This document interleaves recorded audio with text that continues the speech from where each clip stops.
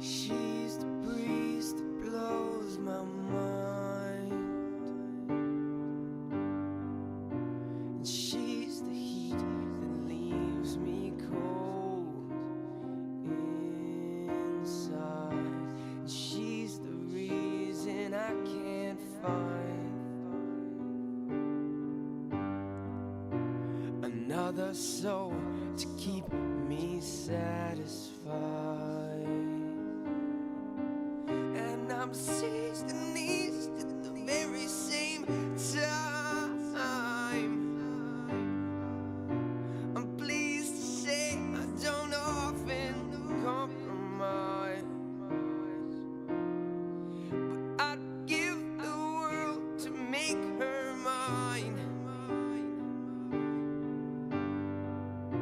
I'd give that girl my heart, my soul, and my eyes.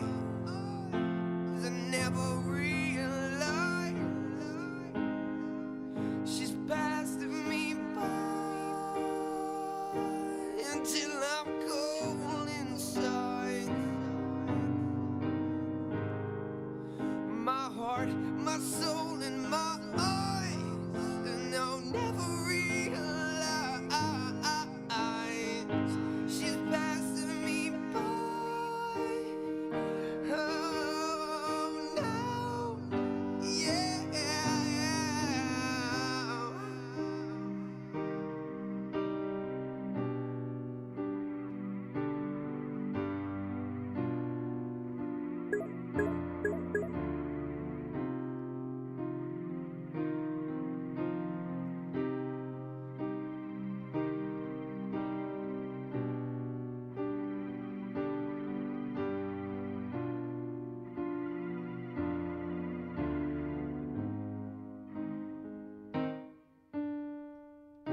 She's just a bird, bridges high. She's along the river that flows on by. She's just a bend in that river that flows on by, that redirected the wind but let the breeze blow. My heart, my soul, and my eyes, and I'll never realize she's passing me by until I'm cold inside. My heart, my soul, and my eyes, and never realize she's passing me by. Oh no, yeah. And how long it has been since I took such a blow to the mind, and how wrong does it seem for me to touch one so sublime? And this song, it is not mine. It belongs on the breeze, yeah, the breeze that blows my mind.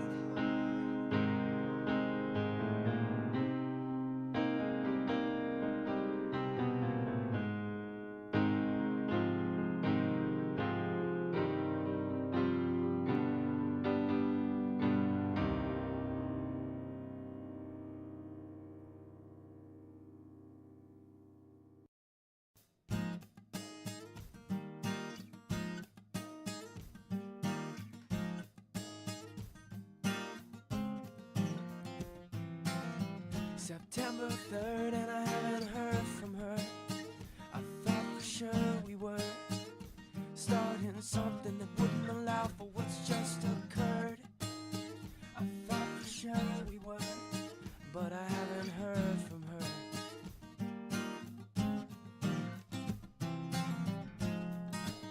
And I'm singing Mayday, Mayday, 'cause our love lasted no longer than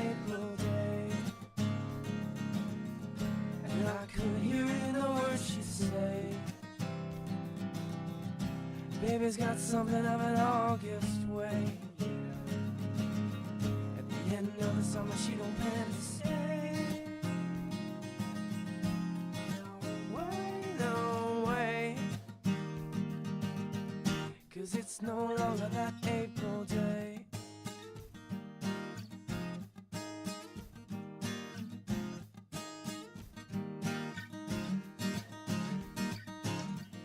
October after her and she hasn't yet called. It seems after all we were never starting nothing that would ever last past the fall. It hurts after all. And now as I fall, I'm singing Mayday, Mayday. 'Cause our love lasted no longer than an April day. And I could hear it in the words she'd say. Baby's got something of an August way, yeah. The end of the summer she don't plan to stay. No way, no way. 'Cause it's no longer that April day.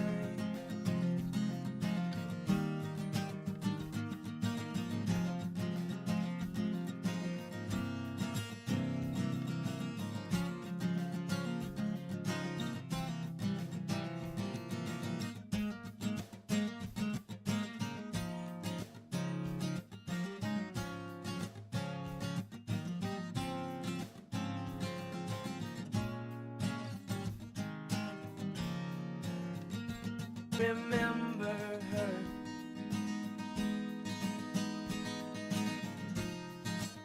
And I'm singing Mayday, Mayday. 'Cause our love lasted no longer than an April day. And I could hear it in the words she'd say. Baby's got something of an August way, yeah. The end of the summer she don't plan to stay. No way, no way. 'Cause it's no longer that April day.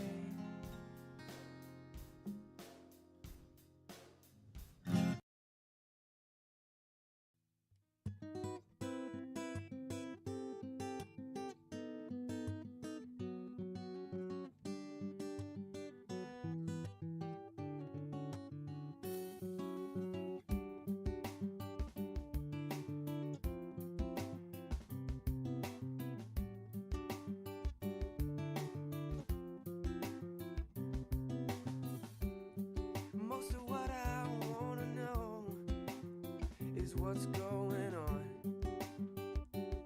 What's wrong? How long has it been since you've seen the sun? Made a joke or said a pun or even made fun of me. You used to make me think that you wanted me. It's so sad to me. How can I mend you now? 1 year, yes, one more by. A little less of my time thinking, little more of my time high. And I wonder why life hangs you out to dry. So I think I might go by the east side. Meet me on the east side of the bridge. We know flying is not right, but you might for what you did.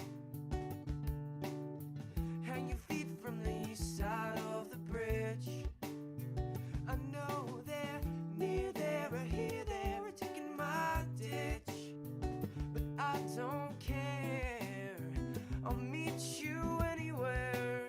So meet me.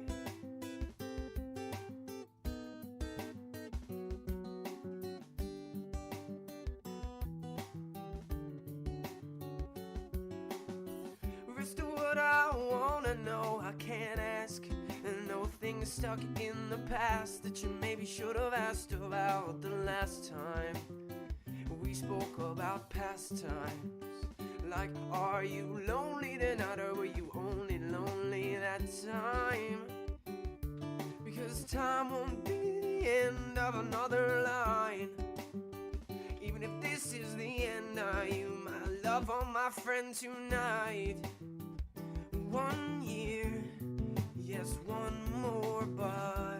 A little less of my time thinking, a little more of my time high. And I wonder why life hangs you out to dry. So I think I might go by, hang my feet from the east side. Meet me on the east side of the bridge. We know flight is not right, but you might for what you did. Hang your feet from the east side of the bridge. I know they're near there or here, they're taking my ditch. But I don't care, I'll meet you anywhere. Meet me on the east side of the bridge. We'll let the sunrise be both of our alibis. So meet me.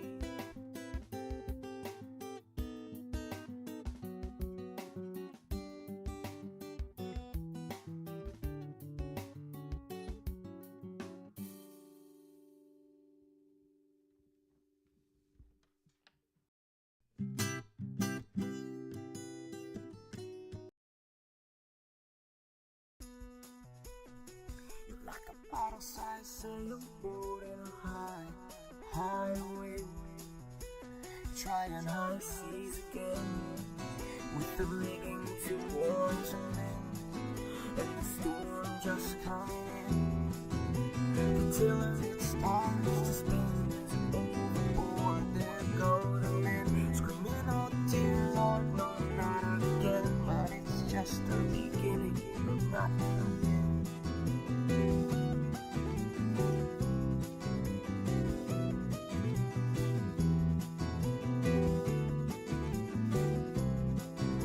The tiller it starts to spin as overboard there go the men, screaming, oh dear Lord, no, not again. But it's just the beginning, no, not the end. She tucks you in and lays your head to rest. With the luck you're in, she'll tear that treasure right out of your chest. She tucks you in, circle and start to sing. Juxtaposition, 2 rounds and you're in the drink. You're like a bottle-sized sailboat in a high wind, trying high seas again, with the rigging too worn to mend, and the storm just coming in. The captain in sick bay, night of death, no sign of clearer skies ahead. But hold fast, dear lads, this is not her last. This is just the beginning, no, not the end. 'Cause she'll tuck you in and lay your head to rest. With the lock you're in, she'll tear that treasure right out of your chest. She tucks you in, circle and start to sing. Juxtaposition, 2 rounds and you're in the drink.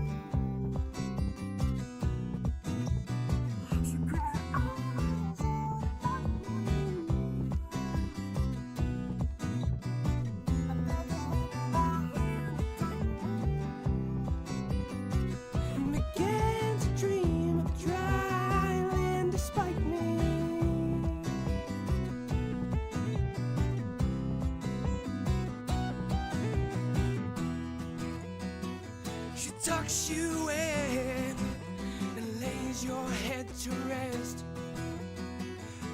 luck you're in, she'll tear the treasure right out of your chest.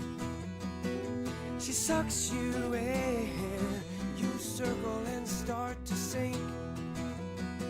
Juxtaposition, 2 rounds and you're in the drink. You're like a bottle-sized sailboat in a high wind, Trying high seas again, with the rigging too worn to mend, and the storm just coming in. The tiller it starts to spin as overboard there go the men, screaming, oh dear Lord, no, not again. But it's just the beginning, no, not the end.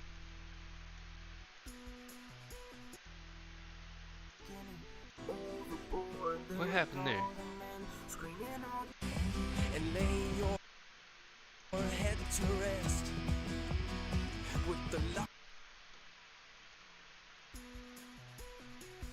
like a bottle-sized sailboat in a high wind, trying high seas again, with the rigging too warm to mend, and the storm just coming in. The tiller it starts to spin, overboard there go the men, screaming, oh dear Lord, no, not again. What the fuck happened there?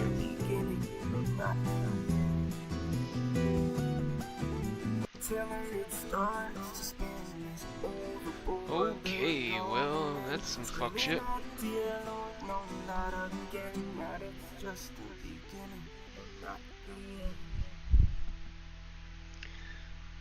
Alright, fuck it.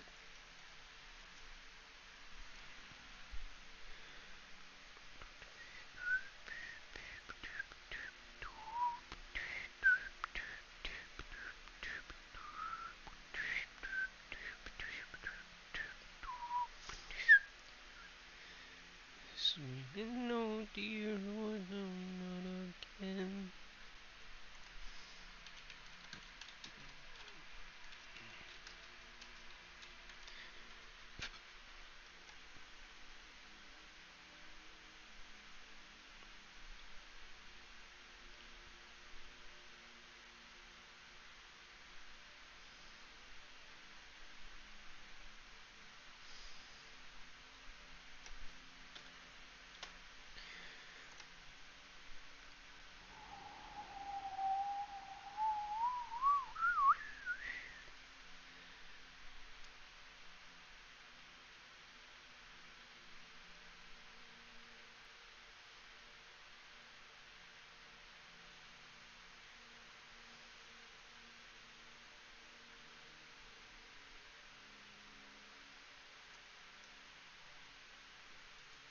She will just tell whatever lies she has to kind of get the Okay, Chud. public attention off of her back. Leave then. Okay, Get Chud, off. take it Leave your away. ass, like you said you were going to. She was begging me to take the video down in my DMs. The leftoid language is starting to creep in as well. Accountability. Oh no, that optically looks terrible. This is starting to unravel a bit then. I'm going to delete the...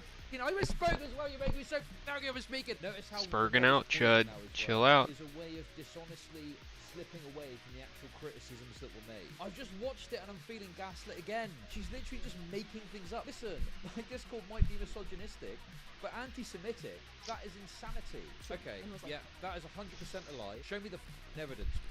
Show me the evidence that I did that there. What evidence is this? You would have to even substantiate that. Jesus Oh, what's going on, guys? I'm Cole. This is Collateral TV. Let's do the thing that we do.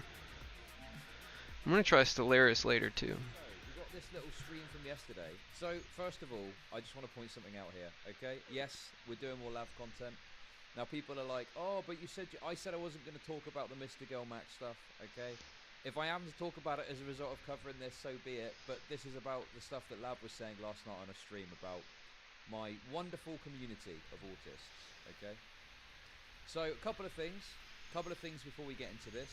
First of all, she set this stream to subscribers only. Subscribers only is one of the scummiest things I think people do on Twitch. I think setting your VODs to subscriber only is really scummy because number one, you're either trying to, like, you know, solicit money from people you're trying to solicit money from people to watch your VODs, or 2, you're trying to hide something or cover something up. That's the way I see it. What other reason would there be to set your VODs to subscriber only? Do you know you have to click a button in Twitch to do that? You have to go in and you have to actually click a button to change it. It's not as if it's an automatic thing that you have to switch off. It's automatically set that people can watch your VODs, and you have to change it to subscriber only for VODs, okay? So there's a reason people do it. Yeah, I think primarily it's to try and grab extra subs, but also I think that people do it because they don't want everyone to watch their content and criticize. Oh yeah. Okay. So it's all good. Okay. Got my little Here's shit everything I wanna going. point out as well. So one, This fan is in loud. regards to Lavaline's Patreon. Okay, so I've covered her Patreon before, and I spoke about how she was, you know, kind of being dishonest about the situation. What a f***ing lying bitch! What a piece The of Weasley shit little liar She dude. did post nudes on her Patreon. She did post nudes on her Patreon. She did. She did, and she lied about it. She had posted nudes. She had posted nudes. She deleted it and lied about it to me on stream. Yo, chill out, chud. Nudes, but there were nudes that were posted that she deleted, and her explanation of the video didn't really add up either. Right? So, it's obviously on the record on my stream saying she's going to upload this video that she's done. But Fuck I'd just up. like to point something out with this, okay? So, she's still got 293 patrons on there. The second, patrons would have been charged, I think, start of November, and they would have been charged today as well, the 1st of December, okay? So, just to make this clear, first of all, she has lost a lot of patrons. There's still some hanging on that for hope, though. But she, unless she's turned off the payment thing, she has charged people twice for a patron for now nothing, because she's deleted all the posts that are on there, okay? But previous to that, it was 5 writings that she'd put up. She had put up a couple of nudes, but had deleted them. And I've got a message from someone who was a customer who sent me proof that they'd signed up to their Patreon. That said they deleted their patronage because they were annoyed that no content was going up. I mean, I don't know. Well, it sounds a bit weird to call them a customer, but I don't know what else. I don't know what else to call them. That's the easiest. A patron, whatever you want to call them. Okay. You know what I mean, though. You know what I'm trying to say. I don't know what else to put it. But anyway, the point is this.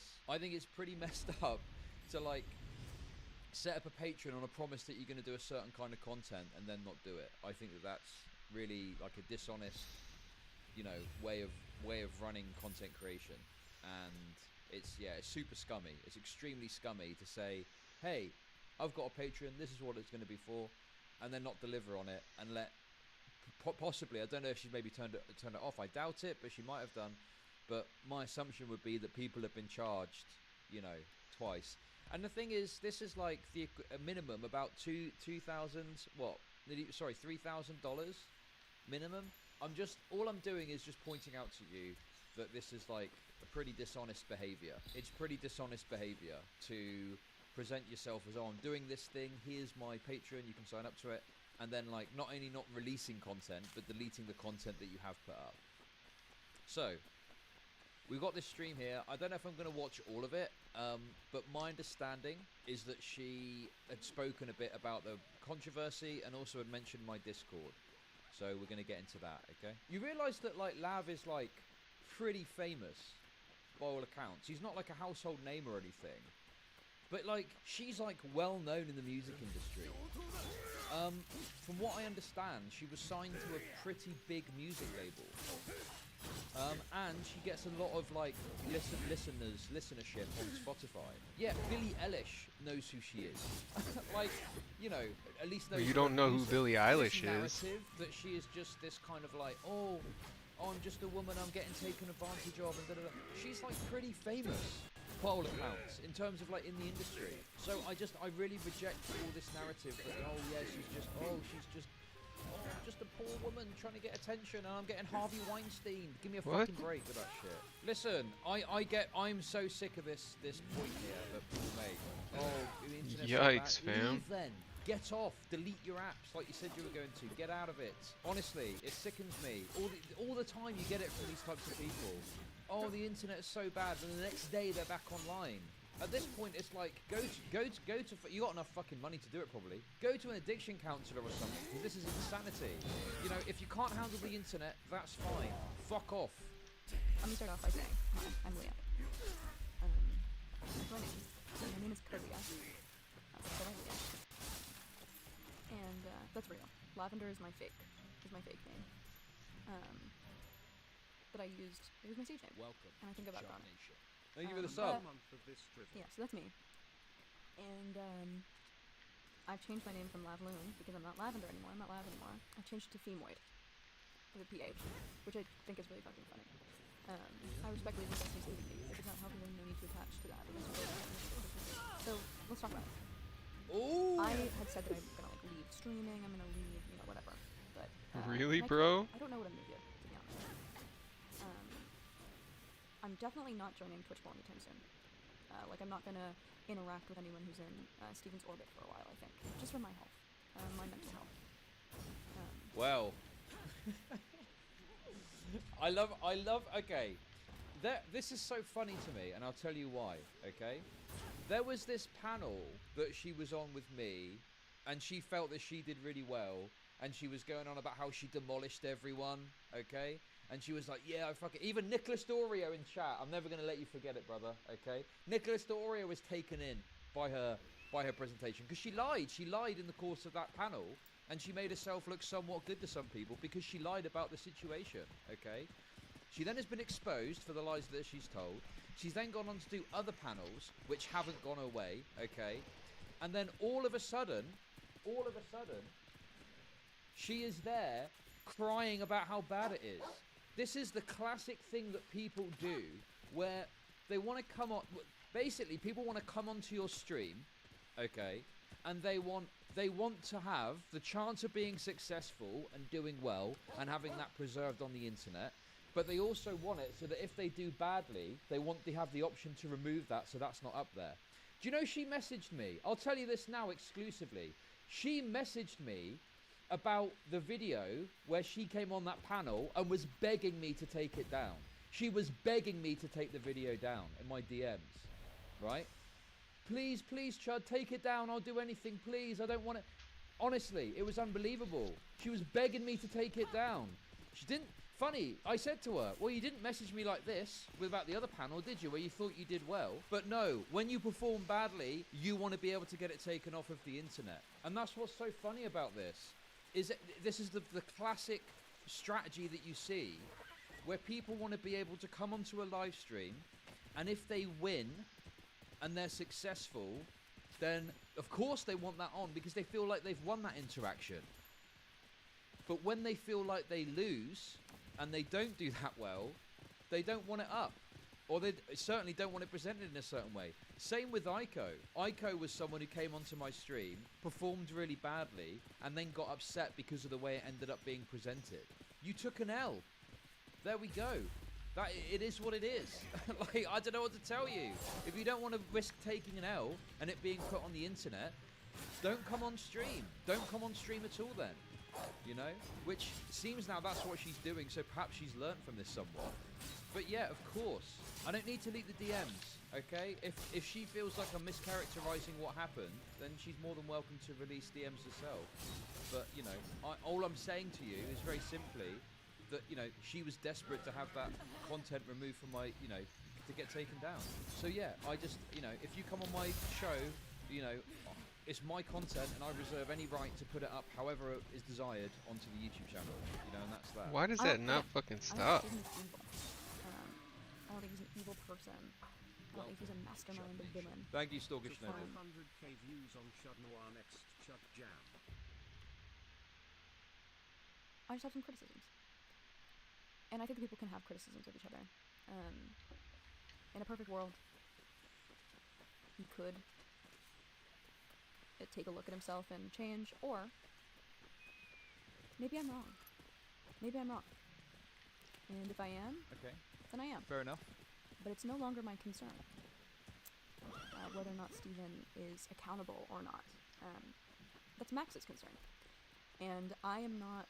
Okay, the leftoid language is starting to creep in as well. Accountability. He needs to be accountable. Will he be accountable or not? part of. Me and Max are separate. I'm not part of his project in any way. Oh, I heard Zonia it's say that happening. I was recruiting people. It's to happening, speak- guys. Oh no, that optically looks fucking terrible. So I'm just gonna back away from that slowly. Oh, it's happening. The backing away. The backing away is beginning.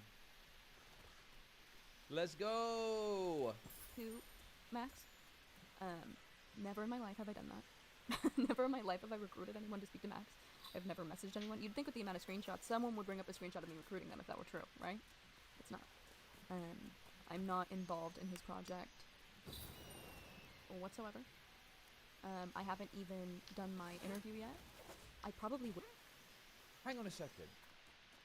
This is starting to unravel a bit then, because she's saying she's not part of his project, and, you know, she hasn't even been interviewed yet. Isn't one of the fundamental points of this that Lav has been abused by Destiny, and that is like one of the things that is pushing this investigation forward? And the other thing as well is this narrative about how I didn't, you know, I don't think that Lav is out there. Like, well, I don't believe that I've seen evidence that Lav is out there, you know, recruiting people. But my understanding of the circumstances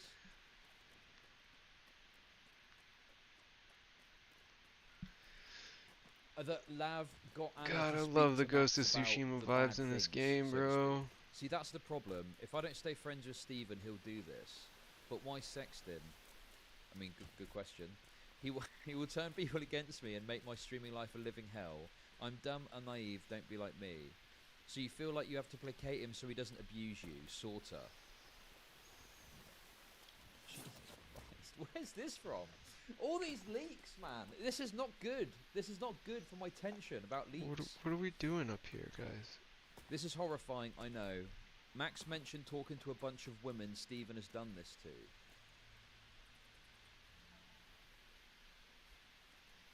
I mean, this question is like, yeah.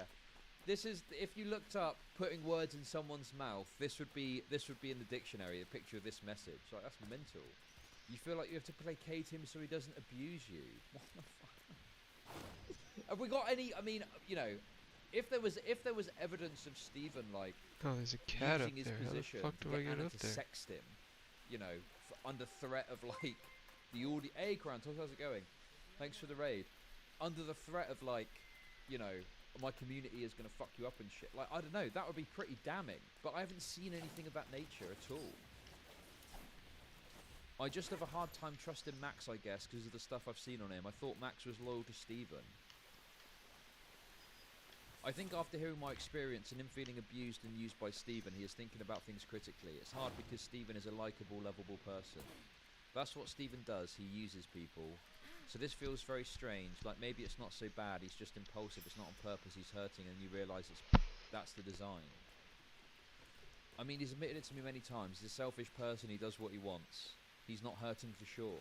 But yeah, like I say, my understanding is that Lav is the reason that Max and Anna had this interaction in regards to the so-called abuse. And this has sort of led to other things, and now she's kind of just backing away from it completely. Now she's just like, oh, that's getting a load of heat. Oh, just put that over there. Ah, there we go. Get rid of that. Jesus Christ, man. Jesus. Will at some point do that. So I want to obviously be consistent with you and tell you where I am with that. Because I think what Max is doing is good. I think what Max is doing is good. He said as recently as yesterday that you were the second interview and he plans to use that information.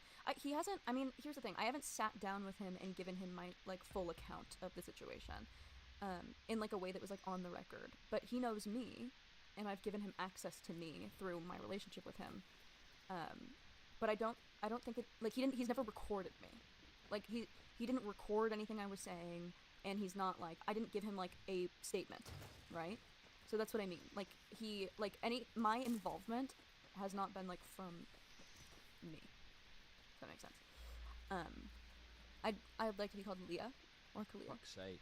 He's not recording interviews. Well, Occam's from what I razor. know, That is the kind of misogyny that I stand against. Okay, stop, cease and desist. I don't even know what he's doing.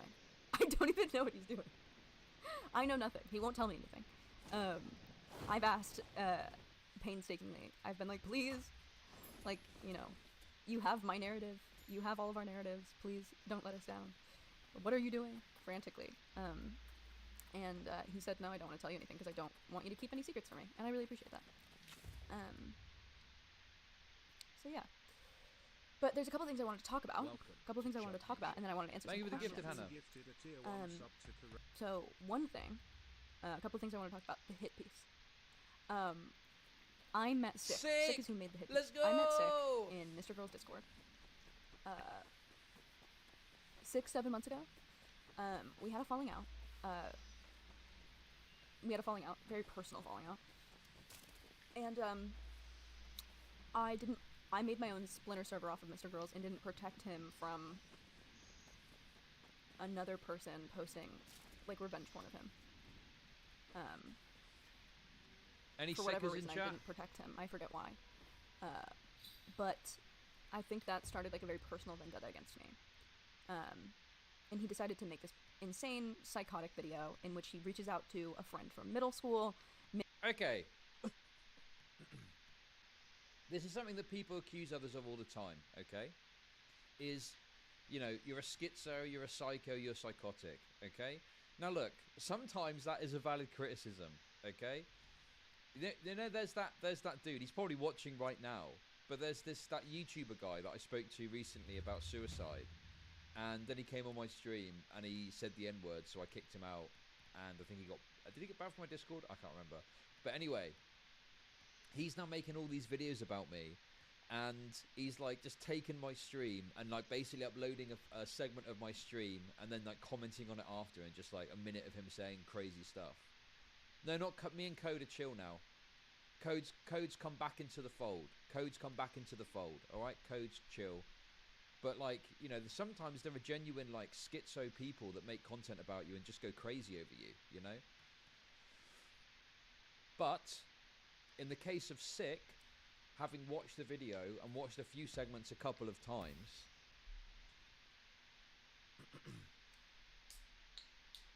I don't think that there's really anything, you know, what about it is like schizo or like what, like it's just documenting some of the dishonesty and some of the things that Lav has done which are bad. Do you see what I mean?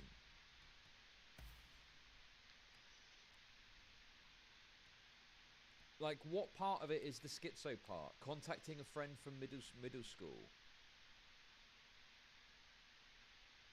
I mean, obviously, as we know, there are certain ways you might contact someone that are like, you know, if he contacted them and was like, I heard Lav abused you. Can you tell me about that? Or something like that might be a bit weird. But presuming he just reached out and was just like, hey, I know that you know Lav from a little while back. You know, just wanted to ask about this particular thing that happened. Can you just tell me a bit more about it? Like, that would be fine. I wouldn't, you know, that's not a problem. But like, what about that is wrong? If there, and also from what I understand from watching Sick's video, this person had made content in their own right about Lav and had criticised Lav in their own right, which I think instigated Sick contacting them in the first place. Do you see what I mean? So yeah, I don't know. I don't really see the problem with something like that. You know, if the person has sort of made content in their own right and he's reaching out to get clarification on that. But yeah, I'm not clicking on your links, Occam's Razor. I don't know what they are. Makes up a bunch of fake information on me, and yeah, that was very strange.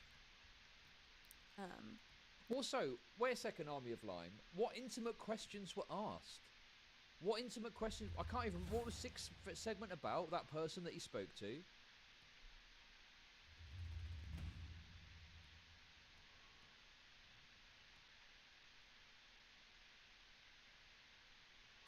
What's this? Why have you sent me this? Why have you sent this to me?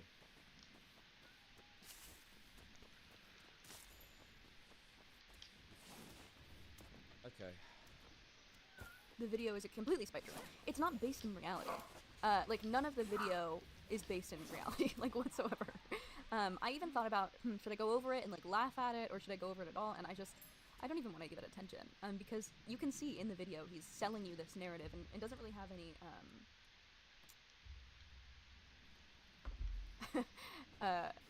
Okay, I don't know. Is it selling a narrative to say, hey, here's something that happened, here's my view on it, and here's some evidence to back up what I'm thinking? Is that selling a narrative? I think we all present narratives we want people to believe, you know, and that's the whole point of making videos. But yeah, I think the selling narrative, it's almost like, you know, Sick has just come up with something out of nothing and is desperately trying to convince people to believe it, even though there isn't much substance to it. That's what it seems to be coming across as to me. Whereas the reality is that Sick has just presented a number of things that Lav's done, which are like, hey, this is wrong, this is wrong, this is wrong, this is what I think about it, which I don't think is a problem. And the thing is as well, the entirety has been dismissed as like totally irrelevant and pointless. Do you see what I mean? Like, Sick's video was fine. I think that I can't remember exactly what my thoughts on what my thoughts were on it at the time, but I remember watching it. I was like, damn, this seems pretty fucked up. I wonder if Lav's going to respond to this. And then she just goes, it's all a load of bullshit, and he's trying to sell a narrative to you. doesn't really have any, like, facts based in reality. Doesn't have any. He was trying to control my narrative, true. So, like, a couple things. One, was there a GoFundMe scam? No, there was not a GoFundMe scam. 2 summers ago, I think now. God, these years. Okay, with Sick's video, I could be wrong on this. My understanding was that it was presented more so as, hey, Lav asked for this money for this medical thing, but she didn't actually really need it. You know, one of the reasons I came to train, but there are no worthy rivals here. That's how it was presented, if I remember correctly. They are all But now the way she's presenting it, men are bigger than the way she's presenting it is if Sick is presenting it as, oh, this is definitely a scam that she did, da da da. I thought it was just him saying, hey, she asked for this money and she didn't really need it. years ago. Yeah, it's like she's mischaracterizing his characterization of the video. The unrivaled that every When Sick, I don't think Sick was like going hard on the idea that it was a scam. He was just saying, hey, she said she needed this money, but here's some evidence she probably didn't need it. Unless I'm misremembering.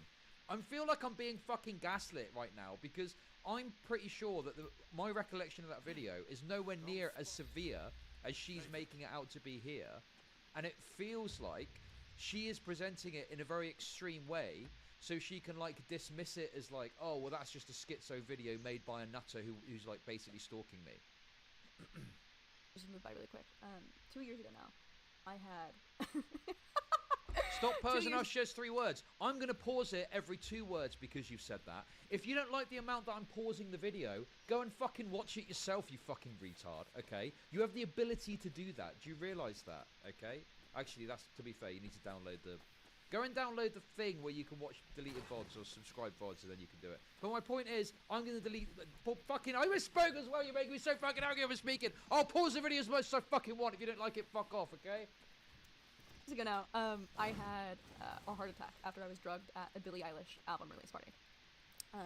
And what I didn't know at the time was that I had a heart condition called Wolff-Parkinson-White syndrome, which is basically like, it's a congenital heart defect in which electrophysiologically, my heart can get into a rhythm that is very deadly for me. So I was drugged at the party, and then my heart rate immediately went to like 280 and stayed at 280, and it was going backwards at 280 in a weird fucking rhythm until, you know, I went to the hospital, and then they had to shock me and do whatever, and I ended up staying in the hospital for 3 days. So yeah, I did not take meth. I've never done a drug in my fucking life. He had asked my middle school friend, like, what happened, and my middle school friend, who I've hung out with maybe 4 times since we were 12, 4 or 5 times, she said that I had just, like, done meth. Like, I've never done a drug in my fucking life. I smoke cigarettes, but I don't even smoke weed. I don't drink, I don't do anything. So the whole thing was very strange.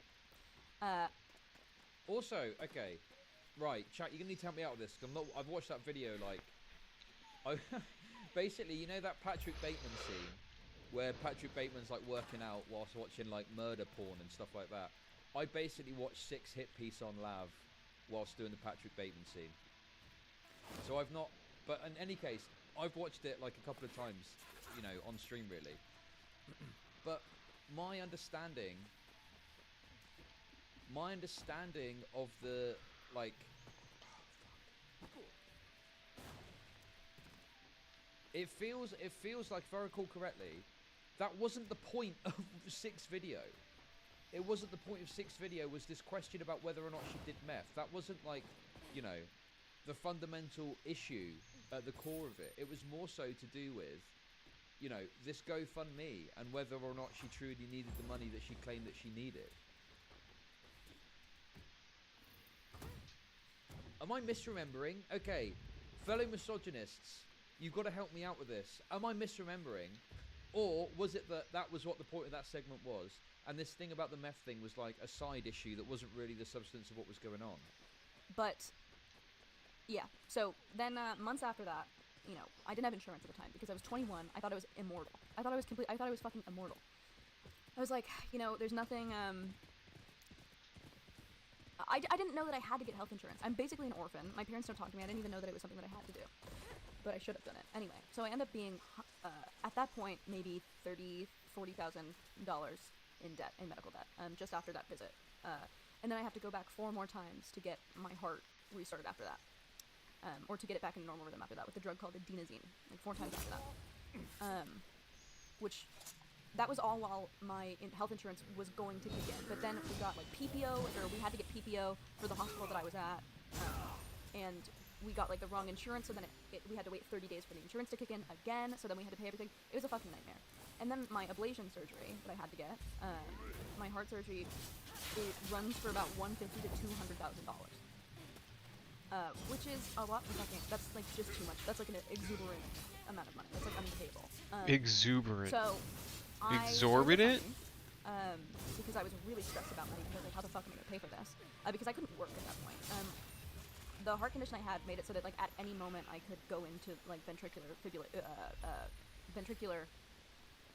fibrillation or tachycardia, which is bad. And so I couldn't work. And at the time I was doing like OnlyFans stuff, and I had been making a good amount of money the year before and the year before that. But all of a sudden I'm faced with like, oh fuck, I'm not gonna be able to work. And regardless, at the time me and Connor were just dating. So in the hit piece it brings up how much money Connor makes, as if when we're dating he's gonna pay for all of my hospital bills, which is just not. It's just not. Even if Connor made $5 million a year, $200,000, upwards of $200,000, is just a crazy amount of fucking medical debt. Like, I was gonna post a GoFundMe regardless. I didn't even ask anyone. Am I gonna have to watch this segment about the GoFundMe again? I think the point here is that GoFundMes are supposed to be used if like you don't have the means to like pay for something yourself, right? So if I'm desperate and I need my medical bill, because obviously, yeah, it sucks in America. It sucks in America that you have to pay your own medical bills. I fully support at least some sort of government healthcare that's free at the point of service, funded by taxation. Yeah, obviously I support that, okay? But I just think that, like, in America, it sucks, but you should only really use a GoFundMe if you cannot fund it yourself, you know? Because if you've got, say, you know, $200,000 and you get a medical bill for $50,000, yeah, it sucks that you got to spend 50 grand. But it sucks even more to go to people that have probably got less money than you and ask them to pay for it for you. Okay, the problem is I haven't watched it for like, what, 2 weeks, I guess?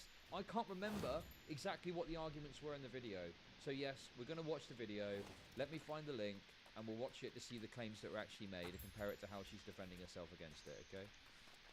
And the other reason I'm skeptical about the way she's presenting this too is not just because I hate women. It's also because she tells lies and is dishonest about representing things that happen in my Discord, which I know aren't true. So, you know, yeah, I'm kind of skeptical about her generally, and I think that often, rather than just own up and say, hey, I messed up here or messed up there, you know, she will just tell whatever lies she has to kind of get the main public attention off of her back and to not have to deal with the fact that, yeah, she's fucked up. So let's have a look. The description of the GoFundMe, which has identifying information cropped out to protect Lav's real name, is quite a fascinating story. Okay, well, let's just let Sick frame it. We don't really need to Lav read was it all. laughing and having fun at Billie Eilish's opening party, and then suddenly she passed out and woke up to being put in an ambulance. Lav claims to only remember snapshots, presumably from cameras, and then apparently, after coming to from her drug-induced cardiac arrest, she was able to remember her heart rate, drugs administered, and then being defibrillated. Doctors questioned her about her drug usage, and then accused her of lying with her answer, replying that there was meth in her toxin. Lav had apparently been drugged with methamphetamines. What her GoFundMe lacks in grammatical correctness, Lav makes up for with medical conditions. What was apparently found to be present after Lav had gone to the hospital was a previously unknown heart condition called SVT, supraventricular tachycardia. Out of this, Lav includes the doctor's suspicions that she might have an even more severe and rare version called hypothalamic AVRT, Hey, Marisa, thanks for the sub. reentrant tachycardia. Lav also describes herself as being almost entirely bedridden since July 29th, 2021, the day that the incident happened. Lav describes what seems to be lower chances for her fixing her heart condition every time she gets news, and then dramatically says she stopped looking at the information, while also stating that she's got a new addiction to benzodiazepines. I will bring up one immediate issue with Lav's GoFundMe. She made the GoFundMe on November 16th, 2021. She also describes herself as being entirely bedridden, but almost a month before the start of the GoFundMe, she is seen dancing with full mobility on TikTok with no indication that this was taken in the past, and then can be seen performing a ritual at a party she was attending with her husband-to-be, Connor, on October 21st. And then on October 29th, she's also seen preparing for Samhain.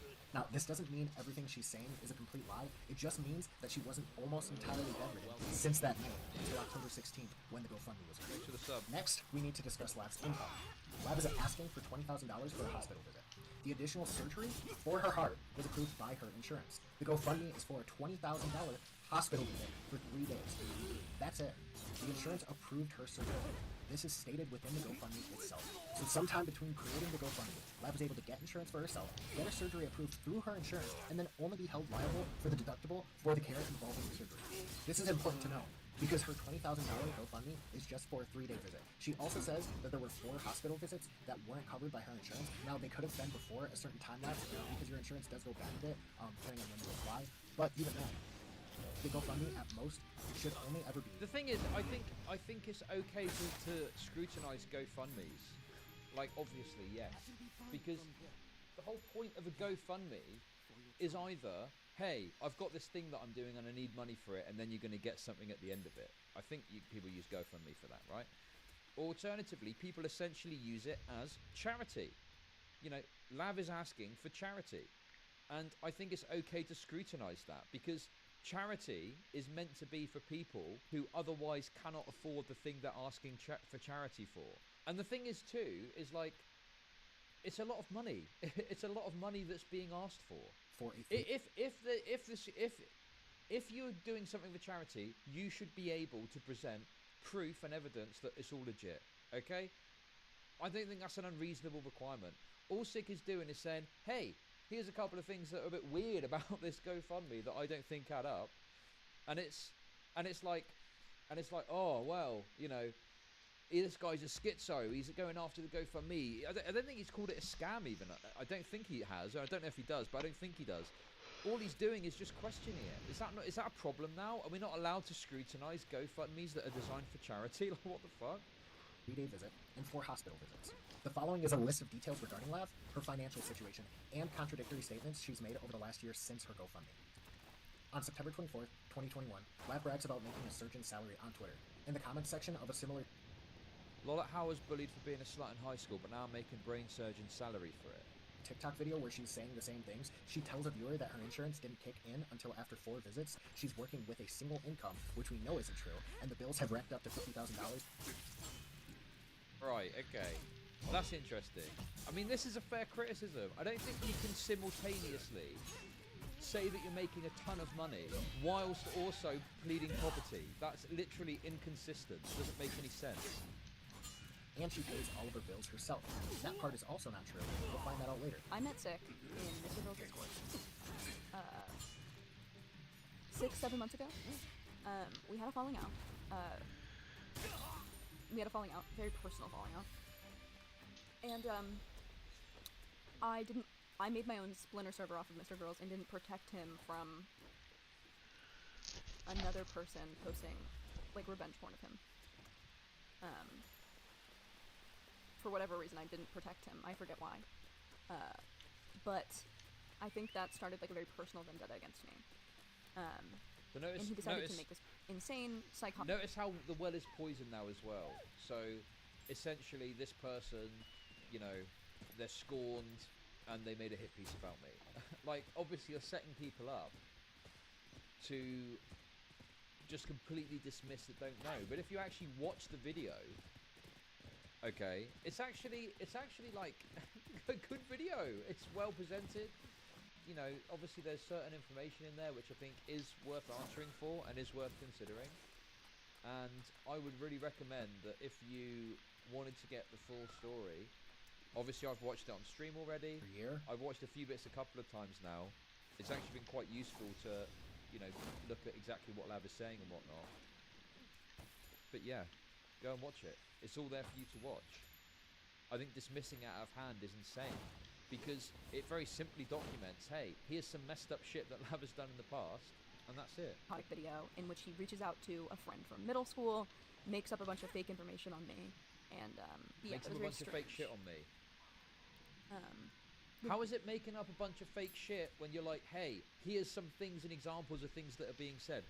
The main narrative thrust, okay, of that segment of the video is saying Lav simultaneously pleaded poverty and setting up a GoFundMe for medical bills, whilst also bragging about how wealthy she was, whilst talking about how much money her partner makes. That is the fundamental claim that's made in that segment. We just watched it on stream. Tell me if you think I missed something, but that seems to be the claim that's made there. But she's presenting it as like him just making stuff up. the video is completely spectrum. It's not based in reality. Like, none of the video is based in reality, like, whatsoever. I even thought about, should I go over it and, like, laugh at it, or should I go over it at all? And I don't even want to give it attention. Because you can see in the video, he's selling you this narrative, and it doesn't really have any, facts based in reality. Doesn't have any. He's trying to control my narrative, true. So, like, a couple things. I thought you weren't allowed to cover Lab or Mr. Girl anymore. I can cover whoever the fuck I want. What is your problem? One, was there a GoFundMe scam? No, there was not a GoFundMe scam. 2 summers ago. By the way, he never said that's not what he said. He didn't say that at No, all. One, like, She's such a liar. facts based in reality. Doesn't have any. He's trying to control my narrative. True. So, like, a couple things. One, was there a GoFundMe scam? No, there was not. Okay, so Sick did not present it as a GoFundMe scam. Sick presented it as, hey, here's some inconsistencies in the story around this GoFundMe. The only point that the word scam was mentioned in that segment was when the person who was allegedly formerly a friend claimed or said something like, she didn't think it was a scam, I thought it was, or something like that. Sick did not present it as a scam at all. He didn't call it a scam. He just said, hey, here's some inconsistencies in this. A GoFundMe scam. 2 summers So ago, I think dishonest. now. God, these years moved by really quick. 2 years ago now, I had 2 years ago now, I had a heart attack after I was drugged at a Billie Eilish album release party. And what I didn't know at the time was that I had a heart condition called Wolff-Parkinson-White syndrome, which is basically like, it's a congenital heart defect. Okay, listen, KI5IGN, I don't know if you're some pathetic loser simp or something, but I'll address your point anyway. So, her framing it like that is a way of dishonestly slipping away from the actual criticisms that were made. Because she can go, was it a scam? No, I needed the money, essentially. But what was fundamental to that whole segment was him simply pointing out, on the one hand, she claimed she needed GoFundMe for the hospital bills, but then on the other, bragging about how much money she's got, whilst also ordering MacBooks from Postmates or whatever it is, and all the other stuff that he pointed out, you know? So, yes, it's a dishonest presentation she's making in order to pivot away from having to engage with or accept any criticism or responsibility or whatever for that segment, if you see what I mean. In which physiologically, my heart can get into a rhythm that is very deadly for me. Why is he So, replaying this I was part? drugged at the party, and then my heart rate immediately went to like 280, and stayed at 280 and it was going backwards at 280 in a weird fucking rhythm until, you know, I went to the hospital and then they had to shock me and do whatever, and I ended up staying in the hospital for 3 days. So yeah, I did not take meth. I've never done a drug in my fucking life. He had asked my middle school friend, like, what happened, and my middle school friend, who I've hung out with maybe 4 times since we were 12, 4 or 5 times, she said that I had just, like, done meth. I've never done a drug in my fucking life. I smoke cigarettes, but I've Also, we listened to the call. I don't... I've just watched it. I've just watched it and I'm feeling gaslit again. God, the gaslight is out of control. I don't even smoke weed. I don't drink. I don't do anything. So the whole thing was very strange. But yeah. So then months after that, you know, I didn't have insurance at the time because I was 21. I thought I was immortal. I thought I was fucking immortal. I was like, you know, there's nothing. Check DMs. Wait, what? I didn't know that I had to get health insurance. I'm basically an orphan. My parents don't talk to me. I didn't even know that it was something that I had to do. But I should have done it. Anyway, so I end up being, at that point... Yeah, a friend said I don't even know if it's true. She's claiming that the friend said a lot more than they actually did. Maybe $30,000, $40,000 in debt, in medical debt, just after that visit. And then I have to go back 4 more times to get my heart restarted after that. And so I couldn't work. And at the time I was doing, like, OnlyFans stuff. And I had been making a good amount of money the year before and the year before that. But all of a sudden I'm faced with, like, oh fuck, I'm not going to be able to work. And regardless, at the time, me and Connor were just dating. So in the hit piece, it brings up how much money Connor makes, as if when we're dating, he's gonna pay for all of my hospital bills. Wait, when did the engagement ring thing happen? Because the engagement ring kind of flex, wasn't that in the midst of this too? How do you go from just dating to being engaged? That doesn't make any sense. Which is just not. Well, even if usually the man will ask the woman. $200,000 is just a crazy amount of fucking medical debt. Like, I was gonna post a GoFundMe regardless. That's the thing, isn't it, Drago Pie? She's got the best of both worlds here, because she can say, I was gonna go over the video, but I'm not gonna go over the video. I'm not gonna watch it on stream at least. But now, what she can do is she can just present the video however she likes and just respond to her presentation of the video. You know,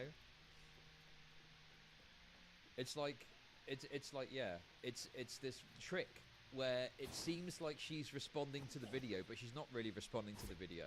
She's responding to her own straw man representation of what the video is. And obviously, if you're presenting a video in a way that's favorable to you, that's criticizing you, you can just debunk it easily and be like, well, this video said this about me, which it didn't really say that. And this is why that's wrong. Do you know what I mean? And the whole point of that segment is, hey, you were simultaneously bragging about how much money you're making whilst claiming you need money from your followers. That's kind of messed up. What's that about? But she's presenting it in obviously like the worst possible way in order to more effectively debunk it to her own simp followers. I'm debunking. Yeah, and you can just ignore all the actual criticisms that were made. Exactly. Repeatedly pay for it. I had posted it once and I was like, if you want to. And it was mostly just so, I mean, maybe it was sort of manipulative in which I was just like, you know, if Billy sees this, since I got drugged at her party, I would like a little compensation, because I almost died. So. Okay, look, listen. Key 5 IGN. Those aren't inconsistent positions. You can make a lot of money and need money for medical expenses. What the fuck are you on about?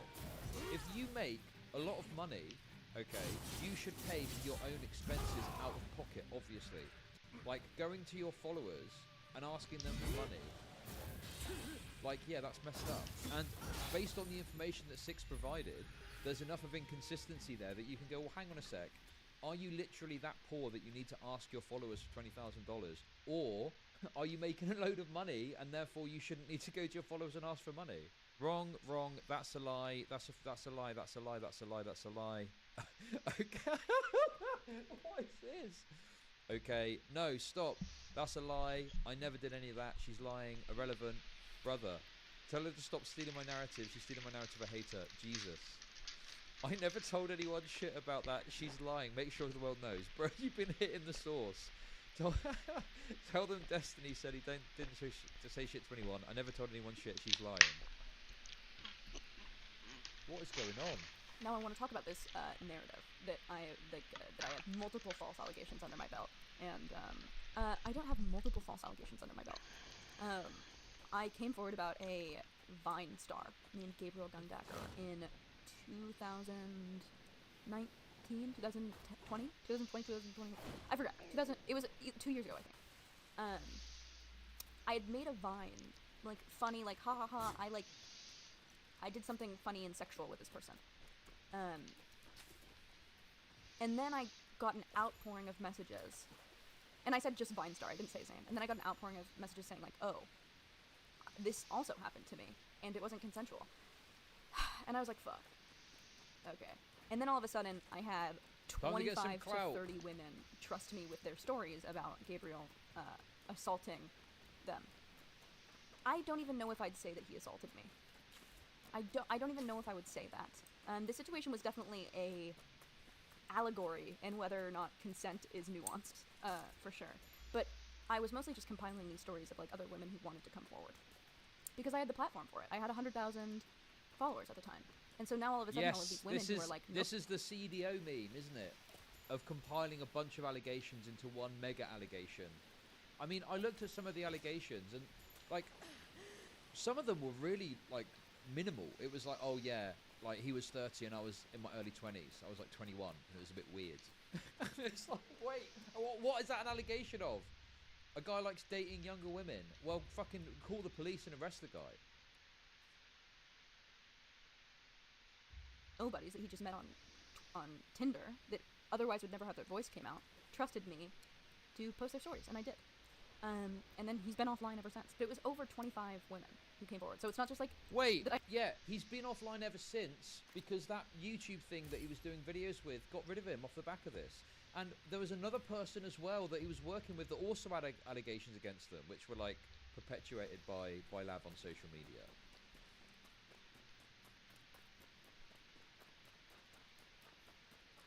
Yes, I know that Lav is in Relly's chat, okay? Anyway, I thought that she wasn't interacting with any of the, you know, orbiters, so to speak. I thought that she was done with that. I'm making this like crazy story. Fuck no, I don't want her to talk. Thank God I have no sound. Then why are you watching this, bud?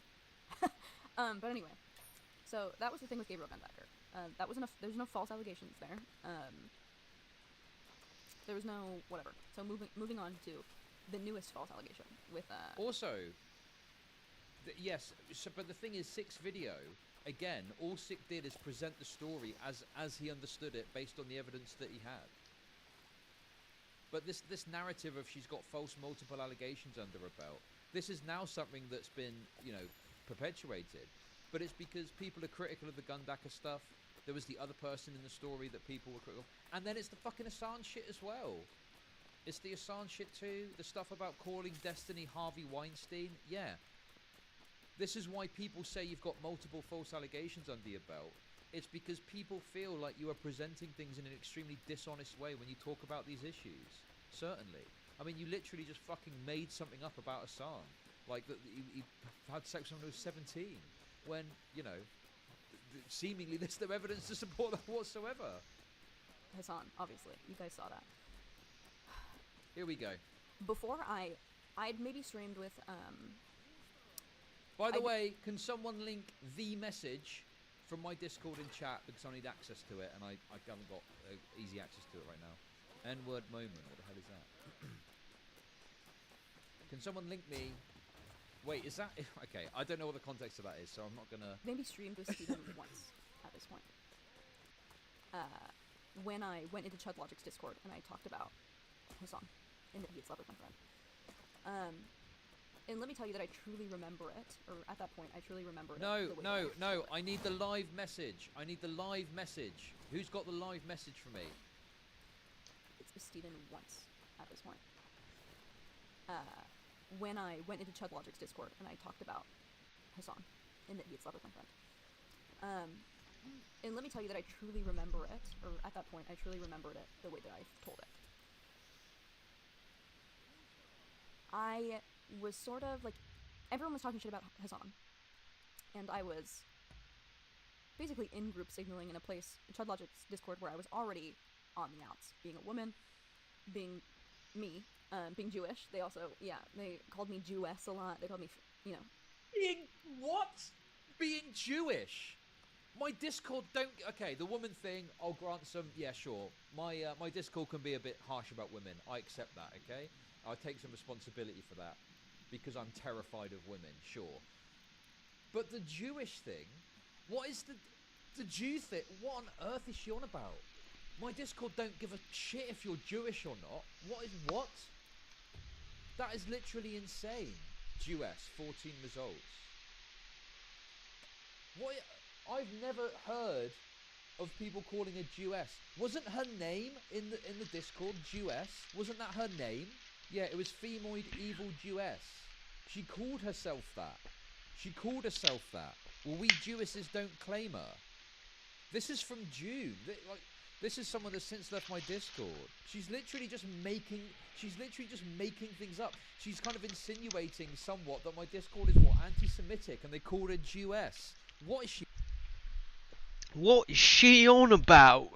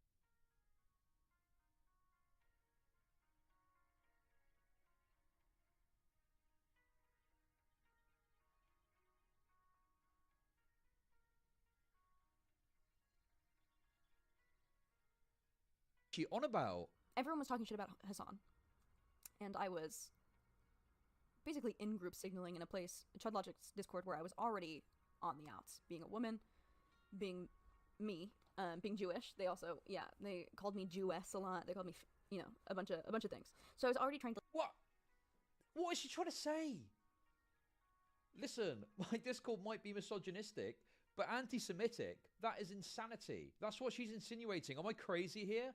But she's making out like she had problems in my Discord because she was Jewish. That's insane. You get a couple of edgelord jokes, and sometimes the edgelord jokes from people that I know are Jewish themselves. So I'm like, what? Has anyone ever seen like genuine like anti-Semitism or like anti-Jew sentiment in my Discord? Am I missing something here? Am I missing something here? Why do people lie all the time about my Discord? It's so annoying. It's not as bad as people make out. And here's the other thing is too, if you actually go back and look at the message, she's acting like we were all dunking on Hassan. There's a fair Look. You can practice gliding here. People were talking about Dragon Ball Z at the time. So that's her message there. That's her message there. We'll highlight that for later. And everyone was, you know, I don't know about this. Dragon Ball Z apparently. I don't know what the conversation was, but apparently that's what it was. Look, Dragon Ball Z memes. Ten Shidan is literally Chinese. I can't even say the names right. I just wish it were done with Goku and Vegeta. He tried to transition Gohan. Like, it's all stuff about Dragon Ball Z, right? Gohan, all this stuff. You know, people arguing about it or something. I don't really understand it, okay? Anyway, they're just talking about it, and then I don't know what this is in response to. The original message got deleted. People are still just talking about Dragon Ball Z. Lav, your autism can wait. Because, yeah, people are talking about Dragon Ball Z. They want to focus on that. And then, out of nowhere, she says this. I think Hassan's outrage against everything is really funny because he slept with my friend when she was like 17 and he was 24.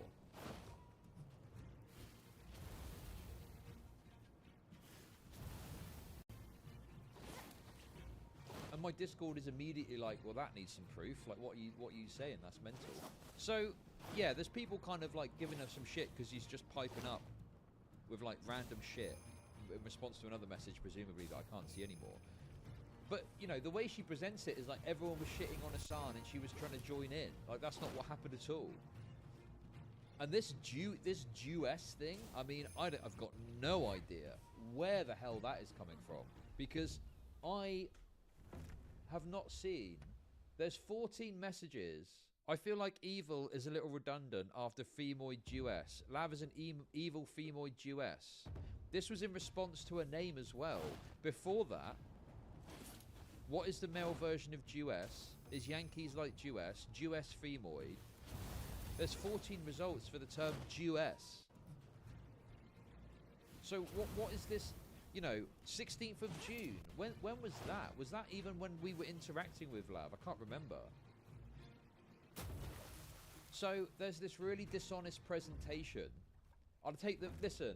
I fully accept the misogyny claim, and I will stand by my misogyny Discord use, okay? I like the misogyny, that's why I go there. But, like, the anti-Semitism stuff, or the allusion to anti-Semitism, claiming that she had a problem in my Discord because she's Jewish, that is absolutely insane.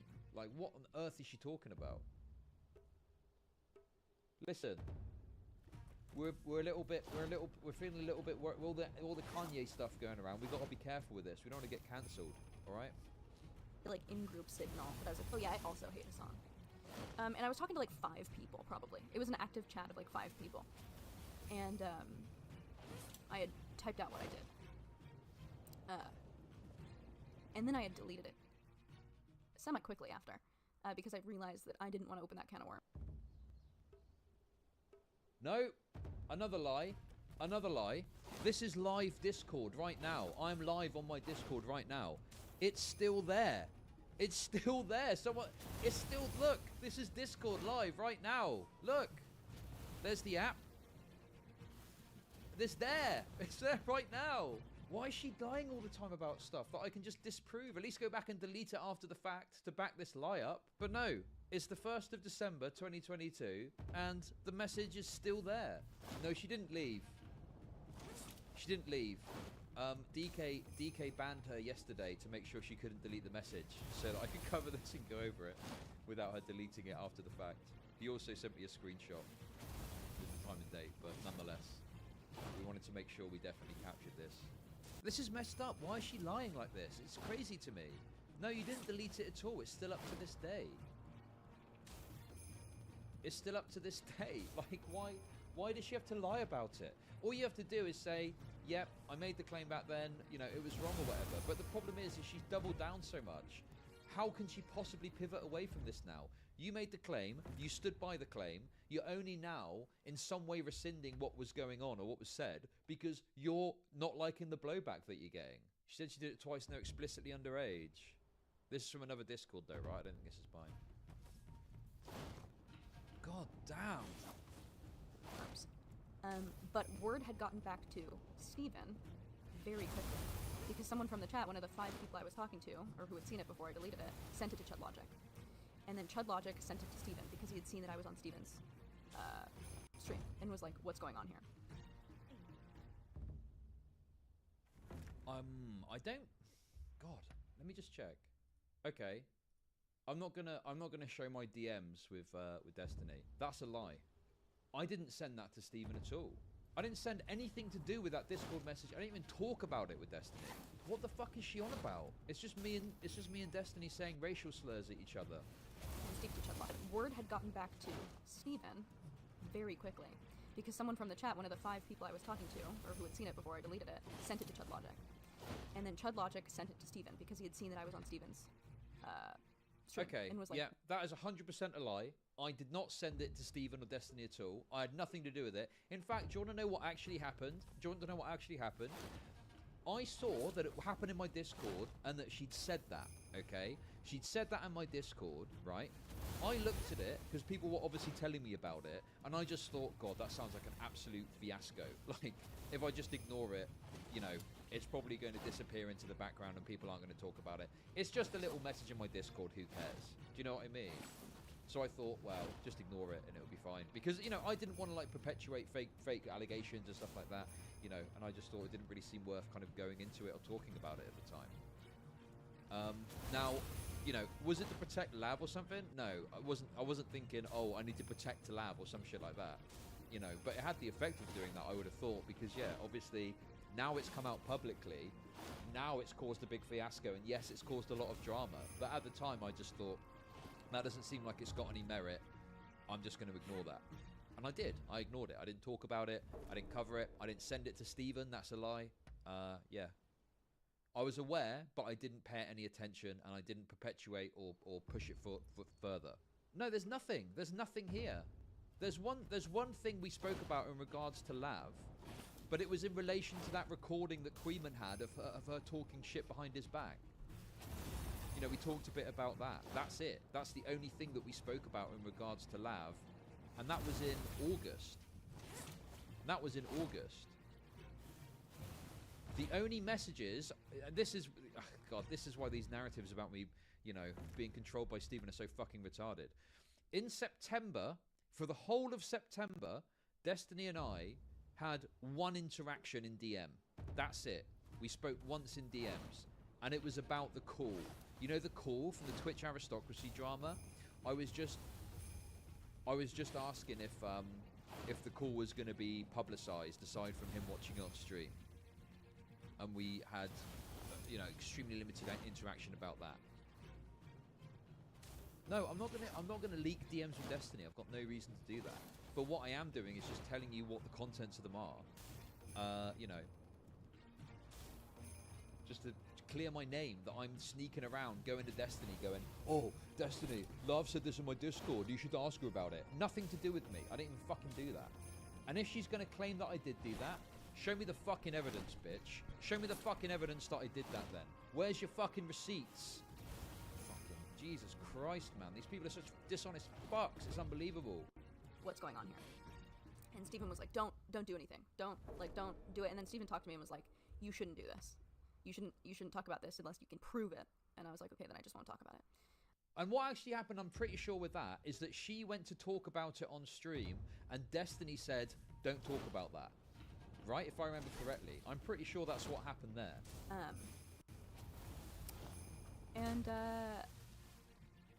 So I didn't. But then, there was so much incentive to bring up dirt. And like I said, I really believed that this was true about him. Because as I said, that's the way that I remember it. Do you notice this as well? Like, this is what a piece of shit. She's there going, this is how I remembered it. How about some receipts? How about some proof? Isn't that what you should work off if you're making claims which are generally considered to be very serious, you know, for a lot of people? Like, oh, I've got proof, or I at least have seen something that demonstrates this is true. No, that's how I remembered it. That's how I recall it. That's fucking insane. But I didn't come forward about it because I didn't want to substantiate it, and it wasn't my story to tell. Also, but then it became a much bigger deal when I thought that Steven was not blackmailing me. I wouldn't say that he was actively blackmailing me, but there was it felt like he. Let me tell you the situation because I don't know what to call it. There were, you know, Steven, after Chud Logic had spoken to him, had said to me like, I never spoke to Destiny. Okay, this is complete fabrication. I never spoke to Destiny in regards to the fucking 17-year-old Asan claim. I did not fucking speak to Destiny at all. Not once. I've not spoken to Destiny at all in regards to the, you know, the lab underage thing. How it happened on my stream is that I was going over Lav's manifesto, okay, and in the course of going over Lav's manifesto, she claimed that Destiny was holding this thing over her, and I merely presented that screenshot of her saying it in my Discord to say, hey, how can she claim it's being held over her when she's out here in my Discord, and I know she's in others too, but definitely in my Discord, making this claim herself? How is that a point on which Destiny is like holding this over her? That literally makes no sense. That then got clipped with the screenshot on stream, and it got put onto LSF, and then from LSF, it went up to all the way up to like Philip DeFranco's fucking desk, essentially. That's what actually happened. This idea that I'm fucking talking about it behind the scenes is just not true. What fucking evidence does this stupid bitch have to even substantiate that? I didn't realise she'd said that about me. When it first happened, I fucking didn't even pay attention to it. I was like, this seems insane and unhinged. People in my Discord are shitting on you for it. I'm just going to let sleeping dogs lie and not touch it with a fucking 10-foot barge pole, right? So, no, I didn't contact Destiny about it. Me and Destiny have not interacted one fucking iota about the false claim. Maybe until, like, it became public. I don't know. I don't think we spoke about it. I could go and check, but it's irrelevant anyway. Like, even if we'd spoken about it after it became the big public thing, that's one thing. But the thing is like, before that, when she originally made a claim on my Discord, nothing of the sort. I said nothing in regards to it to Destiny. I barely even fucking took notice of it myself and just disregarded it because it sounded insane, unsubstantiated, and it just seemed like something which would invoke some stupid drama which didn't need to be invoked.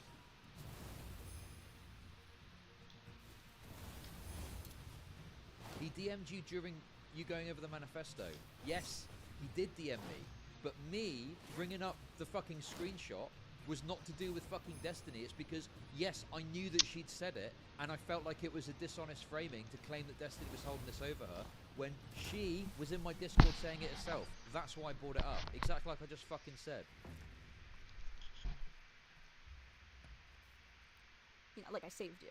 It had been sort of along the lines of, like, I had saved you from Chud using this, and I told no one else to talk about it. Like, I told no one else to talk about it. I saved you. What is she fucking on about? What is she talking about? Why is my video slowing down? What the fuck is she going on about? Nothing to do. I fucking watched. What? Chud using it against you. This is fucking mental. Why am I getting fucking twisted into this just because I exposed the fact that you're a lying bitch? Why are you twisting me into this narrative from months ago? When I fucking disregarded what was going on entirely because I thought, yeah, this seems kind of weird and fucked up and unsubstantiated, I'm not touching that. This would ruin you. I'm the reason why you're safe. And, you know, at the time I was, like, super appreciative, right? Because I was like, thank God I have someone in my court that has this much power, that is, like, saving me from this, right? What the But fuck, bro? I think that power that ultimately I liked when it was in my favor became very crippling to me when I realized that Steven and I were very quickly falling out. So I think that's why I had the very emotional response to just blurt it, because he had brought it up in the last. Wait, what? I think up that, you know, like I saved you. It had been sort of along the lines of like I had saved you from Chud using this, and I told no one else to talk about it. Like I told no one else to talk about it. This would ruin you. I'm the reason why. Okay, I chose of my own accord to not talk about it when it happened in my Discord in September, okay? I chose to not talk about it because it seemed like a fucking mess, an unsubstantiated claim that would just cause stupid, pointless drama that wasn't going to be meaningful for anyone. So I didn't cover it. Destiny, I did not interact with Destiny in regards to the claim that was made in my Discord whatsoever. I didn't send it to him, he didn't talk to me about it, okay? Me and Destiny had no fucking interaction about this whatsoever, okay? This is fucking pure fabrication right now. This is pure fabrication.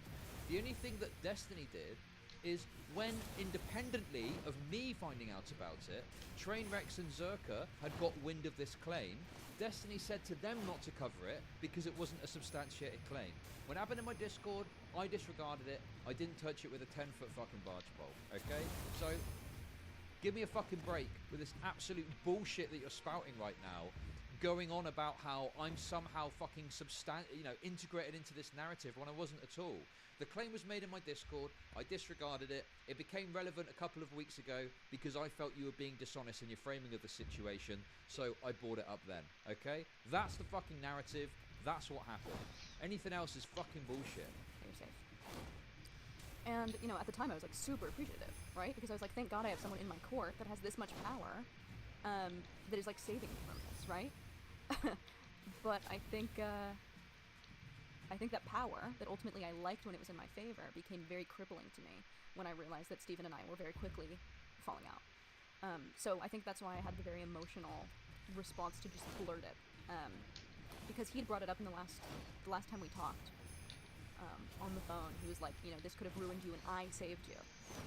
Like, and I was just like, well, fuck. I don't want my narrative in your hands, so I'm just gonna fucking blurt it out. I don't want you to keep secrets from me. I don't want to keep yours anymore. So I just burned my shit up. I set an explosion, which wasn't great. And then, you know, Hassan said that he was 24 that year. I don't know. Whatever. Not my gag. I don't think that Hassan did anything illegal. God damn it, man. And I never tried to cancel him. My response in why I brought up the Hassan thing in my Patreon post wasn't because I was trying to cancel Hassan. It had nothing to do with that. It was because I was trying to. I wasn't even thinking about that. Okay, what is this fucking narrative? This is insanity. So he's claiming that Destiny was manipulating her by pointing out that he saved her at some What's up, Lisa? because of the Hassan stuff. Do you know what would be nice? Evidence would be nice, wouldn't it? Wouldn't it be nice to have maybe something, anything to at I'm least chilling, somewhat you know. substantiate the claims that are being made here, of like Destiny like manipulating her or some bullshit. This is fucking madness. Stupidly. I was just thinking that, you know, Steven had this thing that was like my secret. What that you he getting saved up me to from, today? That he could have against me, and I didn't want him to have it. I didn't want him to have it, and that was the extent of it. And then Hassan went on, and then the friend who I was speaking about called me and was like, I was 19, or I was 18. I was 19. I was of age, and if you like come forward about me saying that he statutory raped me, I will like take his side. And I was like, okay, like I don't. Maybe I was wrong. And it looks like I mean, even if her initial claim was that she said this in my Discord because people were shitting on Hassan, and yeah, sometimes people shit on Hassan in my Discord, but it's actually fairly rare. You know, I don't know if it's particularly common that people just are shitting on Hassan. Maybe if he's in some drama or something. I mean, at the time. How did that miss? I literally clipped through it. Because there were a bunch of degen weebs in there, I guess. But like, so even if that were true though, so she's making a claim that Hassan essentially committed statutory rape to try and. That's fit what's in up. this. thanks for As if, coming like, my through. community is one where And you can just that's make not up even. some I have to shit get a and claim people perfect. are like, yeah, that sounds Jeez, true. this one's a Yeah, hard based. one. Yeah, fuck Hassan. Have you he's a tried Rise of the weirdo. Ronin? Like, what the fuck is going on? Appreciate the follow, by the way. And then now she's saying, well, I got the foundational details of what I said wrong, but kind of not really apologizing for it or saying, yeah, I fucked up in any way. You know, now apparently for some reason it's fucking my fault. I'm somehow to blame for this shit. When the only time that I talked about it publicly on stream, I think I might have referenced it a couple of times in passing, but the only time I really brought up the message and spoke about it substantively Hell was yeah. when she released a manifesto and I felt she was So being do you dishonest. stream or are you a viewer only? It's not Oh, my that's story to what's tell, up. You, and I shouldn't have if you ever game, said you it. should give it a shot. I shouldn't It's have ever said it. freaking It was awesome. a stupid thing I had said to, like, in group signal to event, like, 4 or 5 Chud Logic fans that hated me, and I felt like I needed an in. I really don't understand this fucking narrative though. Like my Discord was what, talking about Dragon Ball Z, and you randomly interjected Oh, that's when cool. Hassan wasn't even the topic of conversation to say, oh yeah, Hassan slept with a 17-year-old. What kind That of doesn't games make do you any like? fucking sense.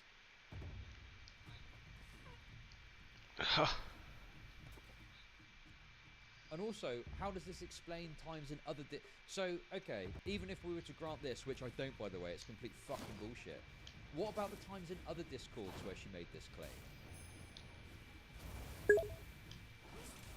What about in the other Discords where she made this claim? What about in her own Discord? Was that also to try and appeal to Hassan, shitting on Hassan or something? Like, it doesn't make any So, fucking sense. I take it Because I that just really means wrote you down to them basically that you it's don't complete like strategy threats. games and cinematic Yeah, story so type that's the extent of games. that. There's no false allegation. I wasn't alleging.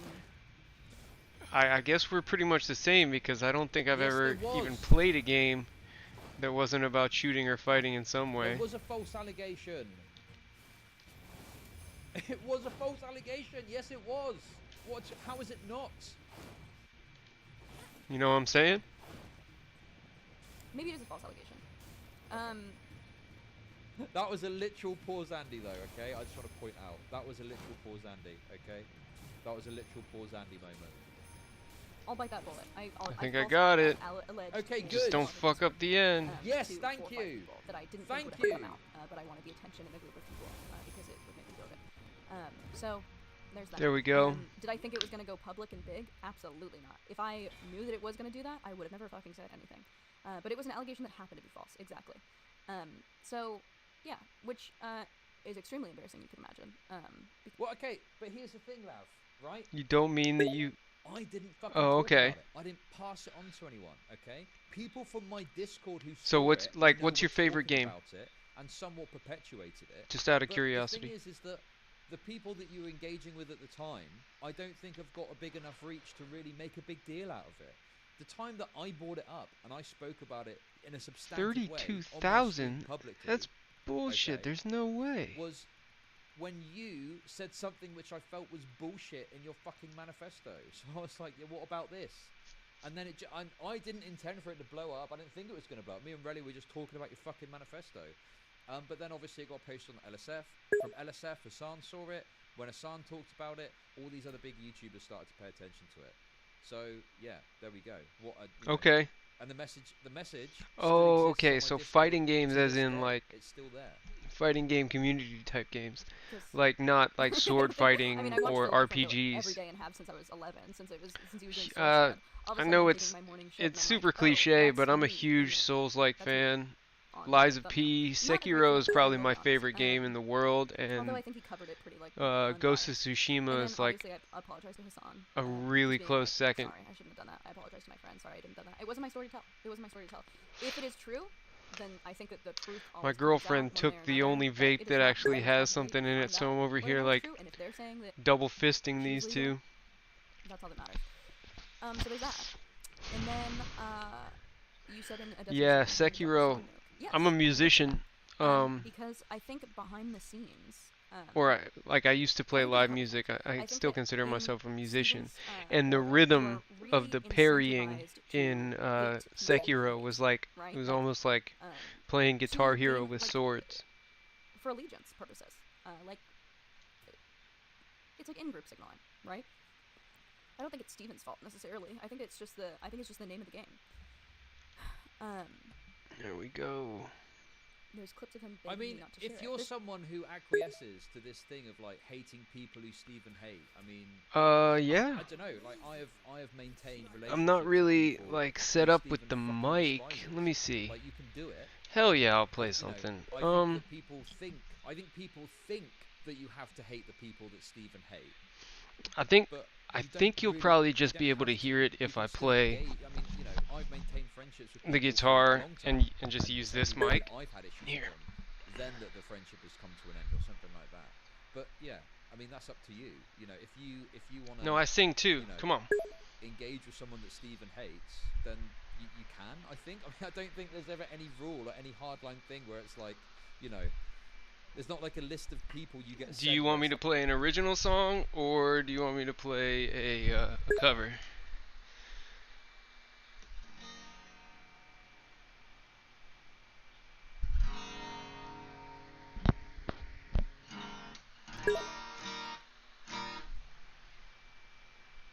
Okay.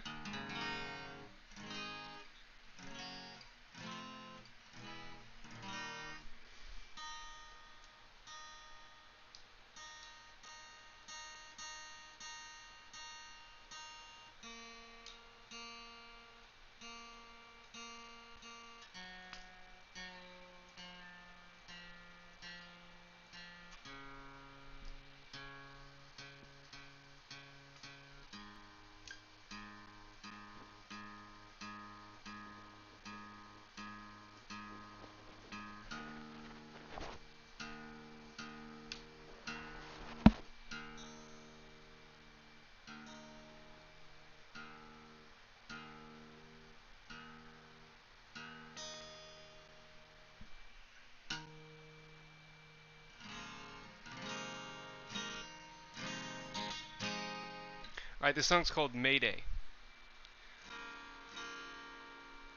Check, check.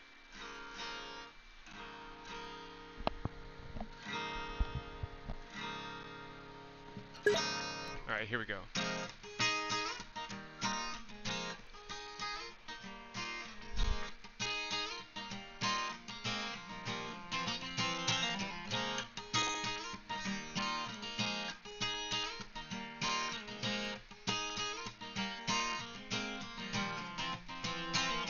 September 3rd and I haven't heard from her.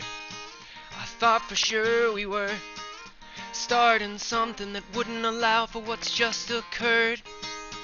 I thought for sure we were, but I haven't heard from her.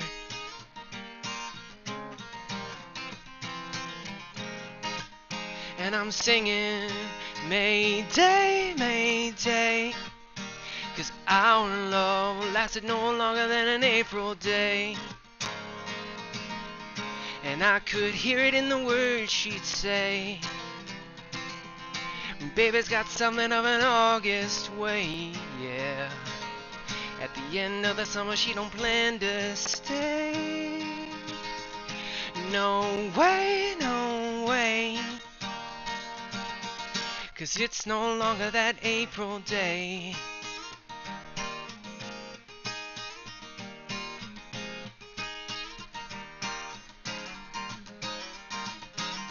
October 3rd and she hasn't yet called.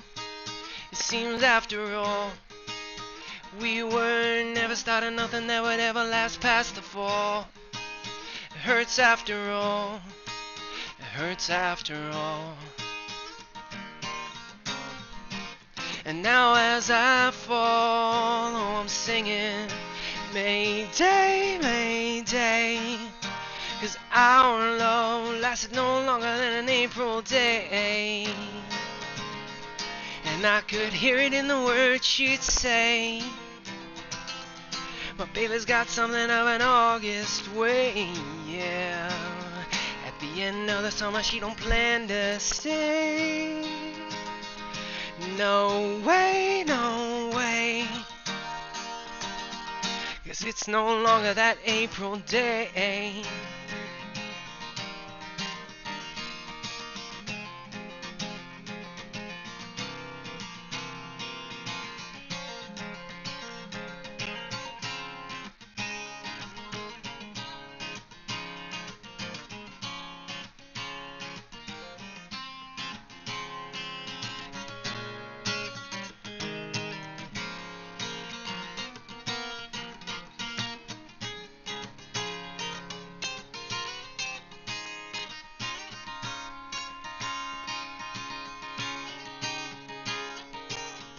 November 3rd and not a word from her. I still haven't heard from her, but I still remember her. And I'm singing, whoa, I'm singing, Mayday, Mayday. 'Cause our love lasted no longer than an April day. And I could hear it in the words she'd say. Baby's got something of an August way, yeah. At the end of the summer, she don't plan to stay. No way. 'Cause it's no longer that April day. Hell yeah. That's Mayday.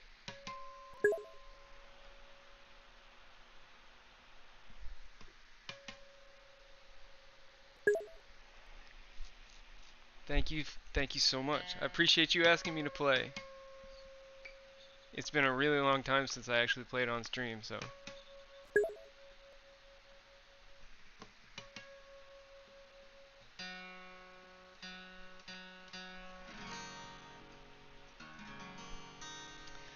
That's really kind of you. Thanks a lot.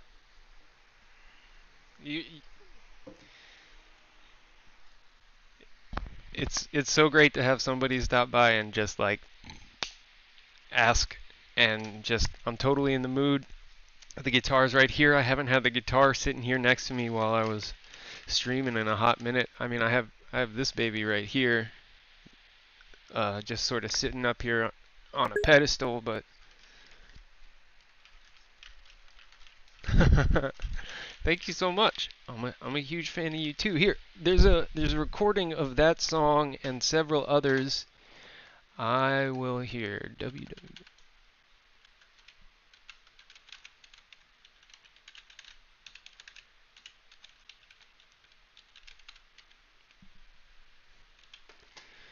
Let me see. Ba ba da ba. Cat get a cat. There we go. Yep.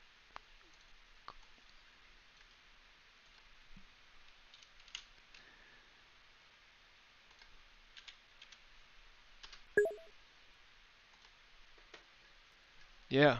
So I usually play recordings from that website while I'm getting ready for stream. But yeah, there in the chat, there's like 12 or something songs on that website that have been there for a long time. And it's all songs I recorded years and years ago, but...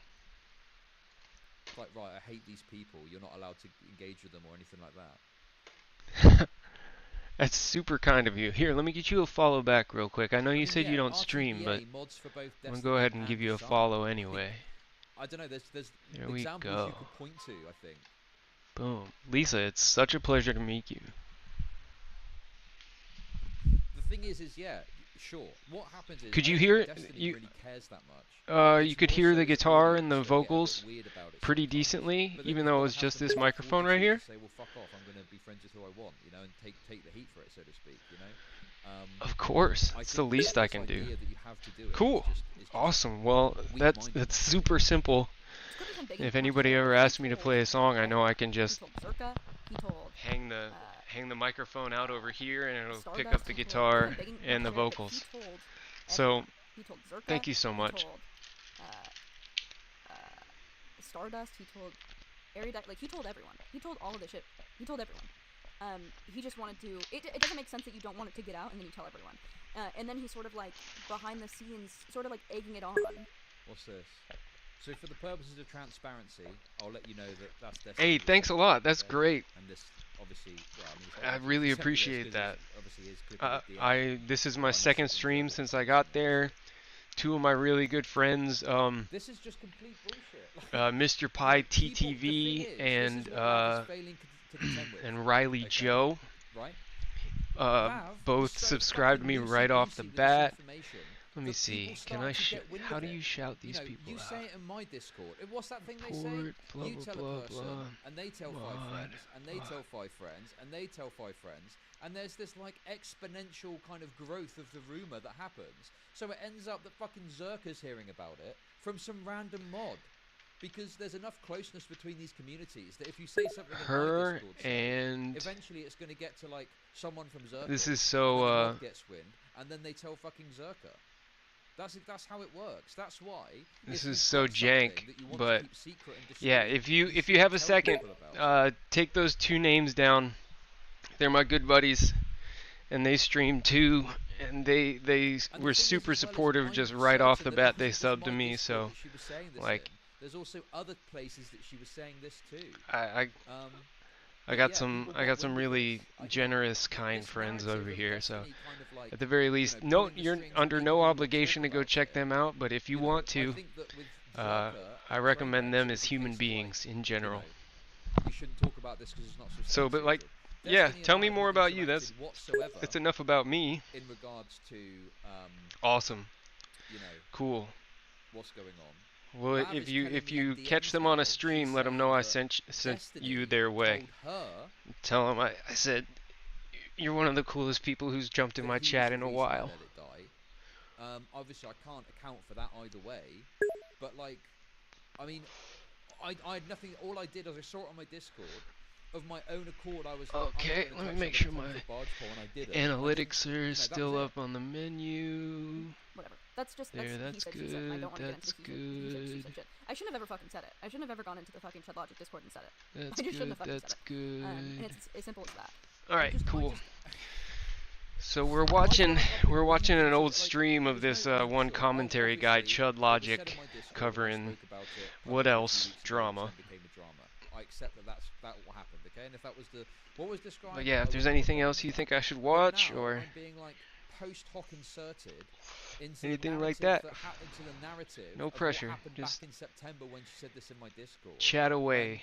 You know, I had gone out of my way to like ignore it because yeah, obviously, at the time I could have brought it up on stream and been like, "Hey guys, look at what Lav said in my Discord." In fact, I think I was streaming when it happened, and I just was like, "Oh god," I think I just didn't even talk. And about yeah, it. I anytime. think I mentioned it like offhand. It's not a over thing the that I course of do one on the stream regular, sometime, or but maybe a couple if of you times, I can't ever remember want to exactly. jump But I in on a didn't really stream talk and about ask it me to meaningfully play a other than I song just pointed to it as an for example you, of, like Lav doing something anytime. stupid. But then the reason it became, you know, a big drama is because in the course of her manifesto where she'd spoken about, you know, Destiny, I felt that point was being used in a dishonest way. When you actually look at it, I was like, well, hang on a sec, how can you claim this is being held over you as a secret when you're going out there saying it publicly? And then that became a drama in and of itself, based on the allegation itself, rather than the Oh yeah? context that we were making. That's what's That up. was what caused the drama, is the fact she'd said this at all. But yeah, this idea of like behind the scenes and like, you know, Do you have a website? me and Destiny talking about it and stuff like that is just not true. I don't navigate social situations well as an autistic person. So far, this seems fine. This seems reasonable. Do your worst. I have nothing left to lose. Is it that you've been exiled from Destiny's community? Or is it that you're a content creator and you haven't got anything about you to actually make it on your own? An affair his wife didn't know the extent of, and he said he was never going to tell her. He wants people to know the secret. He wants to embarrass Melina and other women involved. I'm going to be honest with you. I'm going to call it how I see it. Well, Some of hell this yes. seems a bit like If you I think when he said that, I think it was out of pocket. if you ever want to show me some, I think that optically it just looks. just let me know how I can check it out. I knew he abused Anna. I knew he lied to his wife, and I'm a feminist. It's what built my platform. Are you laughing at that? Oh, no. Okay. Just to clarify, Stephen has messaged me this. Oh, this is awful. I can't believe it. I can't believe he did this. But at some point, you've got to take the cat out of your mouth and go and find another source of food.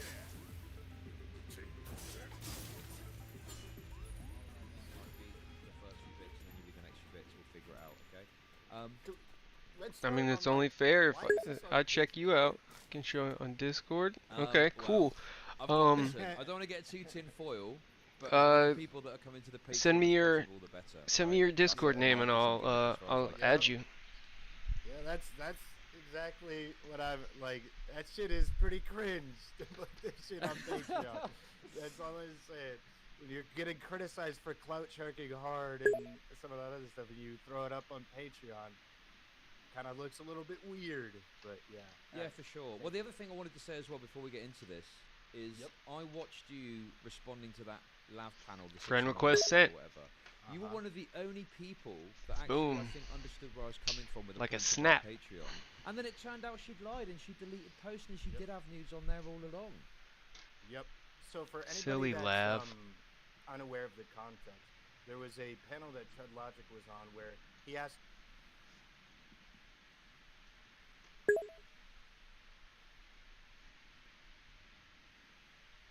Hell yeah.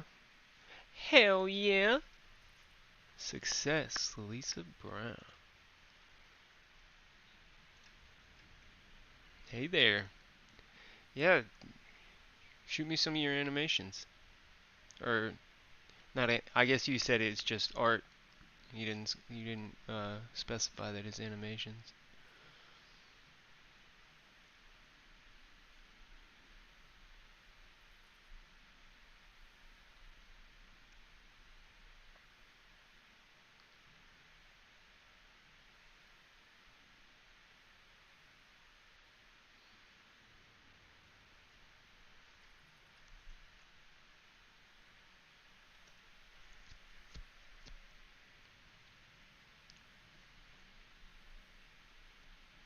Here, yeah, I'm gonna open Discord on my phone so I can still It's a pretty basic question about sit over like, here Lav's Patreon. and check it So out. Lav made this statement that, you know, Okay, I'm just here gonna we have, go. like, education. It looks like my connection is still fucked.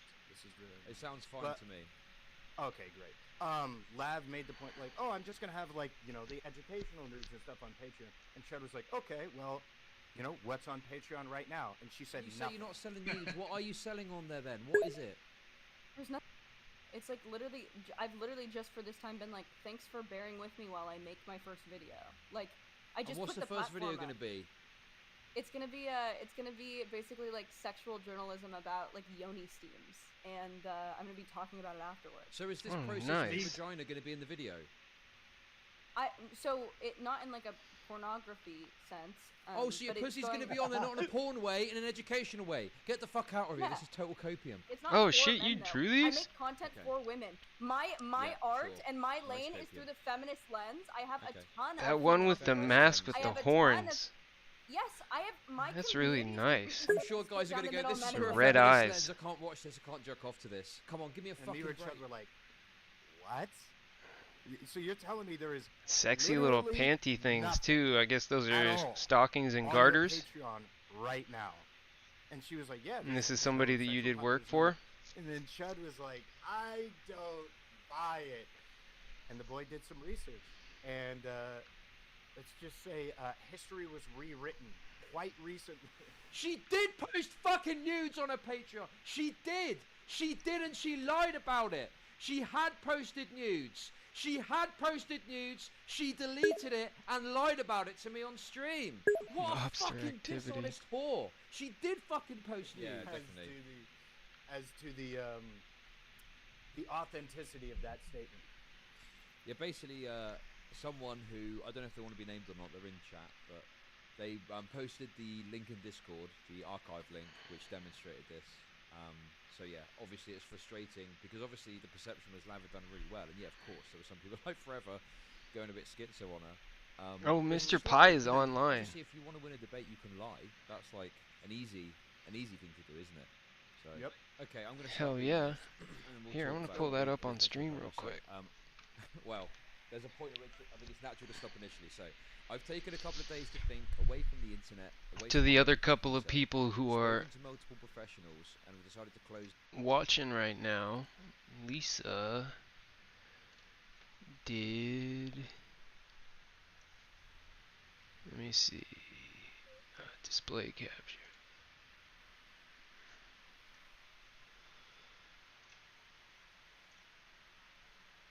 This stuff right here.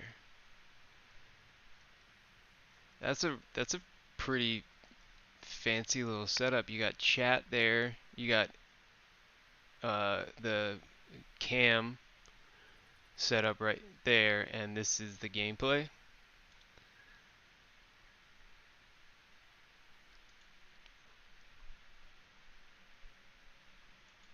I'm guessing you...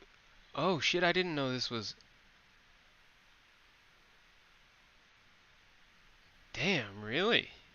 It wasn't moving on the phone. That's a little dirty.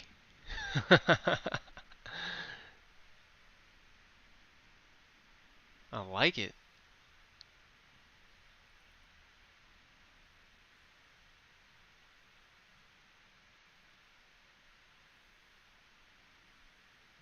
Damn. Jesus Christ, that's loud.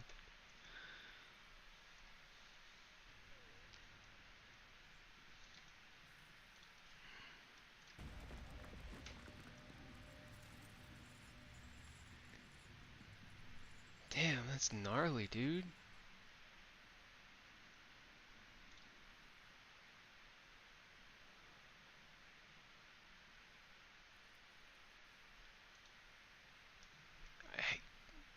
Congratulations on being a very talented artist. That's amazing, dude.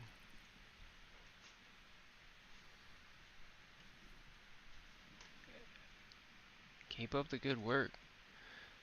If I start making a little bit more money on subs and stuff, I could definitely hit you up.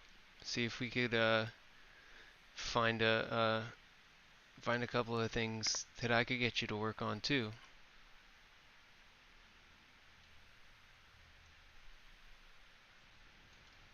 Nice job. Use this casket publicly. Before I do, I want to be clear and concise in what I've learnt and felt over the past week. An announcement. I will not be streaming anymore.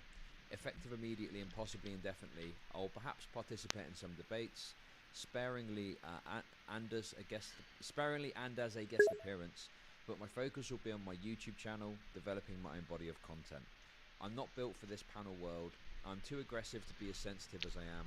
I make a fool of myself, I lose my message. Yeah. I don't navigate social I think I gotta see a little more success before I'd even like spend the time on incorporating stuff like that. But yeah. I'll be on this Patreon though. Twitter probably needs to go, but I cannot part with it. So, what are your thoughts on that, mate? I think. Excuse me. I think the. Yeah, I'll hit you up when when I get ready to do overall, some animations. I kind of like the setup that I have now, just really stripped down and simple.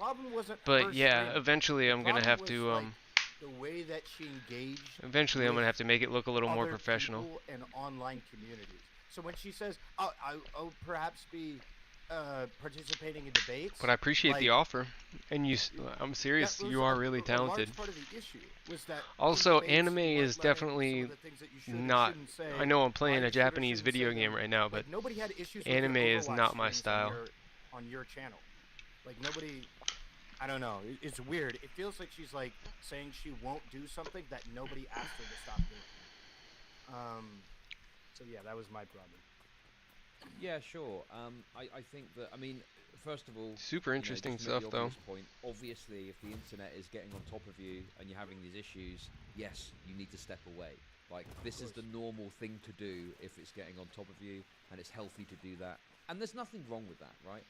The issue is that, like, yeah, it's as she said herself, to be honest. She's extremely aggressive on panels and goes hard for people, but then doesn't like that in return. She kind of wants to have it both ways, where she gets to be aggressive, but also have the sympathy when someone's aggressive to her, which just doesn't. Do you only do like anime style stuff? Yeah, it's manga type drawings and stuff. It's like a piece of advice that a lot of people are giving her for a while, and it's cool to see. You know, if she's hopefully gonna try it, but I mean, there's been several times she said she's gonna try to step away. Ooh. Let's hope that she can reassess a little bit better. Give me your horse. Okay. Why don't you just read through like the next part? Next like 1, 2, 3, 4 paragraphs or lines. Okay. And then so this world has taken up my life. That's where I'm starting. Yeah, that's right. Yeah. All right, here we go. This world has taken up my life. Yeah. To my detriment. I've worked hard. I'm addicted. Well, I'm sure there's different styles of digital art, right? All of this hurts me. I cannot stop. I couldn't stop. Excuse me. I have to stop. I have dreams outside of the online. Dreams outside of the online that I need to pursue. Overall, the narcissistic world of entertainment has not bode me well. Excuse me. I left the music industry for the same reason. Something I thought was fun turned into an ego feed. Turned into self-harm. Turned into me spiraling. Only digital art? You don't actually draw, or is that something you more like keep for yourself? For someone like me who grew up without parents, that have eyes on me, the potential for love, the potential to prove I'm Alright, I'm not worthy trying to of kill all the attention and local populace. Adoration and love is perilous. But I can't get that from you guys. Ultimately, it's fickle. I can only get that from me. The fickle finger of fate. Yeah, sure. The trouble I'm finding with this so far is there isn't enough for me to get into my, vicious hatred of women. So I'm not. This all seems pretty reasonable. This so far. Okay. Well, I've seen some bits, so I know what's coming to a degree. But so far, this seems fine. This seems reasonable. She's saying she's taking a break. She's saying that the online world is very narcissistic and there's the ego aspect and all this stuff. This is all stuff I kind of broadly agree with in terms of analysis. So I don't really have much criticism or disagreement. This all seems fine to me. I agree. I agree with your assessment of it. It's yeah. I think it's the online entertainment does bode to a. I'm not sure if I would call it narcissism. I honestly don't know what half of these psych terms mean anymore. So many people use them in different ways, but it bodes well with a very specific way of looking at it. And it seems like she's expressed that she can't really handle that, and that's a perfectly fine thing to be like. Yeah, I don't want to be a part of that. Should do like a self-portrait or something, but anime style. But without further ado, what you all came for. I don't care about the safety of keeping this inside my mouth and chest. Do your worst. I have nothing left to lose. It sucks to come out, it does. It sucks to be a woman who comes out about someone bigger than you. This is my second time. Unfortunately, men in power with big platforms seem to have a propensity to abuse it.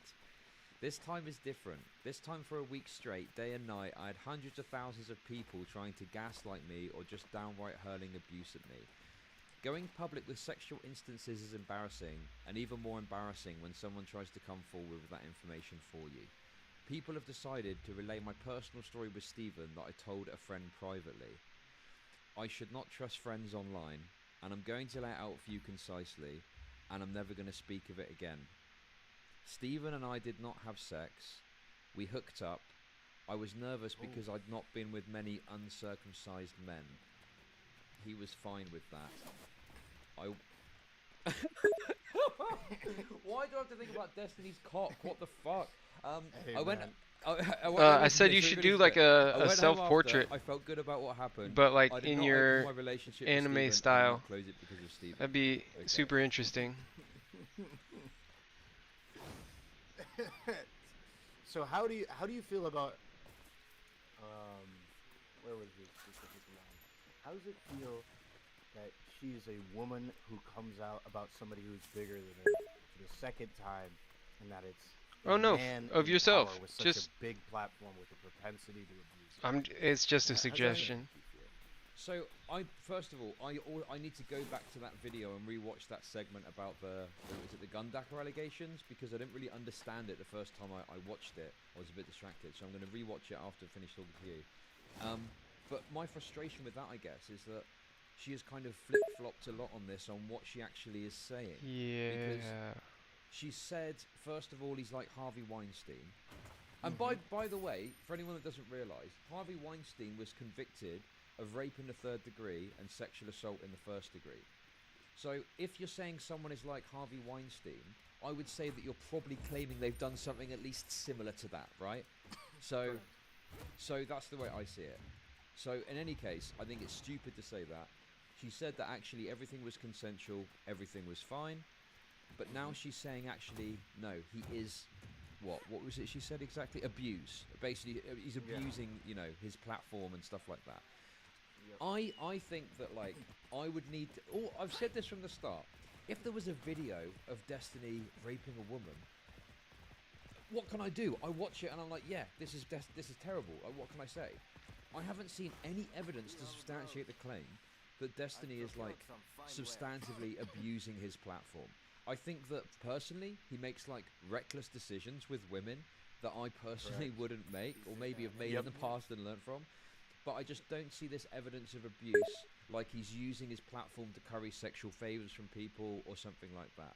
That's my take on it, basically. Yeah. Have a look around. I mean, yeah, no, Is there anything else? I feel like I agree with that. I feel like the only thing Is there that anything I else? have to kind of put into this is that it feels What would it be? well, I'm not sure if I'm getting ahead of you, but like when So I are know you that people in have the decided to US relay my or personal story to Steven that I told a friend privately, where are you at? I should not trust friends online.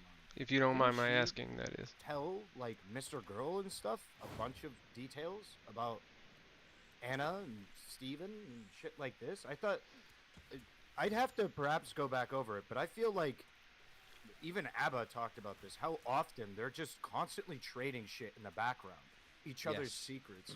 And it's like I don't know, that's on you, where it's like it's the people you keep are trading secrets around and stuff. I don't have these problems because I don't tell people who are going to tell other people things. Well, sure, and this is the thing. If you look at what's happened in the tides of this drama, a lot of it is Lav leaking stuff. Yep. Lav leaked Anna DMs. Lav leaked Mr. Girl DMs to Destiny. Like, these are two things that I know 100% happened. But like, who knows what? If someone has demonstrated a propensity to leak private DMs, that to me would indicate that they're not a good person to tell secrets to, because they're probably going to tell. Oh, Canada, that's cool. So she is extremely guilty of like maybe not. I mean, I don't know the exact nature. Obviously, I know she goes. I grew up in Georgia, but it seems that but she's got I'm in the southeast. I'm in quite Florida willing to now. share what should be private information, and Anna expressed frustration the fact that she'd confided things in Lav, which Lav then went to speak about publicly. And the final point on it is, sometimes you will speak privately to someone off the record. That's the whole fucking point. So of it's off the super record, hot outside, yeah. is you are saying things that you know you can't substantiate, but you've got a concern about, and you might say it a bit more openly, a bit more freely. But that doesn't mean you're going to make the claim publicly, because you can't substantiate it, and that's obviously wrong. Exactly. Like if I don't know, believed that your content was cringe and misogynistic and racist in nature, I would just say it in public because it's true. But if I wanted to say that it was cringe, misogynistic, and problematic in nature, right? Like if you wanted, if you had a hunch, if we were speaking friend to friend, person to person, and we were just kind of like, I don't know about the vibes on this or that, and then I was just speaking to you one to one, I would be far more likely to make a statement like X person is cringe or Y person is cringe for doing X and Y. But like, we know that I'm not trying to prove it to anybody or anything like that. It's more of just like a hunch and that kind of unspoken communication. So there definitely is a separate context when we have private conversations versus public ones. So to just leak I'm trying to think. private conversations as if it was made with like the consideration and carefulness of a public statement, I agree is short-sighted. I feel like I could And then you use put like a you put be right pressure on the back person, and, screen. sometimes people can look really bad because they've said something privately, but it's like, in some ways Because it's I unfair drink a because you're lot putting pressure on the person to then while go, I "You stream. said this, we So if I could substantiate have it." like It's a like, "Oh, you were cool killed, so I never said it publicly. So Exactly, so I no. never said it publicly. like That's why I said it privately. waiting in the lobby, like be right back and a And, stream sorry, one start quick point on this, which screen. is sort of a I tangent, feel like guess, but, that would be the obviously first there's thing the Anna sexting thing, that I would which be think we've got a interested similar in. take on. My take, it was really Getting. reckless and stupid. Like and Destiny this has. idea of like, Let me oh, see. well, no, there was things in DMs. Let me see if I can show you. said to you. My position on that is like Destiny if a has friend like came to a me and said waiting this- screen that sort of here. Like at the beginning of his stream, he's always got. Oh, he reformatted his computer, so he's got a janky stream today. Sell in certain areas, so like AP or Reuters are going to be pretty good for on-the-ground reporting, and then there are sources that are going to be. He's having some technical difficulties. Let's see. This stream bods. After having read the article, the energy weapon part wasn't even the dumbest part. I'm actually not convinced of any part of that article. I don't even think that there are attacks going on based on the information in that article. It was like a schizo posting of a ton of like random flights from some people in that Russian unit, and then trying to say that like I think they. I don't know. Fucking reformatted computer. This screen right here. You see what I'm saying? He's got that. That's what he puts up whenever he steps away, and for the first like 10 minutes while he gets his like stream ready to go. Just thinking in my head, I don't want you to like start working on anything or anything like that, but like I'm just thinking in my head, what would I want if I were to? Because I have people come into my chat all day. Most of them aren't cool the way that you were about like hanging out and at least talking for a minute first. The current narrative. But people Yeah, they were. just I don't navigate social situations. jump into people's chat and they're like, "Hey, here's my Discord. You want to buy art? You want to buy art? You want to buy art?" Well, so I haven't seen any evidence to substantiate the claim.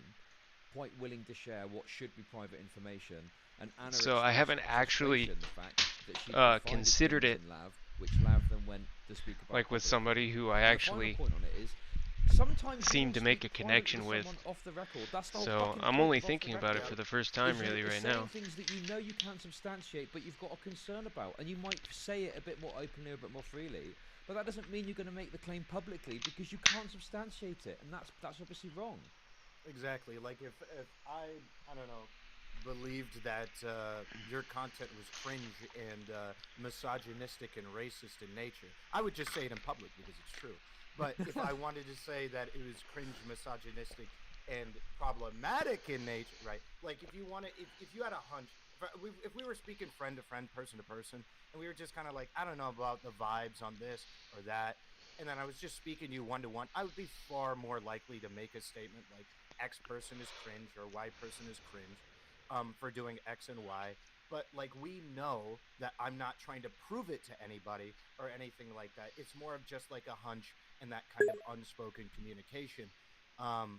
So there definitely is a separate context definitely when you, not. have private conversations versus public ones. So did you just leak private conversations as if it was made? I'm like, just thinking out the loud. Consideration and carefulness of a public statement, I agree, is short-sighted.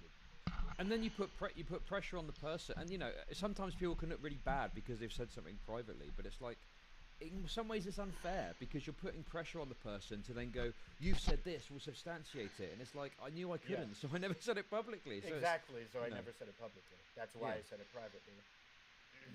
Yeah, exactly.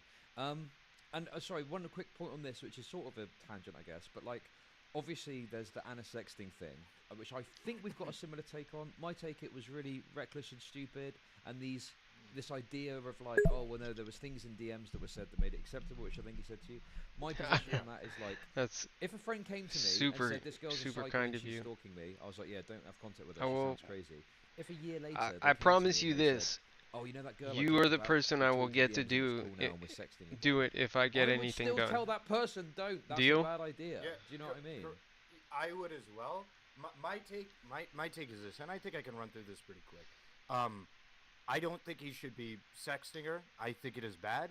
I think from all of the information that I have available to me, it is a bad idea. It will Promise is a result in promise. Worse outcomes for, at the very least, the other party.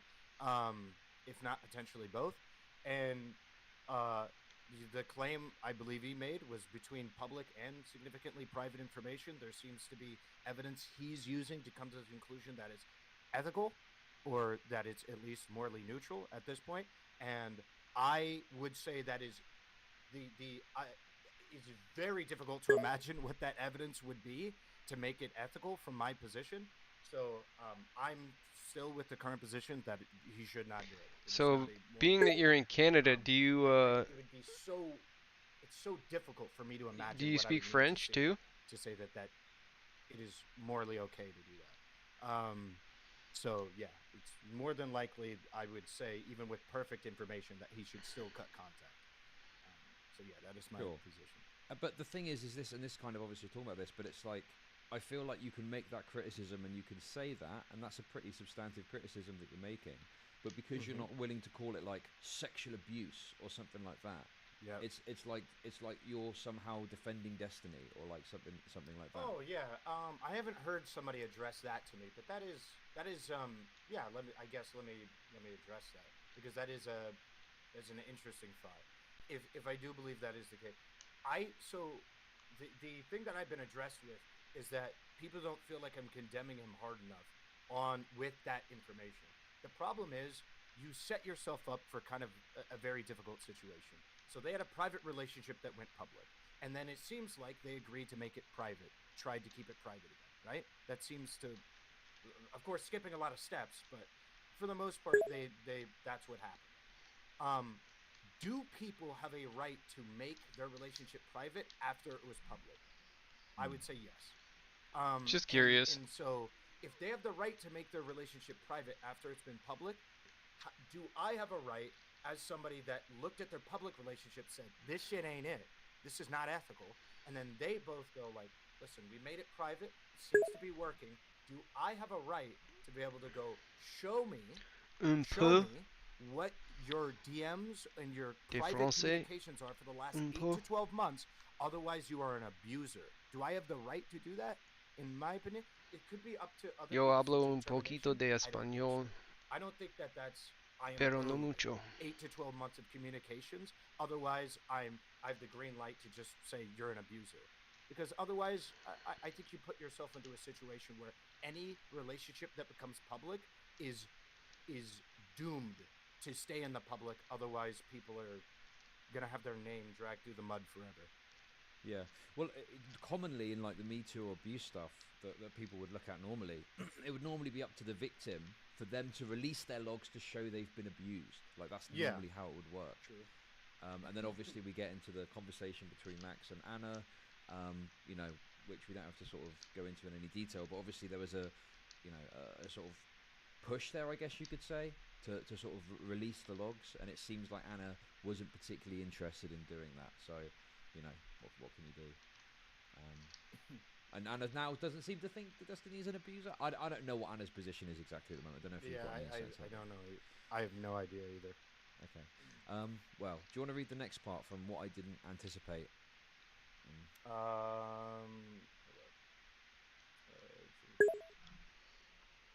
Yeah.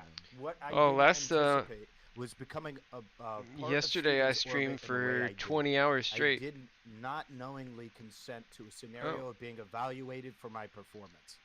Being told I brought I don't know views how I and pissed clicks off the and content local and constables, existing the in social constabulary. contract, I did. After having a sexual dynamic with him, and I Yeah, didn't not realize usually how that many long. of Normally the, it'll be like 8 or women 10 in the orbit hours. had the same social contract I did. This was enough to just make me feel strange. I feel like there's, even though I didn't read much, there's kind But of every week or so, I do a really long stream. I mean, I just think, have you not seen Destiny's content? Like having watched Destiny's content, like, people coming on and arguing, having contentious conversations. This is just kind of part and parcel of like his whole thing. And my broad take on this is that the reality is there's going to be some women that just cannot have any sort of relationship with someone who's a public figure. Come on, I want to buy stuff from Anna this probably falls into merchant. that category, but the tiger's out of the cage somewhat. You know, it seems like she really struggles with the scrutiny. Lav obviously struggles with the scrutiny. So Okay, I think have that, fun you with know, it. Thanks there are again for some stopping people by. that like you're not going to be able to have that engagement And with. I'll And yet, message of you on course, there's a Discord duty of care somewhat if I to have any Steven to, ideas like, that I make want sure I he's want to work contacting on. people, making sure they're okay, if they're having a lot of pressure and attention, which he seems to somewhat do. But also, there's responsibility on you to look and have like due diligence to go. Is this for me? Can I deal with this? Can I handle this? And if you Thank can't, you. don't get involved, recuse yourself, and don't progress forward. I don't know. Yeah, I feel like what we're doing is Fail. there's a lot of the signs of. I'm lucky you told me that. I think people are seeing a lot of the signs or what would be normally the consequences of if Steven was engaging, and he might be. I was told that there's details that might criticize Steven later. Okay, well, have a good rest of your day. And I'm ready to get to that if there's substance of those, and ready to hear those out. But it seems like people are looking at signs or consequences that might be at play if Steven was engaging in unethical practices with these women, or with Lav specifically, and are saying, well, because this is a consequence of what might have happened if Steven was unethical, it must be that Steven is unethical. But in reality, that so far that has been proven to me personally, right, is that there seems to be no evidence of Steven engaging in unethical practices for the communication of how these, quote, social contracts go down, right? There's no obligation that isn't being met, but there is consequences that are indicative of if he hadn't communicated them, which is just that these people feel like they're being targeted. They feel like they don't know what they're getting themselves into. They feel like these things, and it doesn't feel like we're having the conversation about the personal responsibility. So it's like, well, if I feel like I'm being targeted, if I feel like I'm being bullied, if I feel strange about this, interaction, having had a sexual dynamic with this guy, and then now having a dynamic where he's not defending me in public or something like that, he must have done something wrong. It's not like so much of a, I don't know. It's actually genuinely similar to the to some of my takes about the conversation that Destiny's recently had with other black content creators about the black people stuff. Like, we talk a lot about the systemic, the men in power, the whatever, that it feels like whenever we encounter a problem with these women feeling strange or weird about this relationship, we only look at the men in power. Where it's like, oh, actually, maybe you could change the way that you engage with this environment, because maybe you're just not cut out for public scrutiny of debate performance. Not very many people are. It's a very stressful thing. Maybe you're not cut out for this. Maybe you're not cut out for that. And so I think it's just we got very used to looking at all of our problems through a systemic, top-down, you have more power than me lens, rather than what can I also do to change the outcomes for this. Yeah, sure. And the other thing I've pointed out as well in this, people try and put in this like Hollywood dynamic with the Harvey Weinstein thing, but the big difference I think there is like, if like a starlet goes to Hollywood, she has to interact with bigger figures in order to get a role at all. You can't just go to Hollywood and be an actor by yourself. You have to engage in the community, and that can leave you ripe for abuse. You've invested a lot. You've got a flat or an apartment. You've got a little job there, also, whatever. And it's not the same with streaming. You don't have the same investment. Also, it's just like genuinely not the same level of power. Like, if Destiny blackballs, Destiny is like excised some of the largest streamers on the platform from his community, and they're like 10 times bigger than him, right? In comparison to like a Weinstein situation where it's like they can straight up nuke your career from orbit. You're never going to work in the entire. You're not going to work as a sound guy if he doesn't want you to. It can be. There's levels to it as well. Yeah, and there's someone like Denims who I think had a very fractious break from Destiny's community and had a lot of shit from him and his community. And she's like a 5 to 1,000 view Andrea now, like quite happily, as far as I know, streaming. So I think that sometimes it's like, is it that you've been exiled from Destiny's community, or is it that you're a fucking shit content creator and you haven't got anything about you to actually make it on your own? Like, I don't know. Legitimately, it could be either. Yeah, you need to discover that for yourself. Okay, so let's read on a bit. This was enough to just make me feel strange. Another thing that made me feel strange was when I begged Stephen to do as little as tell his community to go easier on me on the platforms he could control. He deletes some of his fans' criticism of him on the Reddit. I thought it would be easy. Apparently it wasn't. And I was publicly embarrassed for weeks, being gaslit that I couldn't take accountability for how dumb and irritating and annoying I was, and I just had to admit to all these things, and then we'd reevaluate. Stephen even said I was using Dara abuse tactics when it's my feelings. Didn't Stephen do a whole anti-misogyny thing to try and stop all this shit Lav was getting? Am I misremembering? I think this was that Lab situation was actually I don't like bringing up Anna too much, but it is a situation pretty similar to what I saw during the Anna situation, where everybody had an opinion on how he should handle the situation in massively different ways, right? So when it came to Lav, right, there was a bunch of people saying he's a he was a misogynist who was like enabling so much dogpiling of her, and then there was other people saying the exact opposite, like he's a simp for protecting her and shit. And no matter what he did, he would get so many different angles of people saying that he was doing so many different things, no matter what he tried, including when he exploded, called her a dumb bitch. Oh, you're a misogynist. And when he went, with the kid gloves, you're a simp.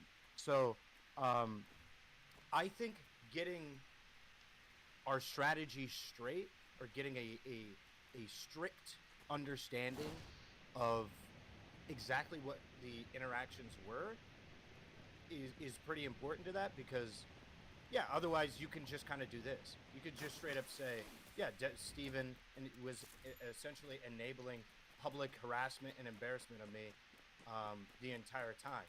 But it's like he also had just massive things on his subreddit saying that he was simping for you, like, the entire time. How do you parse through, like, that wasn't true, that what was real and what was not according to your argumentation? I don't know. It's a damned if you do, damned if you don't for Steve. And you could spin this however you like, and I can imagine it's something that I'm not a huge fan of is how that works. From my perspective, I think he went too easy. That's my. If people want my 2 cents, I think he went too easy. Personally. Yeah, I mean, I think that Stephen he'll look at, say, what's happening to Lav, and then he'll spin off like an analysis of misogyny. And the thing is, it's like, listen, let's put the Giga Chad memes aside for a second.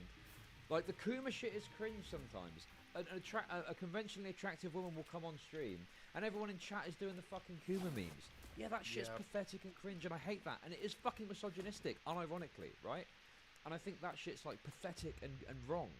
But, like, I think that there's other times where there's misogyny is attributed to what is someone just coming on and saying some stupid fucking shit, you know? Yep. You know, and there's men that come on and they will say stupid shit and they'll get called out for being stupid. I guess the one difference you could point to is I don't think if a man says something stupid, there's this kind of nature of saying, like, you know, man moment, or like, you know, I think there's definitely an element there where women have maybe got an extra bit of luggage to carry in terms of if they say something stupid. So I think that's reasonable. But I think sometimes the criticism in and of itself isn't misogynistic. You need to get to the meat of what the criticism is. And if it's, you know, fair and relevant or whatever, even if a bit harsh, then that's just criticism. Well, I feel like that's the issue, is where people will say it's a bit harsh. Even if the criticism is fair, there can always be an angle of it's a bit harsh, and when you can say it's a bit harsh, then you can say it's misogynistic or racist. Right? The reason why you're a bit harsh is because you're a racist, or because you're a misogynist. Oh, I see, yeah. So it could be that it's harsh, but it's not to do with misogyny. But then maybe sometimes it is, perhaps. For some reason. Okay. Yeah, like it can absolutely happen. But. Okay. Let me read this next bit and then I'll let you take over. So the thing that made me feel the weirdest was finding out Stephen was sexting and still seeking sex from Anna.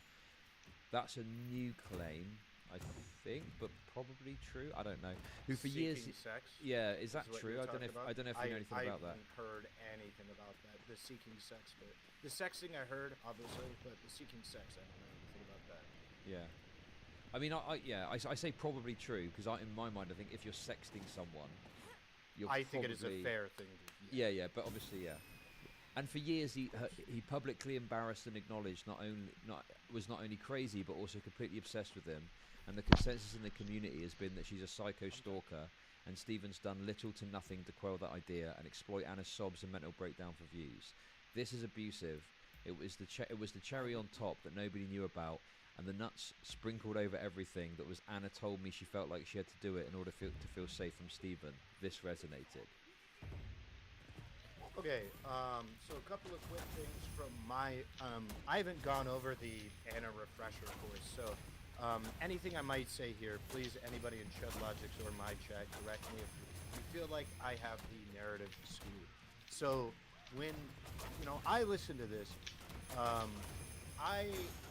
from my perspective, a lot of many against people, like calling her crazy or anything, but saying like, if you speak about her at all, just time out, stop talking, shut up, and stuff like that. So maybe when they say has done little to nothing to quell that idea, maybe that's what they mean when they're referencing little to nothing to quell the idea that they're a psycho stalker.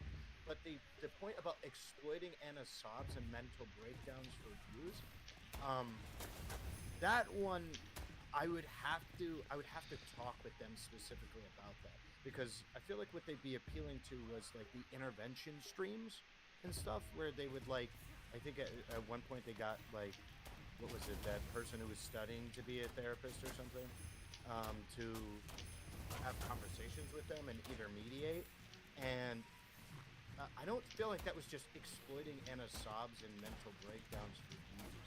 I feel like he was trying to make their relationship either amicable or something, and he just tried like so many different strategies and different ways of going about it. I haven't seen anything firsthand that says Destiny was trying to exploit Anna's mental breakdown for views, but I don't know, I might be wrong. Yeah, I mean, I barely touched. I kind of got off stick and touched it with the end of a stick, and then a bunch of fucking autistic DGGers were screeching at me in chat because I don't really know what was going on. So, I think this is one of those dramas where you need to really know the law and understand the law to like know what the right analysis is or like what to say, etc. Like any drama, but this particularly because of how complex it is. Yeah, and the ins and outs. Damn. Yeah. That's rough. I got a pee. I'll be right back. Sorry, did you want to say something? Because No, somebody no. brought something. Okay. So What? Moncho the Magician brought up in my chat, and it was a good point that I just forgot about. He cut off Zerko while Zerko was trying to farm Anna. That was a pretty big one. I remember wading in on that one, where there will be times where people will not fully understand the Anna situation, and then try and get like really involved. And Destiny had tried to curtail those situations. You could say it was for his own benefit or whatever, but I feel like this goes against the narrative that he's just trying to get her to break down for views and stuff, because otherwise he would have handled that situation dramatically differently. I don't know. I would have to be in a room with somebody actually making this claim for me to properly get why they think he's doing it and why my current perception is that he isn't. But that's kind of my current perception, is that I haven't seen anything where he's trying to intentionally exploit any of this outside of like the obvious memes that he did in moments, because somebody brought up the call me princess moments and shit like that. So that definitely, if we want to say that, him like putting the Dark Triad meme in DGG at all, if we want to say that is the exploiting Anna's sobs and mental breakdown for views, then sure. But when I hear this, I think of something more insidious than making an emote inside of your .gg site. Yeah, to me, that would look like, in my mind, like maybe bringing her on stream where she's really distraught and like just berating her and having a go at her, or like watching her content and like viciously attacking her or something like that.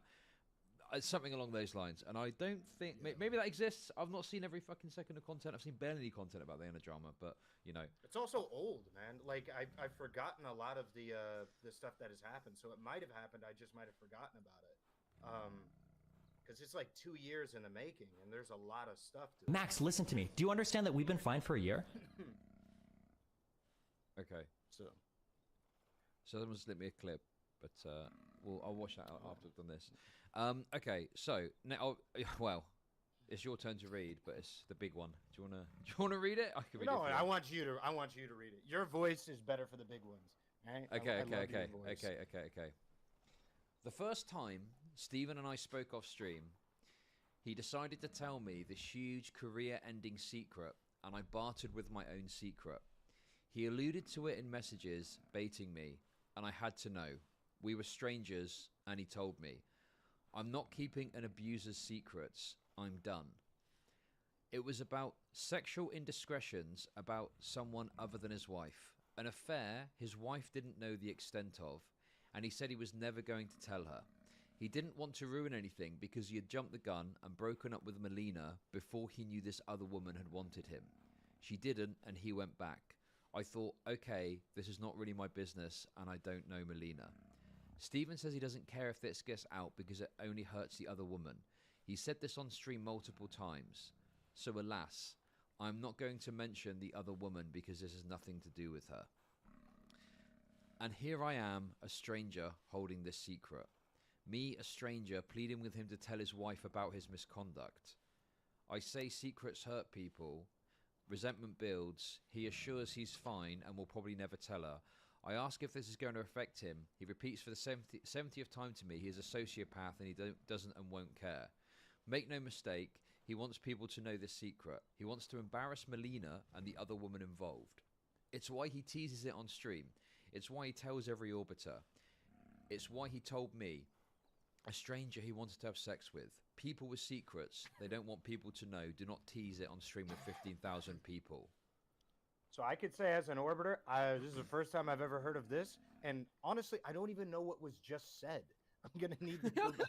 Like, wait. So just to be clear, it's that Destiny was gonna leave Melina for another woman, and then the other woman didn't want Destiny, and so he didn't leave Melina. Is that what happened? I think so. I don't really. Just to be clear as well, Stephen has never revealed this information to me. Yeah.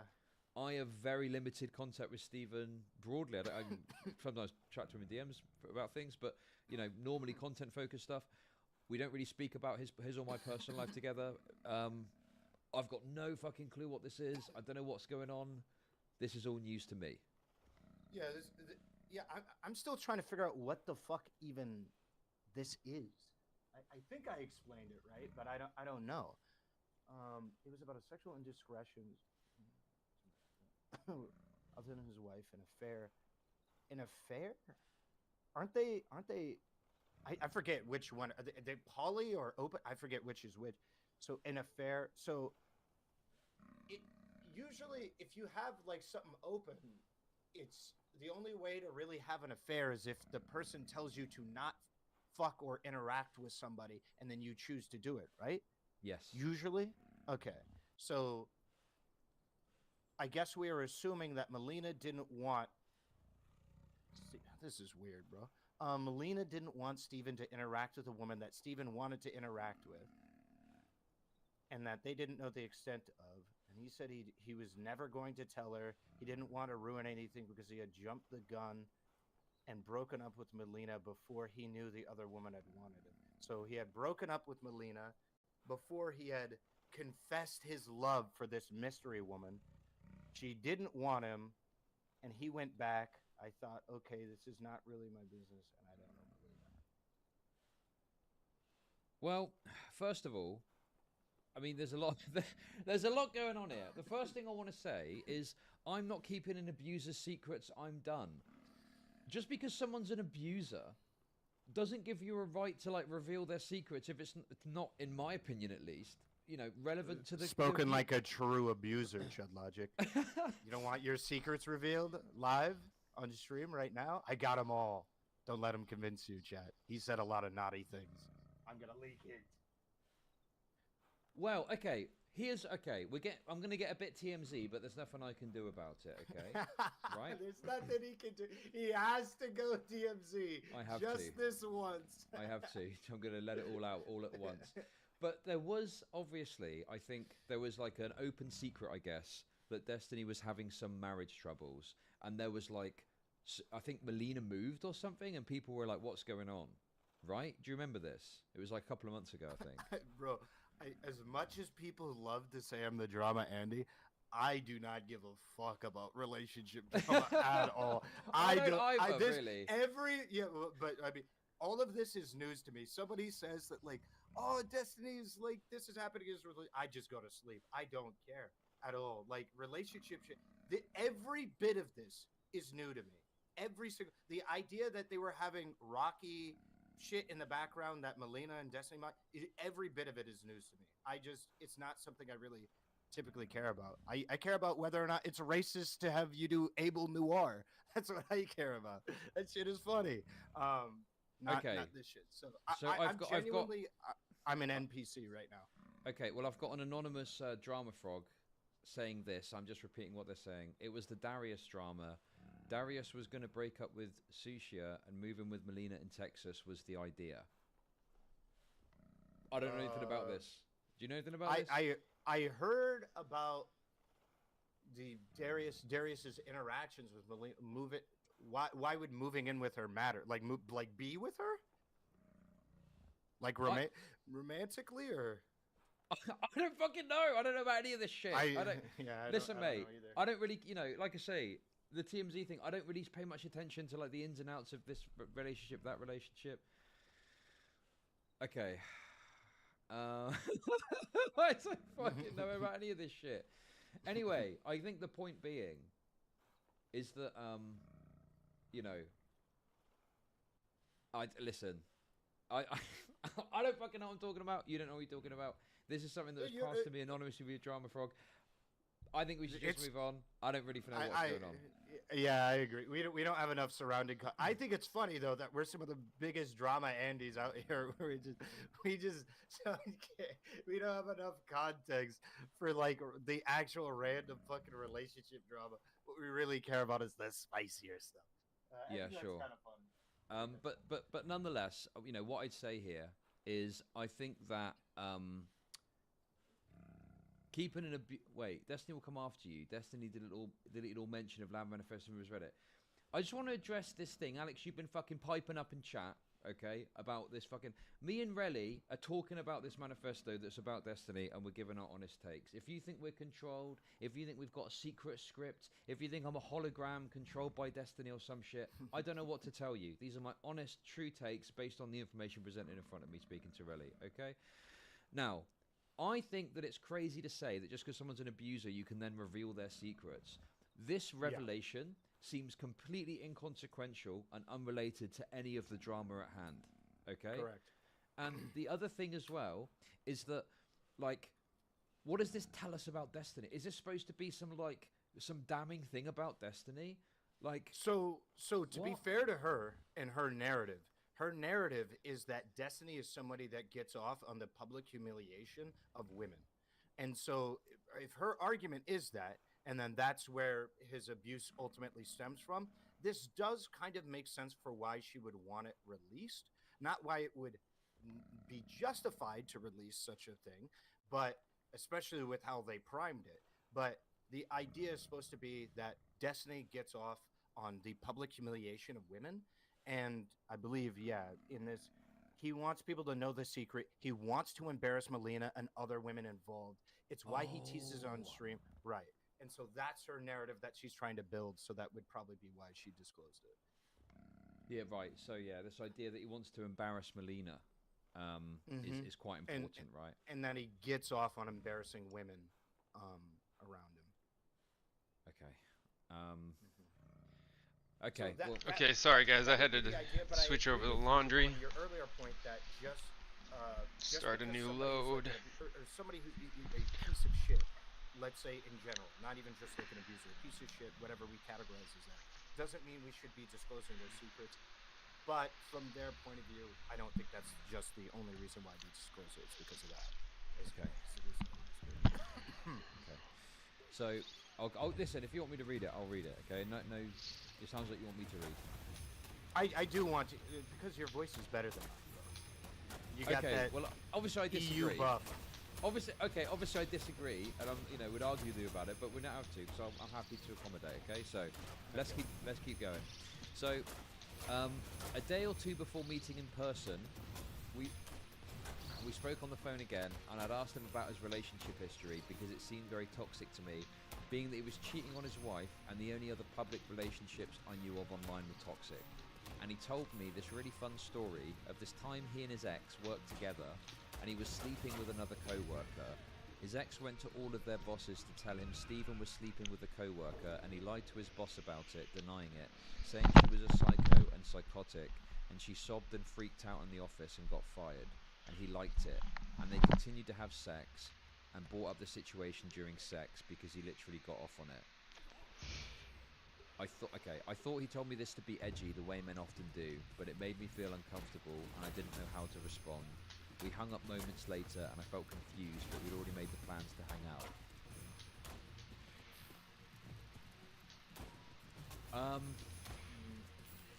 What the fuck is this about? What is all this? I don't understand. Okay, so if we just assume that, they're trying to build off the I don't want to say narrative in a dismissive way, because I do want to take some of this seriously. I do not want to just go like, well, I don't like Lav, or Lav is unreasonable or something, so I'm just not going to take anything they say to heart. But the frame that they're trying to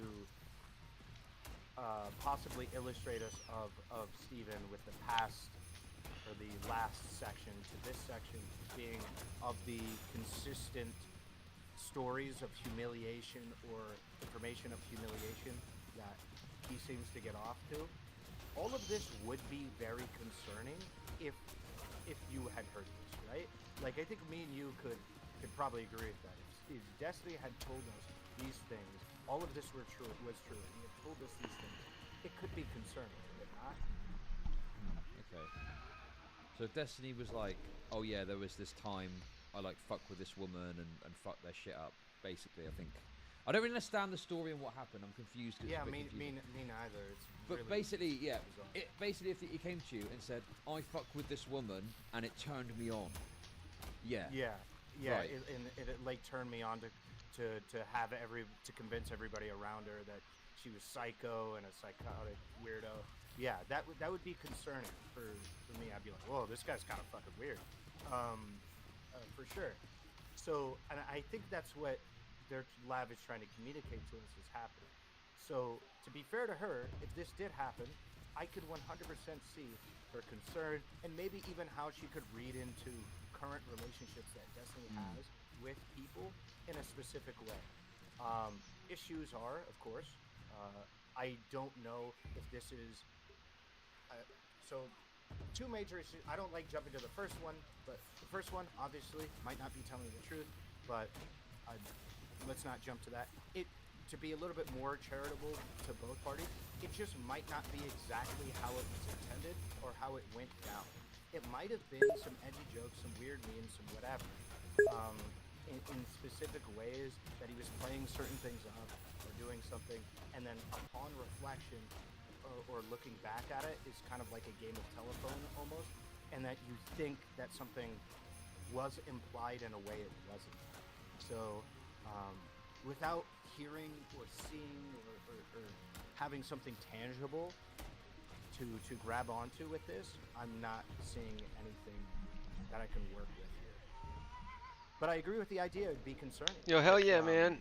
No, if Stephen was just like telling me, like, I don't know how to actually do a shout out, but making women seem like they're fucking crazy in front of a yeah, there was this one chick who showed up who seemed really cool. Turned out to be sort of a and hey, check I out my might art, tell them or and talk can about I it. do some work for And I you? might not But make it clear it was necessarily. honestly This one of was the very bad, guys. This was a one of bad the thing to chillest do. and coolest. I Like might tell I it- can I see might tell how it as in like a, you know what, I how did she's one actually time. gotten work This because was she when I like was took rotten. the time to And, you like know, chill, hang it's not out, and because talk, I'm saying, and oh, she yeah, got me it's to good, play I'll a do it song. again. It's just it's kind of a funny story, and in that the comedy yeah, comes from so- the fact that yes, I absolutely Fuck yeah, fucking ruined that time, I subbed to but I've Riley moved a long way earlier. since then. You know, I look back and also- and I don't know, maybe it was that, I don't know. yeah, man, No, I also just to I your really previous appreciate point y'all a little bit fucking earlier getting me in out of this the gate conversation, strong.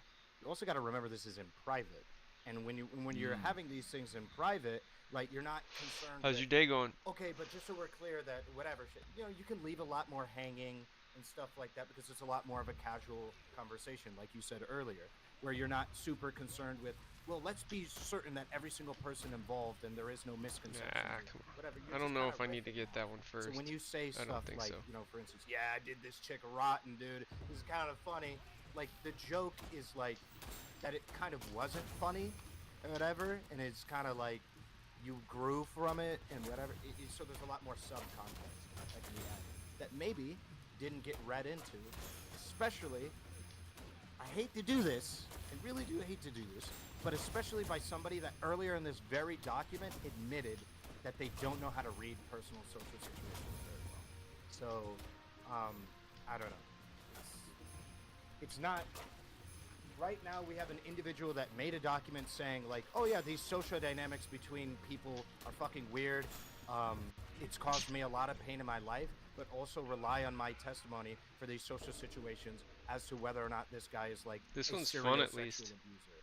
And it becomes difficult to be able to understand exactly like where we should be extending the credibility without hard evidence. If we had hard evidence, then who the fuck cares? Yeah. The other thing to tough. point out too is obviously this happened like before we even started streaming, right?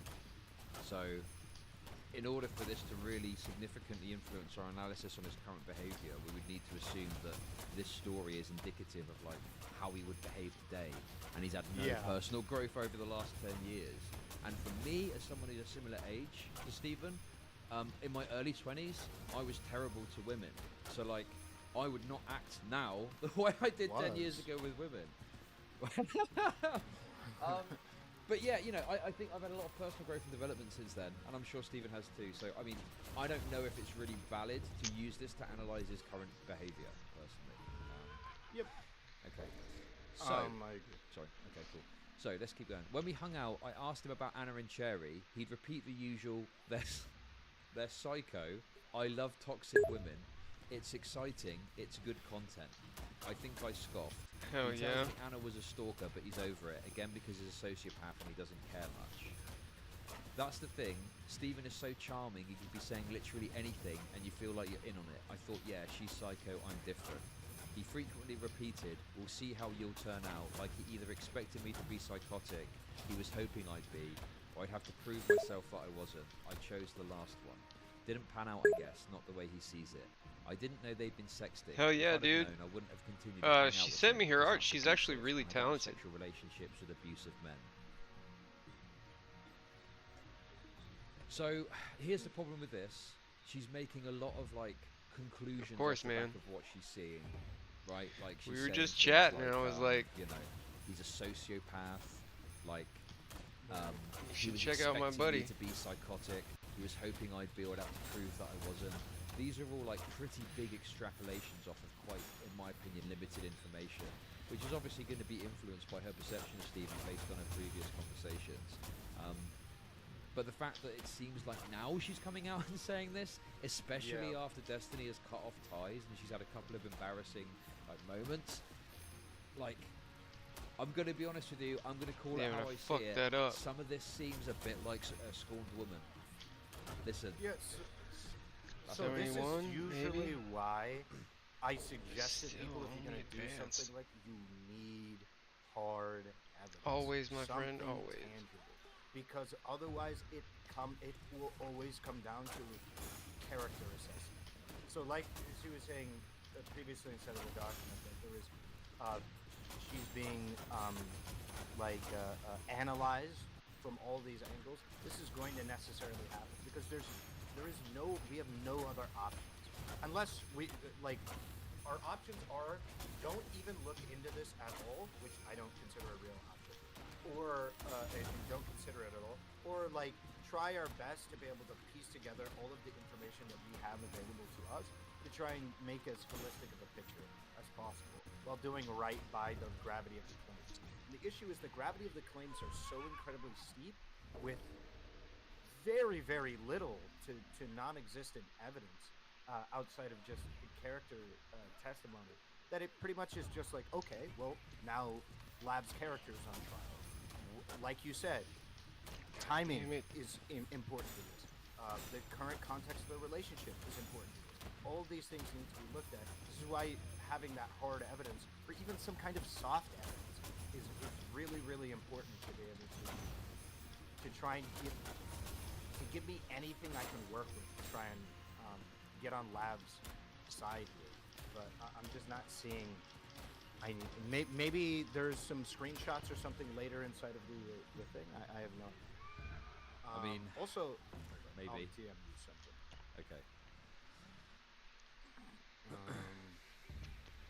Is there anything else you want to add? No, I think that kind of covers it, and I think that like, you know, one thing that frustrates me is this idea that I'm just covering for Steven because I'm covering for Steven.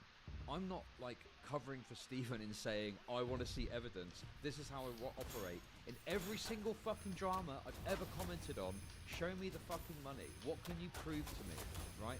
I'm not going to make out on the limb claims about anyone unless I can prove it. If there was a rumor going round that, well, maybe we should use a sound because of the kind of thing.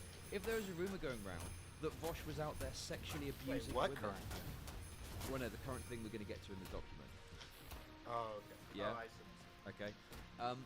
But yeah, if there was a rumor going around that Vosh is a sexual abuser, I'm not going to come on stream, even though it would probably be in my benefit to do so, because of my, you know, somewhat association, I guess, now with Destiny, to repeat those claims and stuff like that. Because guess what? If I came on stream and I made claims about Vosh that weren't substantiated, and I couldn't substantiate, I would get eaten alive by DG fucking as G. you should. As I you should. By DGG. They would come on and they would go, come on, Chud, you can't prove this. This is wrong. I don't like Vosh, but da-da-da-da. Like, it's not about the fucking personalities. Yes, there is you know, I have a bias, obviously, because of my closeness and there's a crossover, but there's also a bias for the truth and not wanting to say things that I can't prove or substantiate on stream. Okay? And at the very least, the idea that that tool might be eventually weaponized against you with no evidence, right? The H3 route of like, oh yeah, this guy should be banned for X, Y, and Z, and then you do it yourself later, and then you realize you're left holding the bag because you said that somebody should be banned for doing something with very little to no evidence that you yourself was accused of doing later. You know, setting the precedent of having significant evidence is necessary. But I don't think me or Chud are saying, my Discord not yours, are saying that the perception, the optics are not lost on us. I am perfectly fine with somebody looking at me covering this and very critically going, is this guy just simping for Destiny? You should, right? I have an incentive to do that. There is an incentive to do that. So be critical of my analysis of this and give me anything material that you think that I'm being too charitable towards Destiny with, and I'll engage with it to the best of my ability. Yeah, and this is the frustration that I have, is when someone criticizes me, they don't say, no, Chud, you're missing this piece of evidence that proves this. What am I missing, bro? You gotta literally kill all of them? Exactly like fucking Leftoids do. You're a Destiny Orbiter, and that's why you're saying these things, you know? It is literal fucking ad hominem shit, right? Where it's, you are this thing, therefore your analysis is invalid. Like, no, point to me where the analysis is invalid. What am I missing? What am I fucking missing? In all this drama, right, I've probably seen about 8 or 9 screenshots of DMs. That's all the evidence I've seen of everything. Correct, yeah. Everything else is just fucking speculation and testimony and he said, she said. It's fucking impossible. Right, the right one. Let's continue. Yep. Okay. Fast forward. I reached out to Anna almost a week ago. I'm feeling low because DGG hates me and they're following me across platforms to leave nasty comments. And I'm starting to feel weird that Stephen gaslit me and uploaded the video of me crying on his YouTube. And she very willingly tells me they still have a sexual relationship. That's when I decided I'd never stream with him again. Anna tells me he told her he likes to watch me embarrass myself on stream. I remembered the ex-wife story, the big secret. I remember the way I found out who he was, through the Anna streams being recommended to me on YouTube. He does. He likes this. And it's when I went on stream to say he was borderline abusive, I didn't have the balls to word this out with my full chest. And I thought the power dynamic and lack of care he had for my well-being was uncomfortable enough to not stream with her anymore. Something I thought would be a relief to his community and neutral to Stephen. I immediately was met with disdain. People jumping down my throat telling me I was horrible for coming out about it, very few people questioning why I'd said it, or thinking critically about the power structure I felt I'd been in, where he used his orbiters as content, teeing us up for vitriol and not controlling the narrative he could have easily controlled, or at the very least told his community to stop mass linking pictures of me without makeup. I'd gone from 80 views to 1600 on my stream, but I'd stopped talking about it at 400. I didn't know the can of worms I was opening. I didn't understand the culture of DGG. I thought I'd had an idea, but this was big. And then Stephen went on stream and called Max a rapist, and hurled that he was the most manipulative person he'd ever met, and I was just his next victim.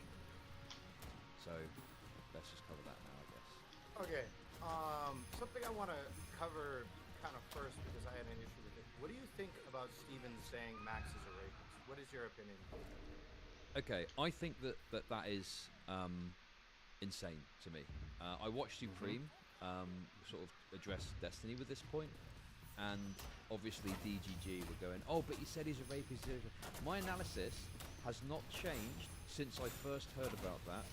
My understanding of Mr. Girl's point is that consent is complicated, and by all accounts what he did was rape, and what that actually suggests is that maybe calling things rape, or having rape as the word we use to describe these situations, isn't necessarily good because of what an emotive word it is. And there are absolutely times when you're with a woman and you don't get clear explicit consent, and that can even be shady, or it could even be that you act in a way that someone else might look at and say, you didn't get explicit consent, so that was rape. Okay? That is my perspective on it. I think that Destiny is just going nuclear, and he's like, you know, he's changed his position on it because of some analysis of, that I'm removing charitability or something. Maybe I'm misunderstanding, but I think that's really out of order, personally. So yeah, I would agree with you. I don't know why his opinion, or why he said it, where it came from, if it was just because of a heated moment, maybe he saw something or whatever, but I reject the idea that Destiny actually does believe that in a calm state that that is just open and shut rape. He might say that it's rape by our current understandings, like Mr. Go, I believe, says something the same, by our current societal definitions of it. But based on all of the nuanced understanding that I've seen Stephen put into his analysis of sexual interactions, I don't think there's any way he would sit down, have a calm, reasonable conversation, and then say, yeah, that person's a rapist. So I think when he said that, I think it was out of pocket. I think it was out of line. And yeah, I think it was inappropriate.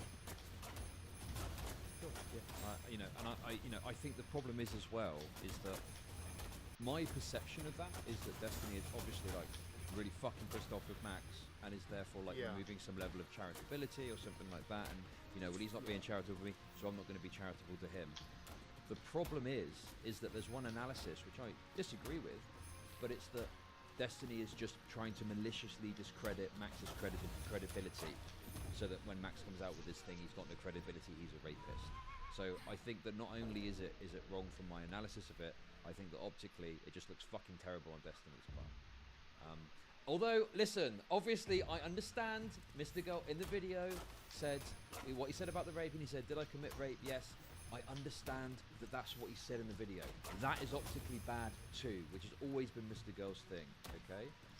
the problem I've got with it is, does that then mean we would go and say that Max is like a pedophile, or any of the other things that people say about Max? Like, I don't know. That's the other problem I've got, because I think that there's some people who are out there saying, well, Mr. Girl's a pedophile, and is that analysis changing too? Like, are there people out there who originally didn't think he's a pedophile and are now saying he's a pedophile? I don't think Destiny's saying that, but I think that would also be bad too if that was happening.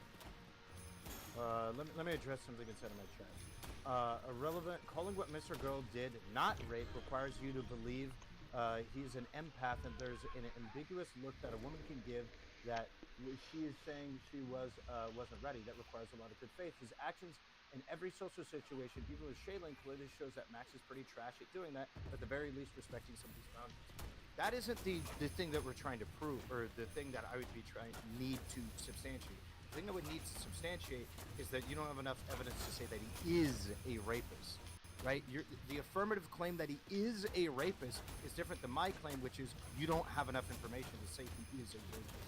It could be that by all intent and purposes, if we're just normal fucking human beings, that it wouldn't fit many of our reasonable interpretations of rape. The claim that he is a rapist needs to be substantiated. You can't. I reject the idea that social interpretation means you're a rapist. So, and I mean that's literally what we would do. So yeah. Sure. So people are saying in my chat, Destiny said. Yeah, I know what Destiny said. I watched it, you fucking retards, and I don't agree with his fucking framing of it. Okay, there we go. Simple. Destiny changed. Sorry, my bad. No, you go. What are you gonna say? So somebody in my chat said Destiny changed his stance to say Max is rapey. What do you feel about that, Cherry? Cherry, if you want, if you hang out till after this is done, I'll talk to you after this. Sure. I mean, I guess maybe rapey, you could say. That's like a softer thing. You still got the word rape in there, I guess. I don't know, man. Maybe. Yeah, I'd have to think about it myself as well.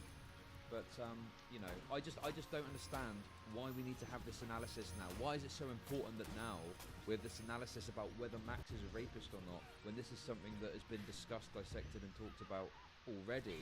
Like, here we go. It's also not relevant to any of the claims being made. I literally got them all. Let's say genuinely Max is a rapist. What does that have to do with whether or not Destiny is an abuser? Because that's what he's trying to look into, right?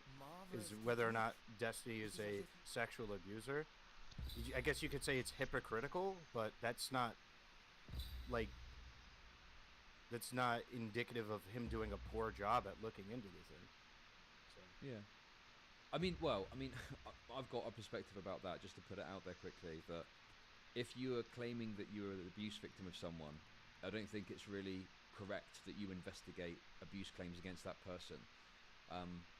Like the journalist that exposed Harvey Weinstein wasn't a victim of Harvey Weinstein, so he was able to effectively investigate what had happened. So I think that's in itself an issue.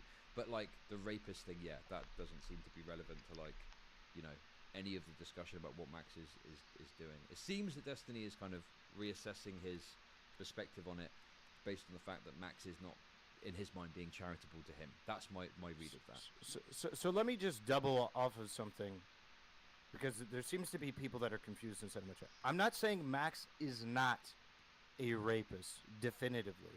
If I did, I misspoke. What I'm saying is that we don't have the evidence to prove that he is, and I believe that if we sit down reasonably, we can't just go, oh yeah, he's a rapist. I don't think we have the evidence to show that. That is my claim, right? You are making a very strong affirmative claim off of very, very limited evidence. I'm not saying he's definitely innocent. It's obvious he's innocent. What I'm saying is that you people are making an affirmative claim that he is a rapist. He raped somebody. That requires more evidence than I believe what we have. And I don't think we would apply this to other situations that are comparable. Why is it so fucking hot in here, bro? I think it's a no. But, and anyway, it's, again, not even, it has nothing Anyway, to listen, do mate, with we're not being white blood lens, cells. yeah. We're not being white blood cells. We're supposed to be white blood cells right now and just agree and True. defend everything Destiny says, so we need to move on before we get later. Destiny's gonna watch this later, and then he's gonna destroy our careers. So we gotta keep quickly move on. Okay? My paycheck is falling right now. Yeah, exactly. This wasn't, mate. This wasn't in the script I got from Destiny. What are you doing right now? Cease. Okay. Man, I'm sorry, I'm off script, dude. Okay. So, here we go. Max comes on to assert he wasn't going behind Steven's back as a backstab, but because Anna had told him they were still sexting, it was abusive, and he wanted to know what else Steven has been doing. Because Max also knows about Steven's secret, because Max has heard what everyone has heard about Steven being notorious, he's experienced his own emotional detachment and abuse from Steven, and he wants to make sure a man he called his friend is not serially abusing women. He uses the public information that Anna came forward about a week earlier on a stream that they're still sexting and sexual, and reminds Steven of why he's questioning women. Okay, I'll just read this because this is all about this situation. Anna, who has spent days detailing carefully Steven's abuse of her, too scared to leave his side. She does a 180 and lies about Max manipulating her into giving a story to absolve her of any wrongdoing. She gets to be the victim. I was on that call, she never said no. She had spent hours prior giving her consent, reading out text messages. She was excited to come forward with this information because she finally thought she had a team assembled who cared about her, but the reception was bad and she froze, and she went back on what she knew, Steven. So she gets to be a victim. She says Max manipulated her, and Steven welcomes her with open arms because now Max is the enemy. Max is the evil. I had a really big issue with how Lav and Mr. Girl brought up Anna during the bridge burning lead up subreddit drama between Mr. Girl and Destiny. I had a really big issue where it felt like Lav brought up Anna without having the full context of like the Anna story and the Anna history, and it felt like Lav was just bringing her up to use her as one of Destiny's I think at that point it wasn't a sexual abuse argument, it was a social abuse argument that he was abusing the Orbiters, and then that Lav had brought Anna up as like a chip to play in that argument. I had a really big issue with it because I felt like she or Mr. Girl didn't have the needed context to be able to understand like what they were doing in that moment and how fucked up that was to do, to just drop that at that grenade on Steven's lap during that conversation. And I feel like this statement and her the consequences of Anna's 180 on Lav and shit like that is proof of my statement at the time being absolutely correct. That if you knew if you knew the greater context of Anna and what she and how her arcs have played out, I think Lav even being somewhat surprised at Anna's 180 and her quote unquote lies in about Max's manipulation, because I have no idea as to the validity of those statements towards Anna. She wouldn't have been surprised about them because she is not a credible character witness. Anna is not a credible character witness, and she was used by Lav and Mr. Girl consistently as a credible character witness against Steven. And so when Anna turned around, it was like, hey, by the way, actually Max is a manipulative one. Like, you have no sympathy because you just wanted to get people that you think would push your narrative without even looking into their past. So I thought it was pretty cringe. Yeah, I mean, the trouble is like, because I guess there's a couple of things there. So there's this narrative or this story that like Anna isn't reliable, right? Anna's got these issues, etc., etc. This is something that I've kind of accepted and agree and I'm on board with, based on like seeing the looping, seeing some of the content about it without going into it in detail. The issue is the claim in response to that is, well, that's because Anna's credibility has specifically been destroyed, and then this is then used against other women to like diminish their credibility if they were ever to come out. So how do you respond to that? I see that. That is a good point. I think that her credibility has been destroyed, but not in a malicious or unintentional way. I think that her credibility, I've seen how her credibility has been destroyed. You could say that it's been egged on or to some degree manufactured, but if you look at the full context of her interactions, I don't think anybody can honestly and earnestly tell me that she doesn't flip-flop on some of the things that she has said in the past, some of the things that, like, the implications that she has drawn and then gone back on them very consistently. There was the whole, like, Steven stealthing thing, went back on it. I don't want to dig up old stuff. It's part of the reason why I don't like talking about Anna, because I feel like any of these statements could cause her to loop, and that's the last thing that I want. I don't want to cause her mental distress, nor do I want to cause Steven mental distress, but I believe the chess speaks for itself. If you look at her past, I think the chess speaks for itself. The other issue as well is, like, as much as we can be critical of what we perceive to be Steven's actions with Anna, there's two sides to that, and I don't think, like, as much as Anna maybe has got some mental health issues or whatever, I don't think, as much as people say this, she's literally a retarded child. Like, she was on Zonya's stream yesterday, and she seemed, or the day before yesterday, she seemed pretty coherent. Like, she seemed kind of on it. I don't know. To me, she seemed like she was giving a fairly cognizant representation of what was going on. So, like, my point there is that she's calling Destiny an abuser and then sexting him. Like, so there's two aspects to that. You know, there's a very toxic dynamic that potentially is happening there. So, you know, I just think that, like, a lot of this seems to be coming from very unreliable actors, you know, including like with Max himself. And what I mean by that is Max is saying he is the victim of this abuse whilst investigating this abuse. I know that I made this point before, but that to me is just a massive conflict of interest. And I can't think of a situation where someone who is the victim of alleged misconduct goes and investigates the misconduct. In businesses, you have HR departments to deal with investigations. Police obviously are separate. If someone had some sort of relationship to someone that was being investigated, normally you would have to claim that, and you would have to take a step away because it's not appropriate for you to do so. And I think that the thing is, it's not just like that's an issue in and of itself. If you look at the way that Max was approaching, I would be very critical of that too. In terms of saying, it's almost, you know, I can't remember the exact words, but it's like, I'm a victim of emotional abuse of Steven.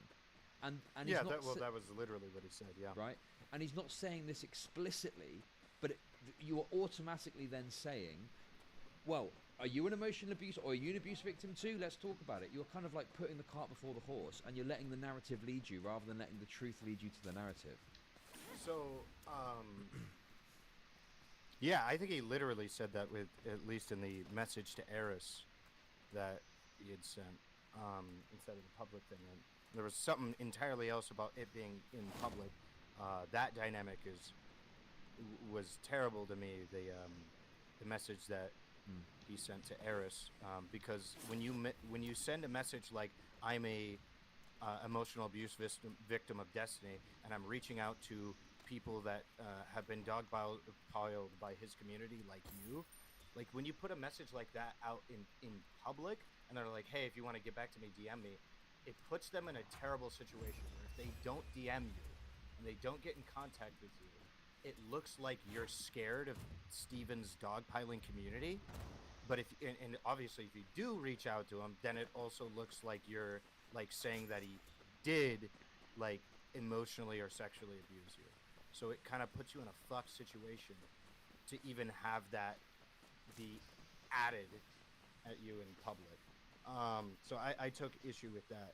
But I want to hear from you then, Chudlogic. If you were the victim, let's say you are a victim of Steven and his emotional abuse, but nobody else wanted to help you make a document or some kind, gather evidence to be able to do it, you couldn't find somebody else to author it, then do you agree with the idea that, you know, somebody in Mr. Girl's position could be able to do it himself? I think, well, someone in chat sort of said this, right? And they said, oh, well, people that are victims of abuse go and investigate all the time. That's not true. What normally happens is you might be the victim of abuse, and then independently someone else comes forward. And then independent of that, someone else comes forward. And then independent of that, someone else comes forward. And if you are like, you know, the chief abused, or like you feel like you're able to, you will just collate the stories that are out there into like one thing or one aspect, right?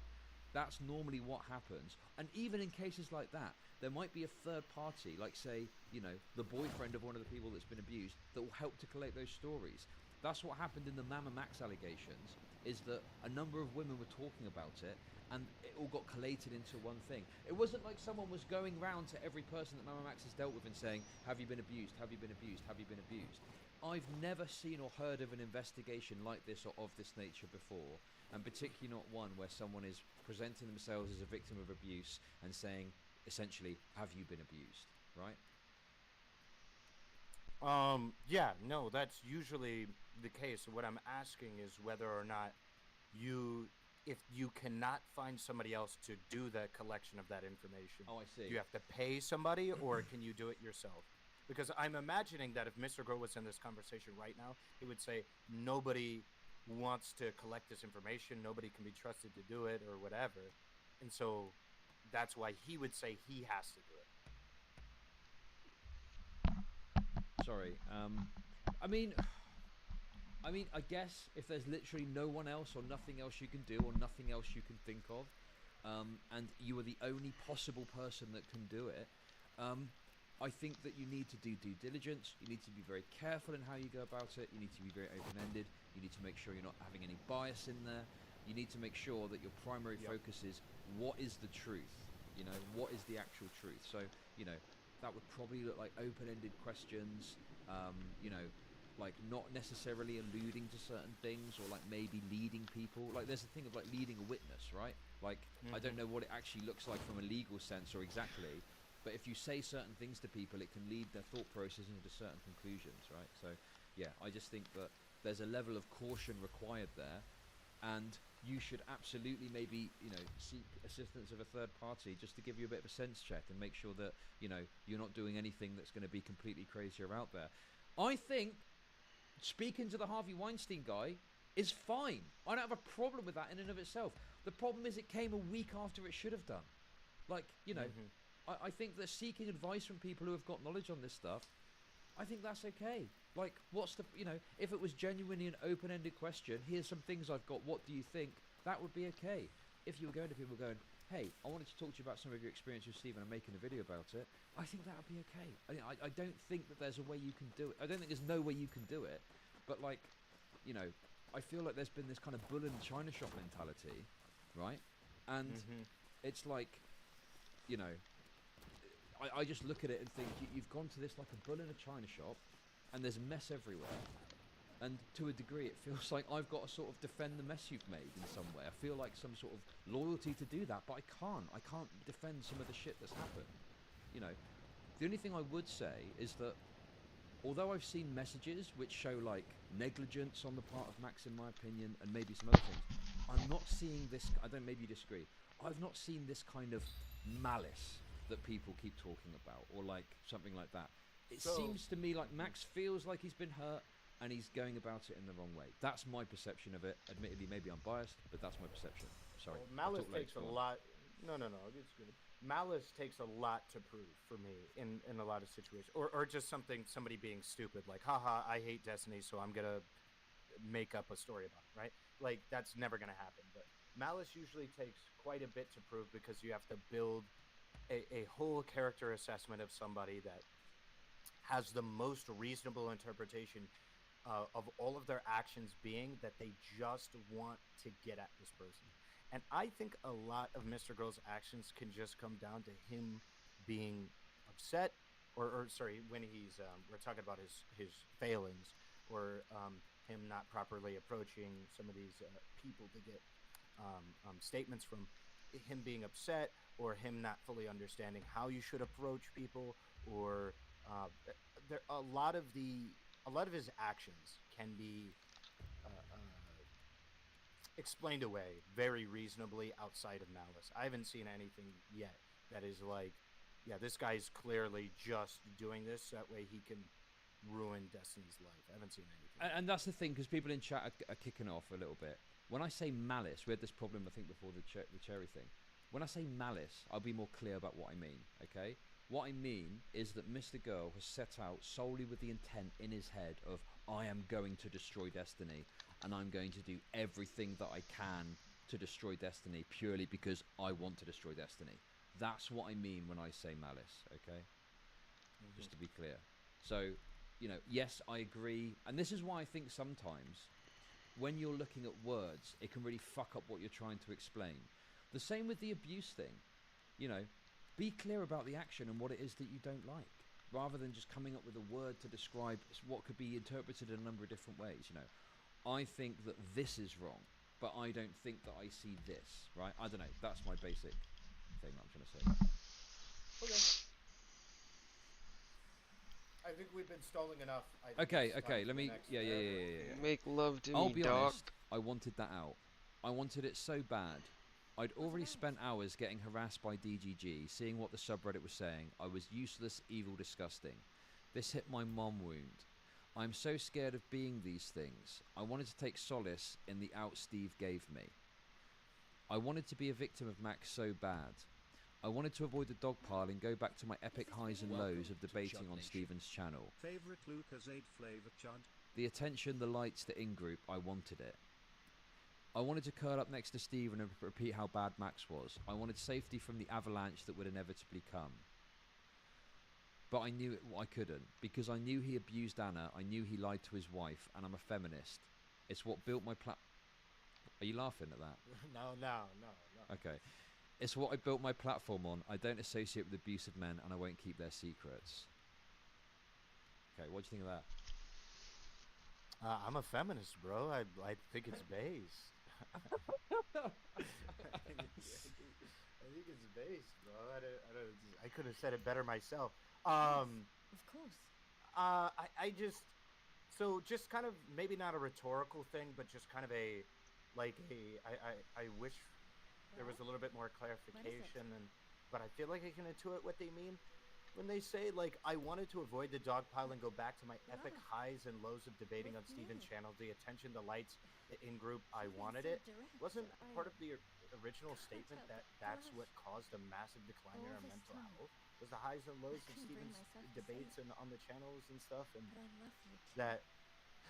so it's like, she said, because I know earlier she said she wanted it, but also didn't want the, like, consequences of it, but, so, like, maybe that's what she means when she says she wants to go back to it, but she stated earlier she didn't want to go back to it, so, I don't know, that's just a clarification thing, not an actual point. Everything that was read there, just, to me, says that this person can't healthily engage with this, and it's for the best that they just don't really do it. Like, this... It just doesn't seem healthy. Like, if you came up to me in private, Chud, and you were telling me stuff like this, like, oh, I want to be on Steven's side so bad, so that way I can, like, curl up next to him emotional or, like, intellectually, and then just do this, I'd be like, bro, you need to, are you good? And probably just tell you to take a step back. I feel like this is where you get the team sports kind of mentality or whatever. Yeah, I don't think this is a healthy engagement with politics. This is like, believe all women. Yeah, you should be doing this with, like, your local football team, not whether or not a fucking political commentator. Yeah, oh man, I just feel okay. I feel like sometimes people get really wrapped up in this stuff, and for me, as someone that's deemed like an orbiter or whatever I'm called, like, maybe it's because I've not had sex with Steven, but I just don't fucking get this at all. Like, I feel like there's so much fucking projection that happens onto me from people that are making these claims. That I'm trapped in it. You know, I feel this too. You know, all this stuff. You probably get it too, and it's like, no, I fucking don't. Stop telling me what's what. You know, yes, I'm obviously cautious about stating things that I can't prove without evidence against a big creator, because that could fuck me. But beyond that, I'm not, like, entrapped in fucking Destiny's spell. It's insane. Sorry, go on. Yeah, no, I felt that a lot when I heard Max talk during the original bridge burning thing, where he's like, this is abusive. Your orbiters don't like this. It's like, don't speak on my behalf. Unlike that one, like, I'm over here and I'm perfectly fine with, like, when I say something stupid, 50 people coming at me, frothing at the mouth, ready to tell me why I said what I said was stupid. I like that. I enjoy that dynamic because I want as many people to give me the way that I look at it. The more people that I have give me input, the higher chance that I have to get more valuable in most situations, right? And that's part of the reason why I went into the debate space. It's because I can't just go, well, obviously Chud Logic's always going to have the right take. Obviously Dario's always going to have the right take. Obviously Cherry's always going to have the right take. So what I'm trying to do is I'm trying to put myself into these situations where I know that if I say something that somebody agrees with or disagrees with some, they're going to come in and they're going to be like, this is why you're wrong, this is why you're right, and I can hear them out and I can listen to this. But when I hear other people say that's abusive, that's okay. It might be abusive. You might feel like that's abusive towards you. Don't do that for me. I don't feel restricted by this. I feel fucking vindicated and like it feels great for me to be inside of this environment. This is the kind of environment that I knowingly, consciously want to be in. And so it feels very, very cringe to hear people say like, well, you're confused, you're wrapped up in this spell that if you speak out against the herd, then you're gonna get dogpiled. Cool. Then you don't know like who I am or my history of like jumping into discords full of 14 communists that disagree with me, so that way I can have a disagreement with all of them in rapid fire. Like this is something that it's just made for some people and it's not made for others. Yeah, I like fighting and having fun with chat and saying some shit that sounds crazy and maybe there's a point there and people get annoyed or having a contentious opinion. But yeah, I don't know. I hate it when people put this on me. I don't feel like this at all. And I would imagine there's women that have slept with Stephen that don't feel this either. So are we saying they're all abused and they don't realise it? Are they all battered wives protecting their husband after the 50th black eye? Like that just sounds crazy to me. Yeah, that's really weird and that's really tough. That's why I didn't like how explicitly Mr. Girl approached Eris in public. It's because that puts her in a position where she I thought that was a terrible position to put Eris in. Was putting that message out there for that reason because it like what an optical nightmare of how that works. I agree that you shouldn't do this to people. Okay, so at this point, I didn't think Stephen was really a sociopath. I didn't think he was doing it on purpose. How could I? Stephen had been kind to me. He's a charming, likable guy. I messaged him saying I thought he needed to get help, see a therapist. Maybe it was sex addiction. Maybe he was stuck in his relationship. Maybe it was intrapersonal. I called him after his I'm Nuclear stream, and he gaslit me for 2 hours straight. Assured he checked in on me. Did everything he could to be a good friend. Assured me he was an incredible friend. He checked on me once. I said I was okay, so really it was actually my fault. I've been manipulating him because I told him I was okay to get back on stream. Of course I did, who wouldn't? I'd sobbed on that stream, made a diary entry. He'd acknowledged I wasn't fit for stream, yet he'd say a day later my spiral was good content. Everyone has a piece of the responsibility pie. What I find annoying about this stuff is she left the panel that she was on, which was much calmer, much more relaxed, not the same sort of contention, not the same sort of audience that she could have happily stayed on, but she left that to chuck herself willingly into the frying pan. That's what I was saying. I just don't get it. How can you willingly leave how can you fucking rapid fire leave a panel to go to Destiny's stream and then act like this about it? It just doesn't make any fucking sense to me. You choose to make that engagement a lot of the time. Am I missing something? No, I think it's just a personal responsibility access not being talked about.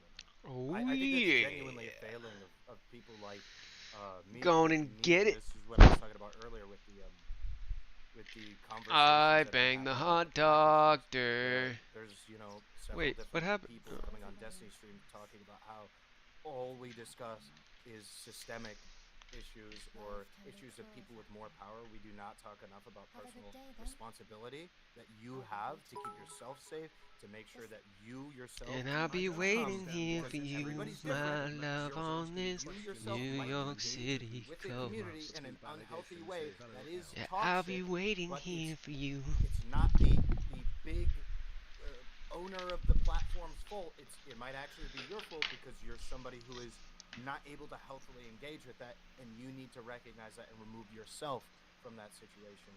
So I actually think that Remove like me have yourself. a fair role to play in this kind of a problem. Know by your not, role and shut putting your hole. some measure, talking about the personal accountability people have to getting themselves out of situations like this. Because I think that's just the problem. It's just people are like expecting Destiny to solve that problem of how they feel about the engagement towards from the debate space towards them when they're the anomaly. They're the odd one out. And in fact, they should probably just Anomaly, anomaly, anomaly. He repeated, I didn't deserve his charitability. He was just so charitable and such a good friend. I was crazy, but I didn't have to be. And I still had a chance to be in his good graces if I denounced Max. Oh, don't go anywhere, guys. I'm here. I'm here. I have yet to see, maybe I'm going to pause Andy here and it's at the end. Do I have it. yet to see a single screenshot that verifies any of this information. I'm sorry, what information specifically? Well, okay, so there's a claim here, I think. Oh, wait, hang on, is this in the conversation? This is in a call, right? I mean, well, first of all, why would you not record the conversation on your own? That's fucking insane. And also, we're missing out on a juicy piece of content, so more fool you. But secondly, in response to some of the other claims that are being made about these DMs, apparently Destiny's deleted all his DMs with Max and Lav now, but I think that's a recent development. Right? Okay. But why before that have we not seen any DMs between, say, Lav and Destiny? Why has Lav not come out and, or at least recorded screenshots so she could put in Can we this and bang say, again? look at all this crazy shit Destiny's been saying to me? Like, there's claims that are being made of things Destiny has said in DMs that aren't verified when they're being said in this document. Do you see what I mean? Yeah, no, for sure. I think that, I mean, there's some people that just don't think to do it. Now, granted, here's the issue. Let's just leave it at there's kind of almost like they want to have their cake and eat it too, kind of a thing, where they're saying throughout the entire process they got super weird vibes. They felt like he was like they were on edge and they were super sus of him. But you're right, they never took a picture of any of the logs or any of this, so it kind of leads more towards the conclusion that it wasn't super sus, it wasn't super weird at the beginning, and that maybe later they thought back on some of the things that was super sus and super weird, but it feels like the characterization is that, oh yeah, Destiny was like this weirdo even from like minute, what did it say, in the first conversation, told me the career-ending secret, right? But you didn't take any pictures, you didn't record anything, you didn't do any of that, and you were getting these career-ending secrets, and you felt like he was really weird and sus at the beginning. It's just kind of bizarre. So, yeah, it's not like. I wish her hair was it's actually not enough short for me and to not say like it's bunned up in the unreasonable, back. 'cause it is reasonable for them to go like, oh, I don't really think much of this. It is kind of weird. But I think the way that they're characterizing it in this document is not indicative to, even from their own perspective, what happened in reality. There's no way. There was ever a specific reason. Okay, sorry. Stop fucking linking me stuff in chat, I'm getting distracted, okay? What are they? Are they clips? No, just fucking, I don't know, I guess DGG chat are watching or something? I don't fucking know, but it looks I funny. could only imagine, yeah. Anyway, listen. Stop fucking RTBA, just chill out, okay? We're just having a good time here. We're trying to demolish women, and you're distracting us from our goal. Right, let me just go on to the next bit, okay? Fucking where is it? Okay, I've got it. I know where it is. I know where it is. I've got it. Chill out. Listen, mate. I'm fucking reading all of this to save you the fucking asshole. So chill out. Right, here we go. He said I needed help. That if I just woke up, I'd see everything Max was saying was a lie, and I nodded and stopped at the thought. The golden out, my solace. And lastly, he brought up the secret I told him, out of nowhere, so out of place in the conversation. The secret I told him when he told me his secret, told me it would ruin me, how bad I'd look. He'd worked it in. I'm not going to be blackmailed. Okay. So this is the Assange thing.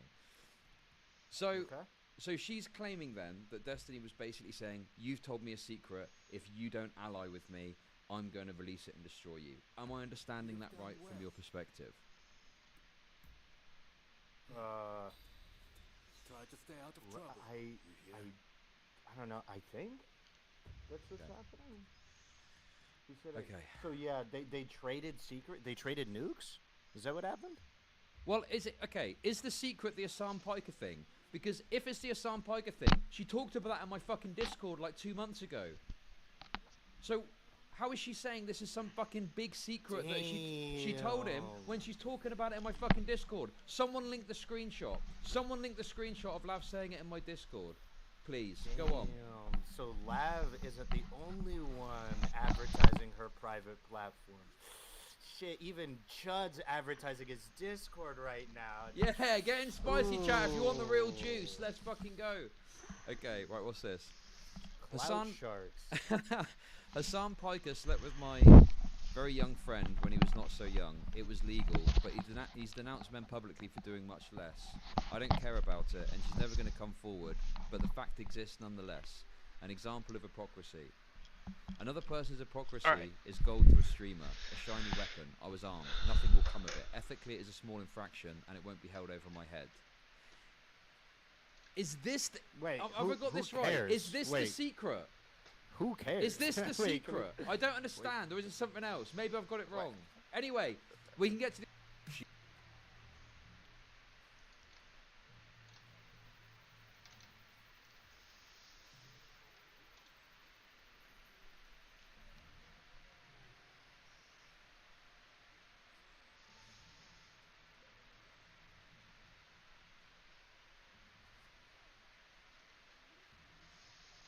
Did you guys see what happened with Keffels? That's actually pretty funny to go over, honestly.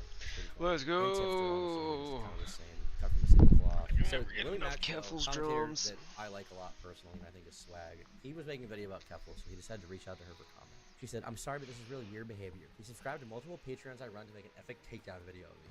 I blocked him twice, and he DM'd me 2 days consecutively to try to get more dirt on me. This just feels creepy." Is it creepy? I mean, is it creepy to reach out for comment? If anything, that's like the right thing to do. He was literally just asking her about the allegations around the GoFundMe, and she was like, "This is creepy. YouTubers aren't journalists. They do not abide by any code of ethics and have no interest in participating in any of this." What the f does that make you? Where'd the $100,000 go, Keffels? What happened to DIY HRT Hormones website or whatever that you were donating to? What happened to that? The DIY HRT director, what happened with that? Anyway, I blocked him. I'm not interested in fighting with him or doing drama slop content about it. I'm genuinely done with this incredibly toxic sphere of the internet. Wow. Well, whose fault is it that you got involved in that, Keffels? I wonder whose fault it is. Oh, wait, it's yours for making a ton of drama videos and engaging in drama and lying about Kiwi Farms and lying about what happened to you with the police. I wonder why. I wonder why you got involved in that, dude. Also, as far as toxic, like, it seems like the least toxic thing to do to ask you for comment. And also, Willie Maxwell is not a toxic dude. He makes pretty tame videos on this stuff. That's his face. So then another funny thing that happened is if you go to Tipster's channel, you go to the videos tab, videos are not doing very well. If you go to Keffels' channel, it's the Wash video. And then here we have Nick tweeting out, both of these are active drama content creators. I think the drama side of content creation encourages harassment and obsessive behavior that makes you a worse person. I fell into this What's going on? Engaging in the same behaviors people used to hurt me. YouTube, Reddit, and sorry to those I've hurt. Thanks for stopping by. You still do that. You were doing it a week ago. 1 week ago, you were defending Bosch for being a lollipop. Like, Goat is goating. How can you blame anyone but yourself? And this is always the thing. Like, it's always just like passing off personal responsibility, right? This is always how it has to be. Pet the doggy. You never accept responsibility for your It's actions. a big ass doggy. You never accept responsibility for what you've done. It always has to be someone else's fault. It always has to be. With Keffels, she'll never take responsibility. Tipster says, that brand of content brings out the worst in everyone. Name me a person when I look back I'm ashamed of. Hell I yeah. really wish I never got wrapped up in it. I'll make mistakes. I am 100% in my goat phase. You go to his channel, which is hard to find because literally everything in the search results is people on him. Why does my stream come up in the search results before Tipster? Not even related to him. That's epic. If you go to the channel tab, let's see if we can find it. What? You can't even. He gets so few views you can't even find his channel. Let's look up Tipster Bosch. Here we go. Okay. Go to his channel. He still does drama content. What's your day like? How's it been? What kind of content is this? What you doing? We're watching Turkey Tom. They're going to attack people who do that. So just Just don't do that. Just if somebody's legitimately. This is drama content. This is you sitting on your fat ass making drama content like the rest of us. When people make Yeah, hippies after that's hippies after Turkey first priorities Tom. to get down on their level and engage with people. He's insanely. you know who That means Willie lowering yourself Mack, to their standards and the hurting Willie other Mack people show for is. AdSense revenue. It's disgusting, and I feel bad. For Willie Mack shows a commentary discuss. channel, and they're talking Video about Boogie, video about J.K. Rowling, video about Keffel's whoever this guy is, drama video with about Andrew Tate her and Aiden fake Ross, GoFundMe. video about the quartering and Meh. whoever this girl is, I don't know her name. We Video need about to do Smash better Bros. than You're meh. making drama content. That's what you're doing. Video about Wilbur Soot allegations. You're making drama content, you fraud. If you're making drama content, you cannot complain about the fact that people see you as a drama creator and that you're in the community. This is your fault entirely. Me Let's too. go. So epic, dude. I'm chaotic good destiny. Meth legally prescribed. I guess the meth wasn't legally prescribed. True. Yeah, she's like a crack addict or something. Traumatized people don't try and feel a certain IRL streaming career off the clout they got from being swatted. No. We're just This is one gonna of the have to. funniest things- We're gonna have to literally one of the improve on funniest that. things from the Kevels thing is she flees to Ireland and then starts IRL streaming where she's supposedly afraid of being doxxed. You should wear a colander on your head. I probably have one somewhere. I could do that. So Tipster starts getting upset over the fact that when you search up the Tipster name, like I just showed, you can't even find his channel. You know, just chilling. I had my little 20-hour stream yesterday, so I slept like a fucking rock. My channel is not so Got laundry going in the background. For assistance. And the obvious answer is just like he's getting less views and people on him. So I he's met not gonna somebody follow up cool. search, right? And here we have Nick scrolling through. I met somebody cool earlier today who got me to play some music on stream. YouTube shows this is his first channel. And so yeah, reach out to YouTube support, and they getting are just into like, chapter the 3 of reason this why you're video not game. doing well is 'cause your Not too channel much. Sucks. Well, I'm going to share details with you. Please know that, like Google search engine, search on YouTube strives to surface the most relevant results. Channels and videos are ranked on basis of a variety of factors, including how well the title, description, and video content match the viewer's Yo, query. bro, that's fucked up. But this doesn't make any sense. Why would my channel show up in search day 1 but not show up the next day?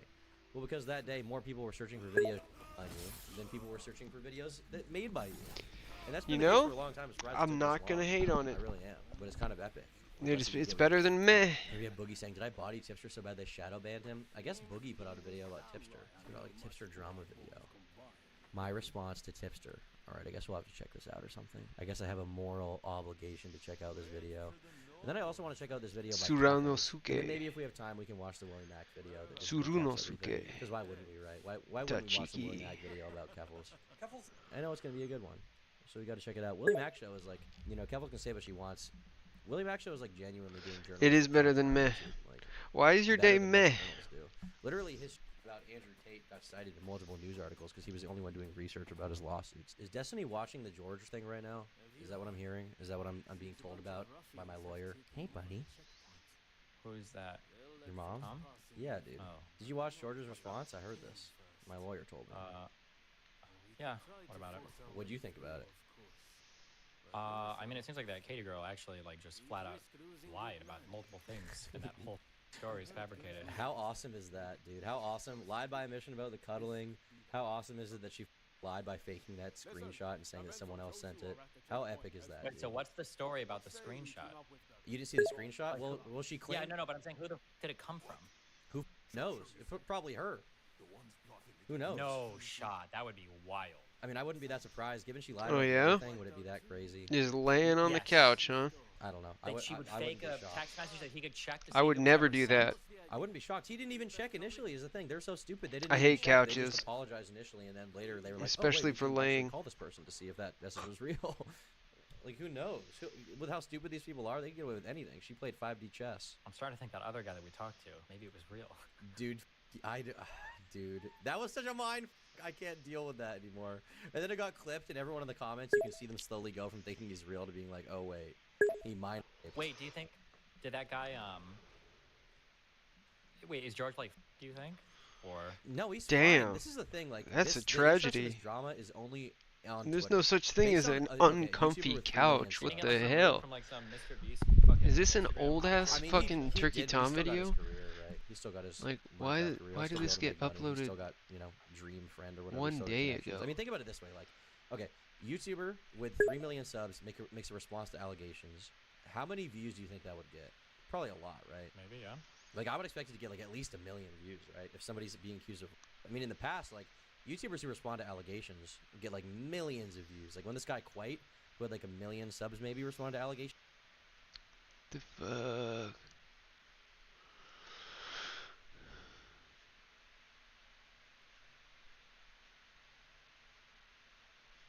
Death penalty debate. Ooh, okay. Hello, guys and gals. Me, Mudaharn. Welcome back to another episode of the Some Ordinary I'm Podcast. down to This see week Sneeko we get have our annihilated. beautiful co-host, Because Matt I think Cobb, I've seen that from Mars. Tom Lucaville is currently in the middle of a move. I can't clip speak much more before. than that. I Things felt are always like I saw the whole complicated stream. behind the process, but he will be back and he will be hustling candy. He's in a bunker. Yeah, he's scared. He's prepping right now for Doomsday.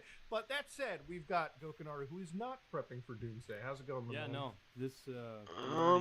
Already fully prepped for Doomsday. Yeah, it's going pretty well. What's with the Asmongold blood wall in the back?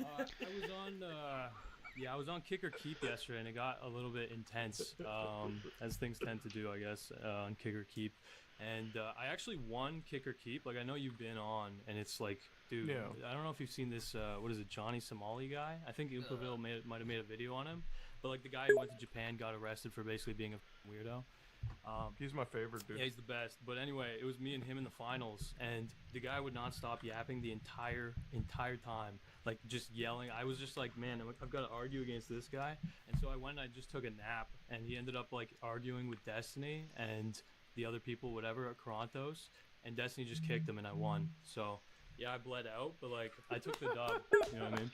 Well, fuck. Now we gotta watch Kick or Keep. Well, that's always good to have. Dude, No, one of my other friends told me Supermarket Simulator is good. Is it on the PlayStation?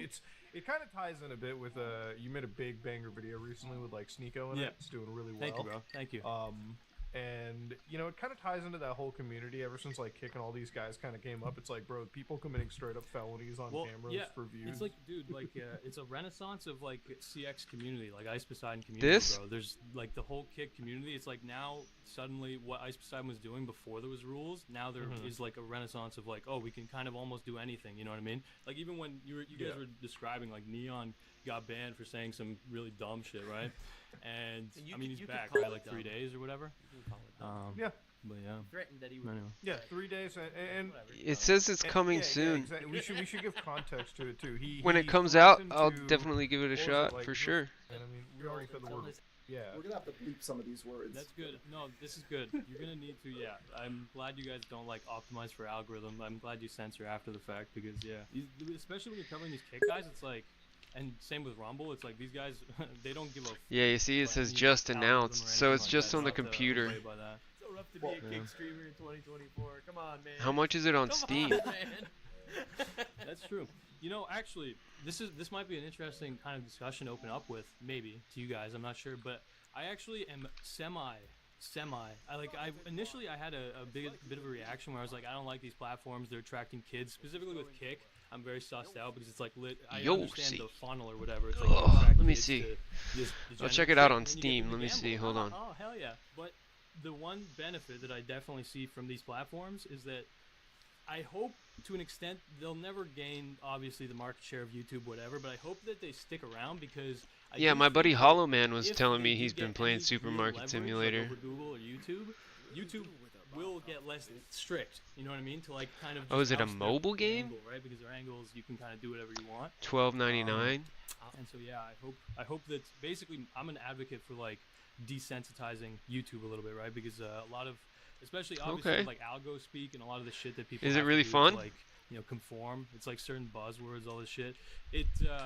Hollow Man was definitely telling me to give it that he's enjoying it. He didn't tell me that he thought I would. Just like whenever they cover sensitive subjects, they're like, oh, they got SA, they got R-worded. It's like, oh, graping, and I'm like, okay, dude, I need a fucking gloss for this kind of shit. We're talking about a serious subject. No, that's fact. Yeah, and like even with us, right? Like, I obviously like, especially Muda. I like you're in my mind like a reporter, right? Like you actually do genuine research. Yeah, people right? who say grape and corn, it's just like, bro. Or whatever.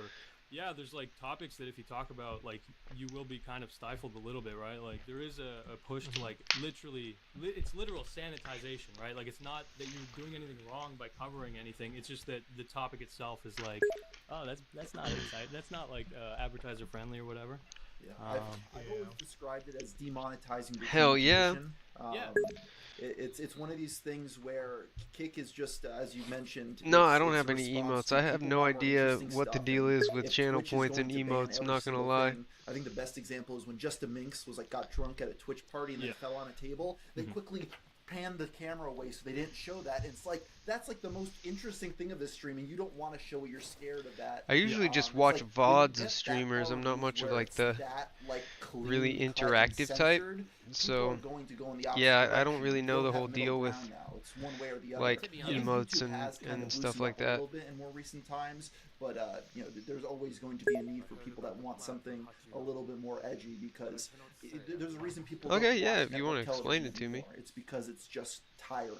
True. Right. To be honest, YouTube, I don't see YouTube really as almost in competition with Twitch or Kick. Like, it is so much bigger, and I don't see Twitch or Kick ever actually competing with YouTube.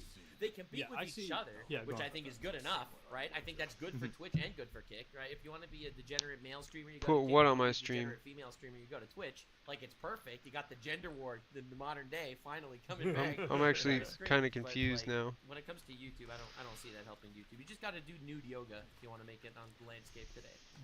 That's kind of facts, yeah.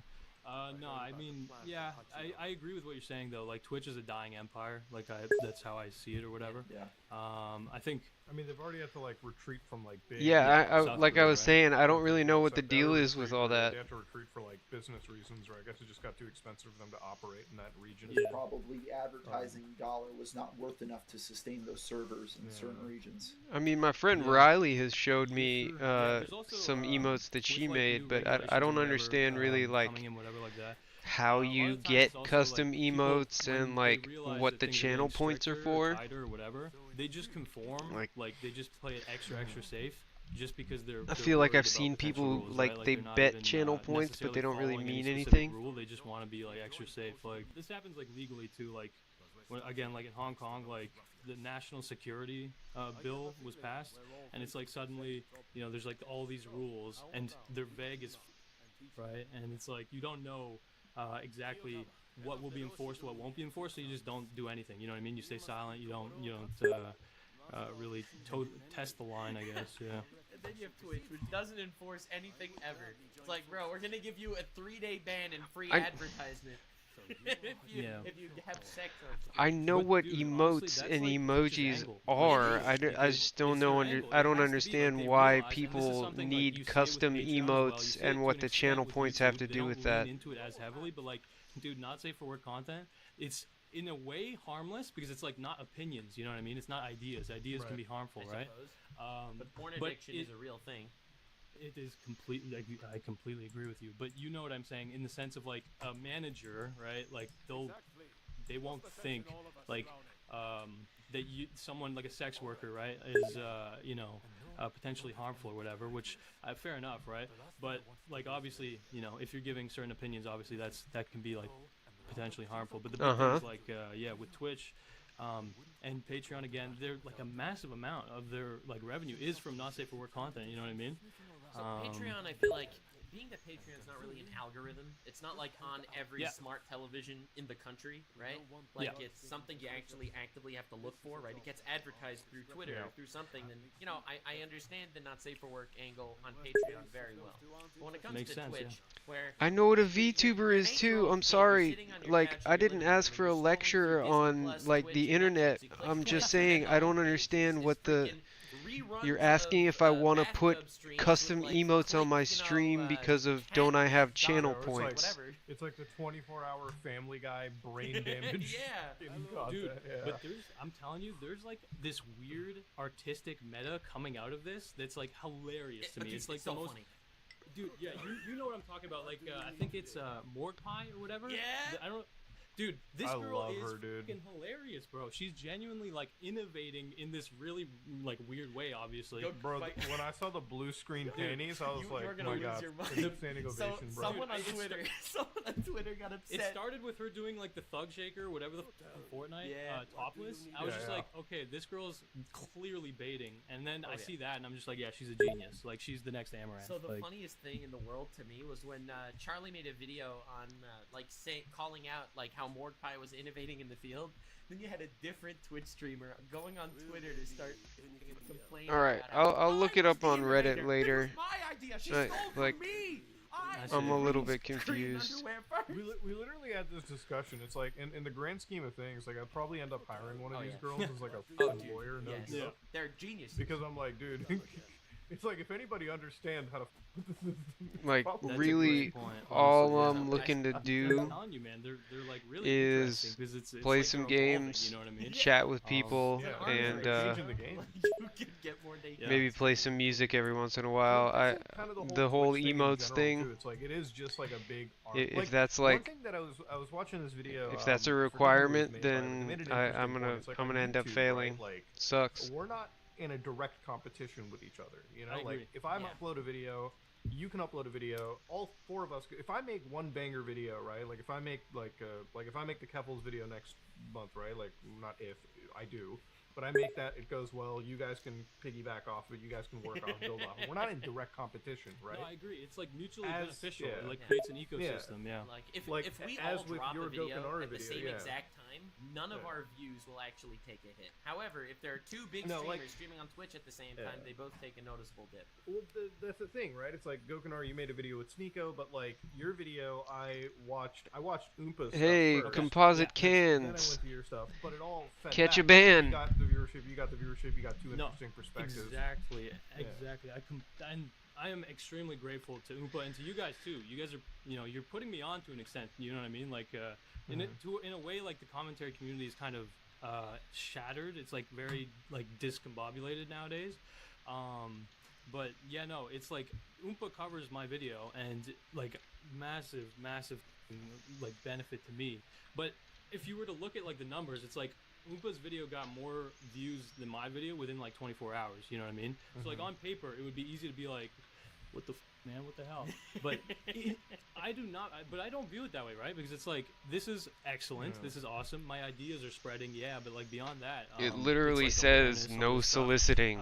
Especially the big one. I see You is, have like, to reaction click content, right? Like, I an feel like acknowledgement people are- not to come in I here and understand why solicit. people are like sketched out by, like, People XQC do or it people who, all like, day, shamelessly every react. day, though. But in my mind, I'm like totally fine. Anybody can react to any of my content, completely re-upload it without reacting. I don't care.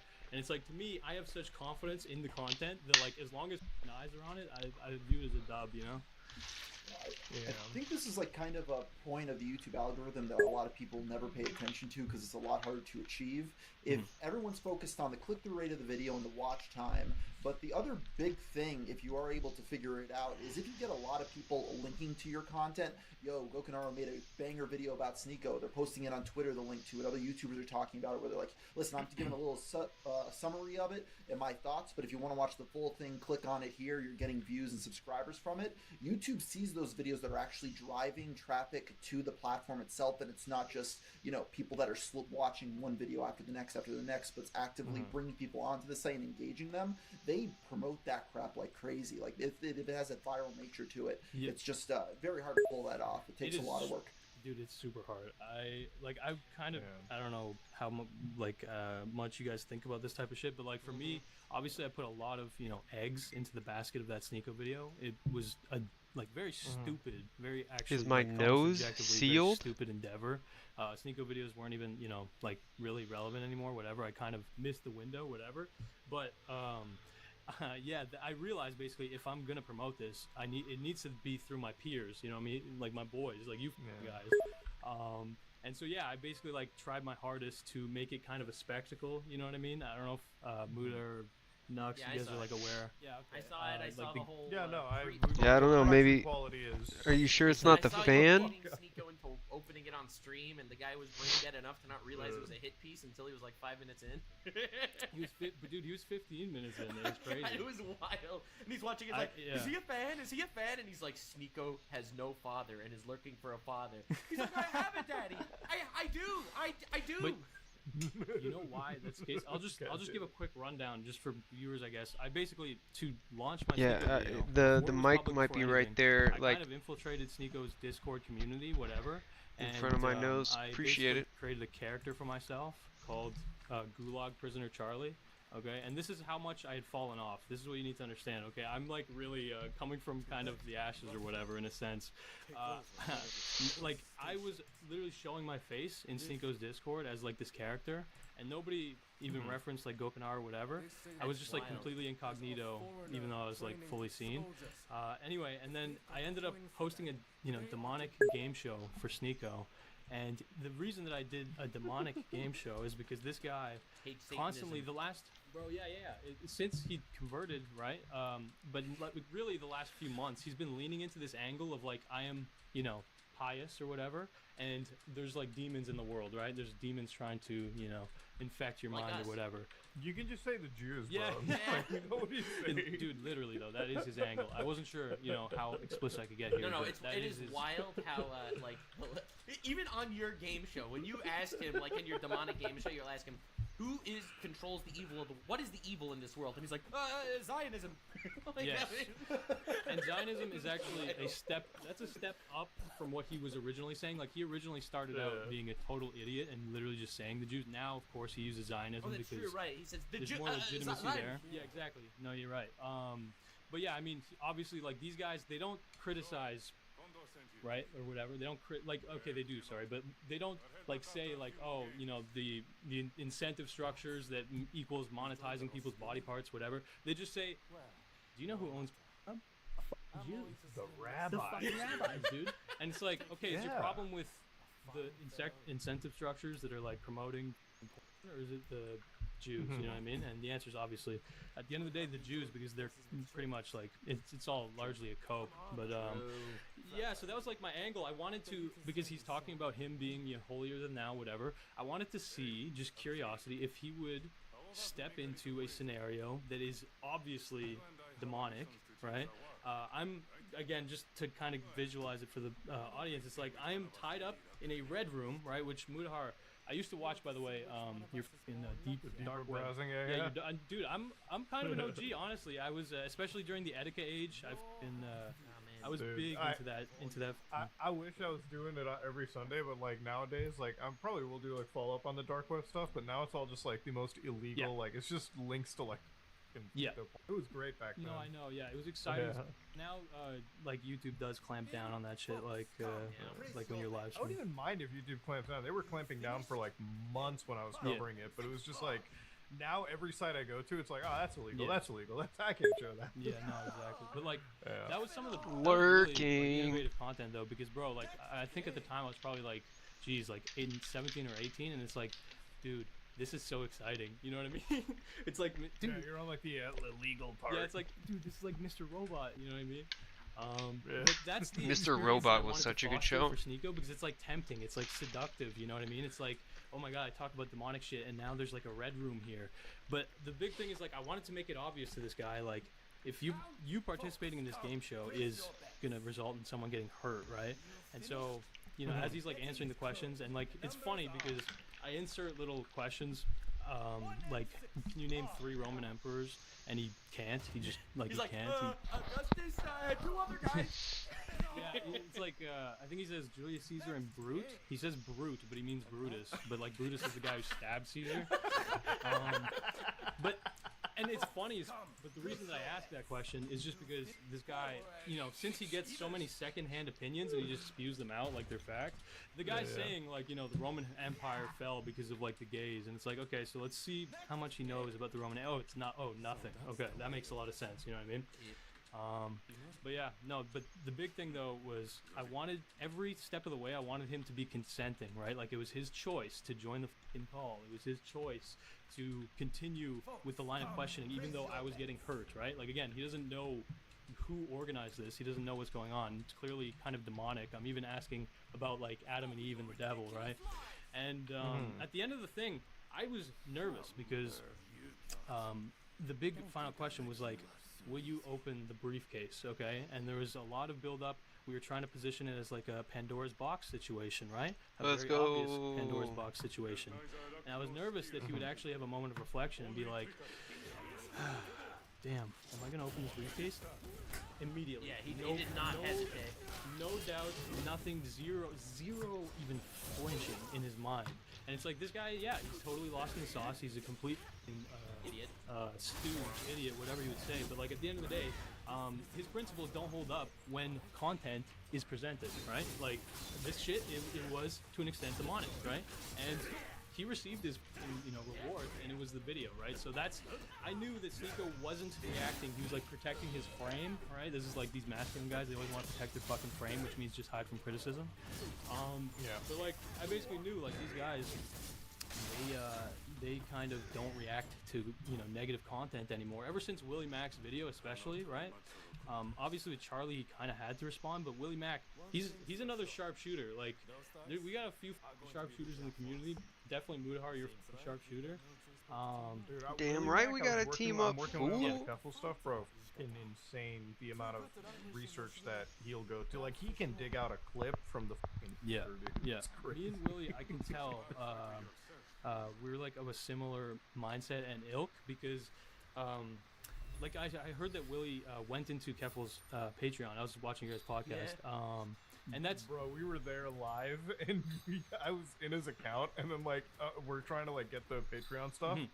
Literally, as it's live, I'm like, Willie, you won't believe this. Dude, I'm looking at an account. Dude, it's awesome. But the thing is that he realizes, like, with most people, this is a normal thing, right? But like, if you actually want to understand someone, understand their mindset, understand what they're promoting, especially like their end goal, whatever. Yeah, like if you infiltrate their community to an extent, you'll get like a pretty honest, reflection of what they're about, right? So like, yeah, I kind of joined Sneako's community, and I was just trying to understand like what's the mindset of someone who would watch Sneako, right?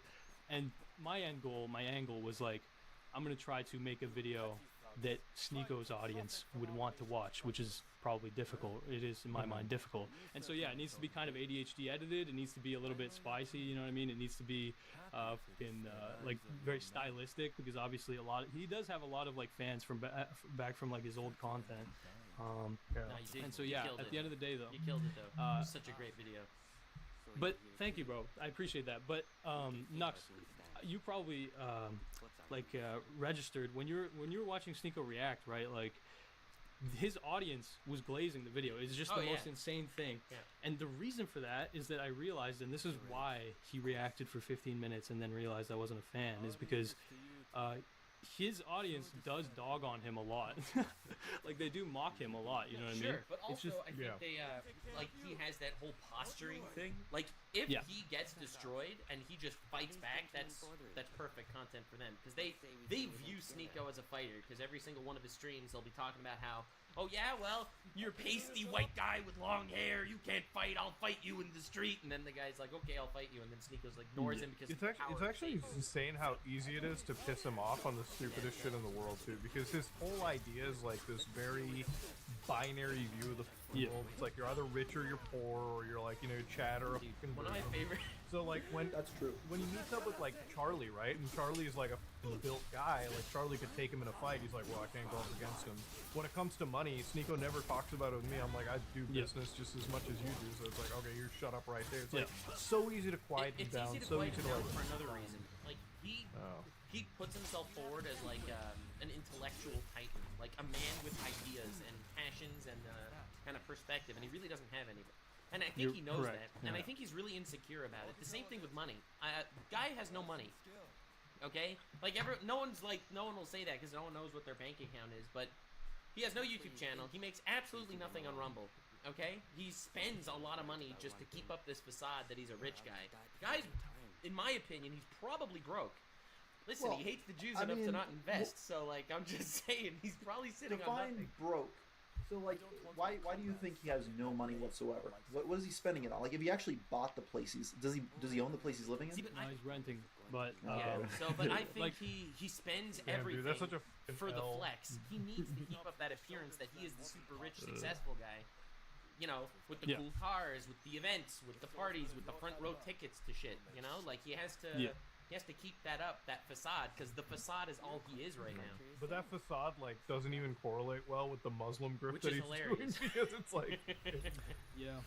Yeah, I mean, he, like, lately he has been taking the Muslim thing more seriously, but there was absolutely a point where it was a total, like, completely, borderline cynical, grift or whatever you'd say. But yeah, no, I mean, I don't angle at necessarily, you know, dogging on the fact that like he's broke or whatever, because I do think like let's be clear, he has more money than me, whatever the he's doing. But like I think it's more interesting, like because the big thing that I did, right, like I don't know, people might be listening and think, because the video is an hour and 50 minutes, which seems so excessive, like that's what people's initial reaction is. It's like, bro, on Sneeko, dude, I'm glad that people think that. The long videos are good, dude. Long videos are the best, especially when you're covering, like, you gotta like immediately, like, I always, like, one thing that I've always discussed with people when covering videos, like, on anybody, it's like, dude, why don't you shorten down like this crypto analysis by like an hour and 20 minutes? I'm like, no, trust me, I'm digging deep into it, okay? Like, and this is not meant for the TikTok brain, all right? I'm gonna go through every single aspect just so when this asshole responds, there's gonna be just like everything putting him down. No, long videos. That's great. no, that's facts. But my thing was, again, I was trying to angle for his audience, right? And they're ADHD-ified to shit. That's why he's like literally, like, again, you watch him during the game show, and he's like constantly. This was why I knew I could pull it off, was because he'll do what his audience wants, because they're like you know, short attention span. This is a big thing, by the way, with streaming. Like, it's so fascinating to see, but like people who are not aware of this, their brains get shaped by their chat. You know what I mean? Like the chat, people think like influencers are influencing their chat, but in reality, it's super cyclical. You know what I mean? Yeah. And Sneeko's like, are you saying that there's like audience capture, basically? That's the term? Yeah. Oh yeah. Okay. Sorry. Yeah. Audience capture. You see it, by the way, with Leafy as well, which I take aim at, in the video, because, and to an extent, I am sympathetic to Leafy, because I do think he has like some kind of a, you know, drug dependency potentially fueling what he was doing. But like him in the anti-gay arc, for those who aren't aware, literally just nonstop, like, not funny, just like, it's completely just homo bashing. Yeah, just like bashing gays or whatever, and it was like totally just for attention. Like, in my mind, it seemed obvious it was for attention, but like the reason for that is, you know, Leafy does get banned on YouTube, and you know, I'm not a supporter of that at all. At the time, I wasn't, at least. And so but when he goes to these alternate platforms, like, what do you think chat's gonna be saying on Rumble, right? Like, they're gonna be encouraging him to go as deep down the abyss as he possibly can, right? Like, and you see that in the video as well. It's like there's a point where Leafy is calling for the death of trans people, right? Like, that's what he's saying. And then Sneeko is pushing back on him, like, bro, like, this is not what you should be saying. Like, what are you doing? And the chat's calling Sneeko soy, like, fucking the Jews got him. It's incredible. Yeah, literally, like, the check cleared from your going in mask. Sneeko and Leafy are completely different beasts in my mind. Yeah. I think Leafy actually doesn't give a shit about anything. Like, he actually doesn't. Absolutely. So when he'll say things that are just completely extreme, it's not like it stands out, because it's not like it goes against his morals, because he doesn't have any. He doesn't claim to have any. Sneeko does claim to have some. So for him, it's always difficult, I think, and he has that battle. Yeah, I believe you were saying facts, Nux, where it's like he doesn't have ideas. He has opinions, and they're like super lazy, shitty opinions, and like that is, again, like, this is why this video took me so damn long, because I really wanted to like show where his, you know, ideas, opinions were coming from. And it's like he collects all of his ideas on stream from like the random more masculine dudes around him. You know what I mean? It's so fascinating. It's truly fascinating, because it's like almost every single big platform idea, it contradicts his prior, you know, principles or whatever, but it's also literally regurgitation. Like, it's not, you know, any kind of a deep level of understanding. He doesn't think through any of the things he actually says. He just says them because someone else said them. I think that's a pretty, like, let's say that's an ongoing theme on the internet, because I'm working on a big video about Ian Miles Chong, the infamous Twitter user. He's not dead, right? No, Bro, he's still alive. So that's the interesting thing, is that he, like, you would watch him, like, before Gamergate happened over a decade ago, he was, like, pro-feminism, like, anti, like, these no good gamers. He's a Reddit mod. He's an actual full-on Reddit mod. I think he, like, started GameRanks, maybe, possibly. He was, like, one of the co-founders of it, which is still, like, a big YouTube serious? channel.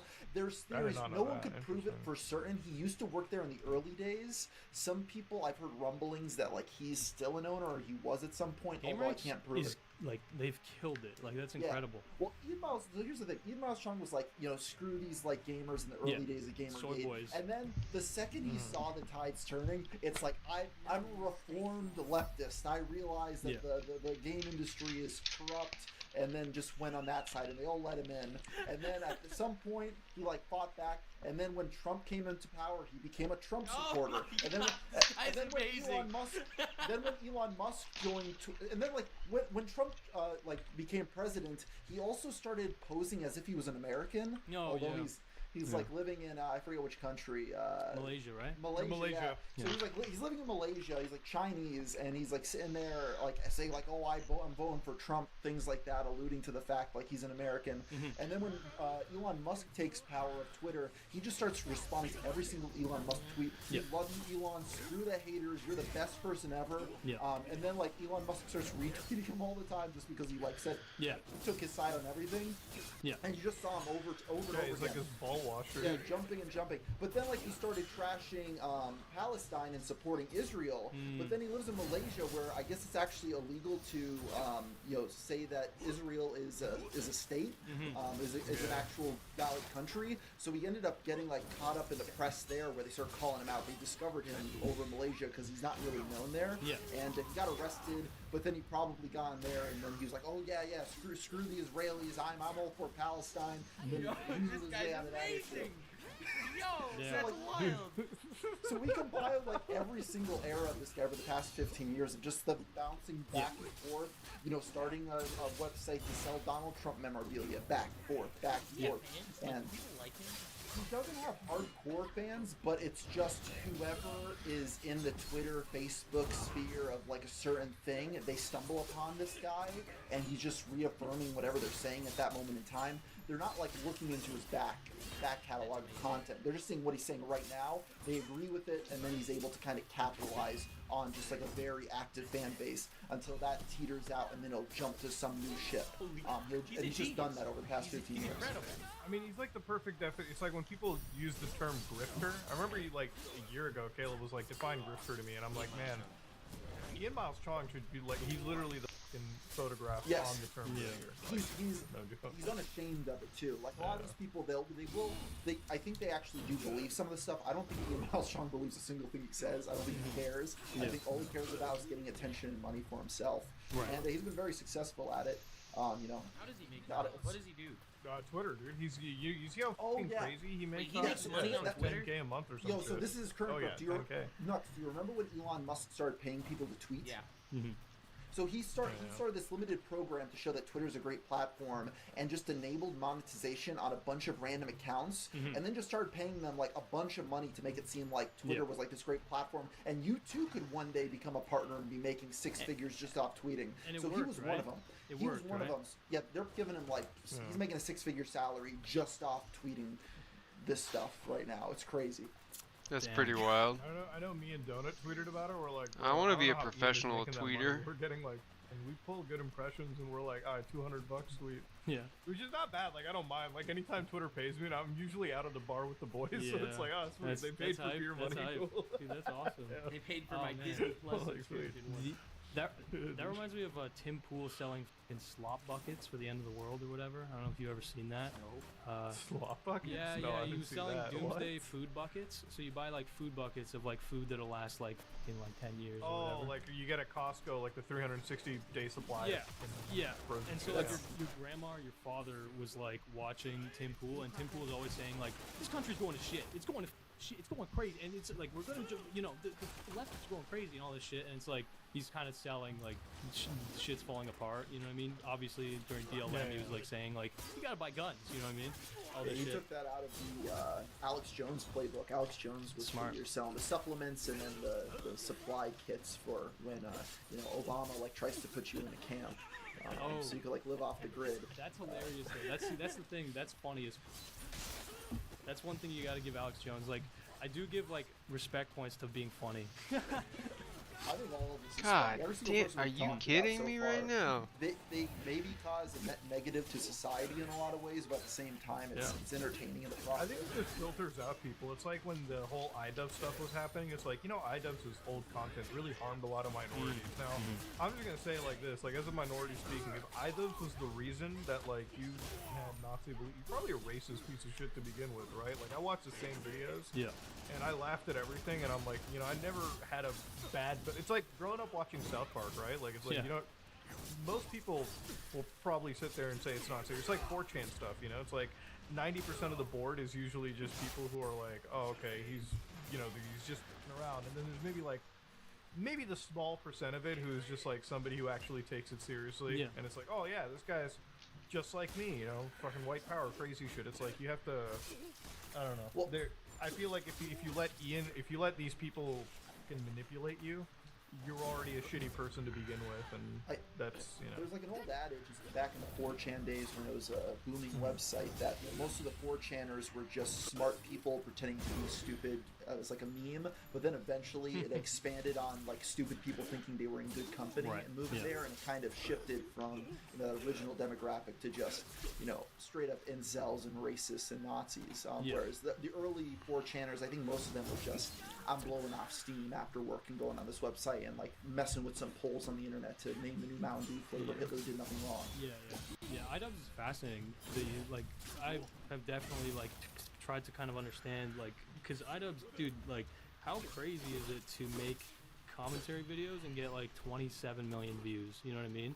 It is incredible, what he achieved. I have kind of an integral respect to iDubbbz just because it's how did you pull that off? And especially, man, some of them were insane. It was how did iDubbbz get 50 million views for saying the N-word to an 18-year-old girl, and there was almost no pushback. It was incredible, influence. He did have an influence. It wasn't, I don't think, as deep as you obviously you're saying. It wasn't that deep, but it is interesting.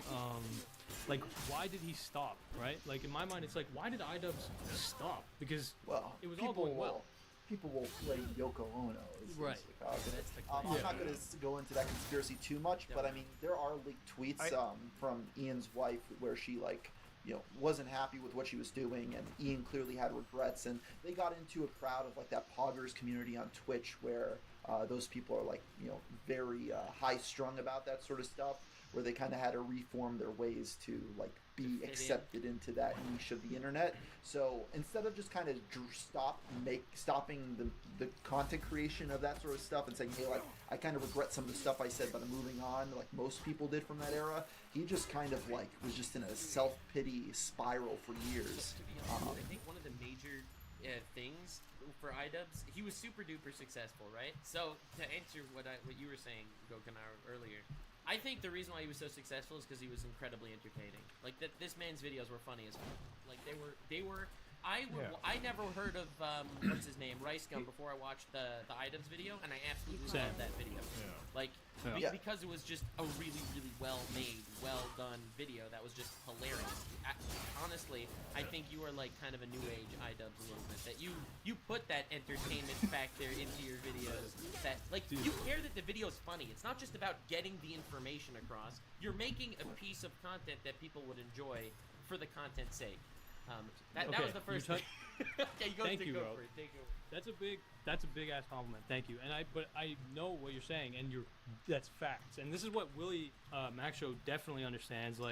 At the end of the day, it is entertainment, right? 100%. Aesthetics are more important than facts and logic a lot of the time, especially when it comes to drama, right? Because it's at the end of the day, it is kind of fodder. But I do think that to an extent, iDubbbz, I agree, self-pity to an extent, kind of overly contrite, whatever you would say. But there definitely was... self-hating to an extent, but there was definitely, and maybe imposter syndrome too, because she did 17 million views on commentary videos. It's just insane. But the thing is, he switched to he made that edgy content, then he switched over to the documentaries. The documentaries were doing great for him. Each one had less views than the previous one, and then Sam Hyde's one specifically which he didn't upload, and then he got hate for, and then he did upload, and then he got even more hate for it. Like, the documentary route didn't really satiate No, his here's the thing: audience. is he didn't see it through all the way, and he wasn't making them quick enough. True. If like he was doing like one a year, maybe one every 6 How many months. content cops did he do? He also did like one a year. At the end, he was doing that, but Yeah. it's just, but still, he switching over to that, and he was getting 6 million views on each one of those documentaries. Compared to now, he's getting like 200,000 views, which is like still a decent like mid-sized YouTube channel by all means. But it's not the same. I mean, I recently went up and filmed a documentary with Airsoft Fatty, and my concept for it was like, hey, it's been like 5 years since Full Force came out. Like, why isn't there an update to this? And I was talking to Airsoft Fatty in person. He's like, yeah, man, we reached out to iDubbbz to do something, and he didn't want to. He had wanted nothing to do with us. He's And afraid. it's like, He's afraid of another. well, and what's his name? I went back. I think it's just a matter of like what happened to him is he has to launder his image to the point of hanging out with this new community. And this is one of the things where like I like having Gokinaru and like a lot of the guests on our show, right? Like I always feel like when I bring you guys on, my connection to that Twitch poggers community, so to speak, Gets worse. Sheds it gets worse and worse. At this point, it doesn't exist, and I don't give a fuck about it. Yeah. Like, we're in a community where, like, I've never interacted with them in a content manner. So I've always interacted with you guys in a content manner, so I'm just going to stick to where roots are. Yeah. And where I think, like, at this point, I don't think the Twitch community really produces anything, because all the time I go over there, and anything of substance is usually watching a video from somebody in the call. So I'm always just going to stick around with this community call. I think for Ian, it was like laundering his image to fit with the community that would never accept him. Because we talk about his use of the N-word. We talk about, like, that stuff. I want to just, like, say, the one content cop I remember of him using the N-word was the Tana Monjo one, right? And he only used it because Tana was, like, very free with that word, and then she was trying to launder herself. So it was, like, very much, if you understood within the context of the things, right? There's a big difference between somebody being a fucking objective racist shithole and somebody, like, being iDubbbz. It's like watching the N-word episode from South Park, which is, like, one of the most insane. It's a great episode. beloved Great episodes. episode. Nobody's gonna sit there and say, "Oh, is Trey Parker a neo-Nazi?" Yeah. I mean, he said the N-word like how many times? No, like the whole point of that episode, if you understood the whole context of it, was about talking about how they very much had to spell it out with Stan and Token at the end, right? Where like Stan was like, "I get it. I'm not supposed to get it. I'm not in this situation. I don't understand the history." Yeah. That's the kind of stuff when Ian was talking about with that word or using any of these slurs.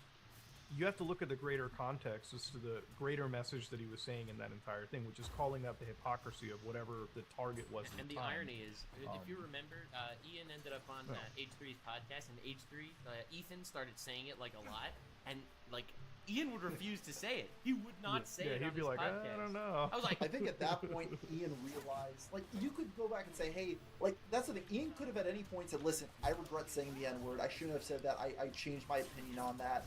Just move on. And it would have been fine. It's just the over and over apology, hating on your old fans because calling them racist and Nazis and, like Filthy Frank, Max Mofo, those people are in the same crowd.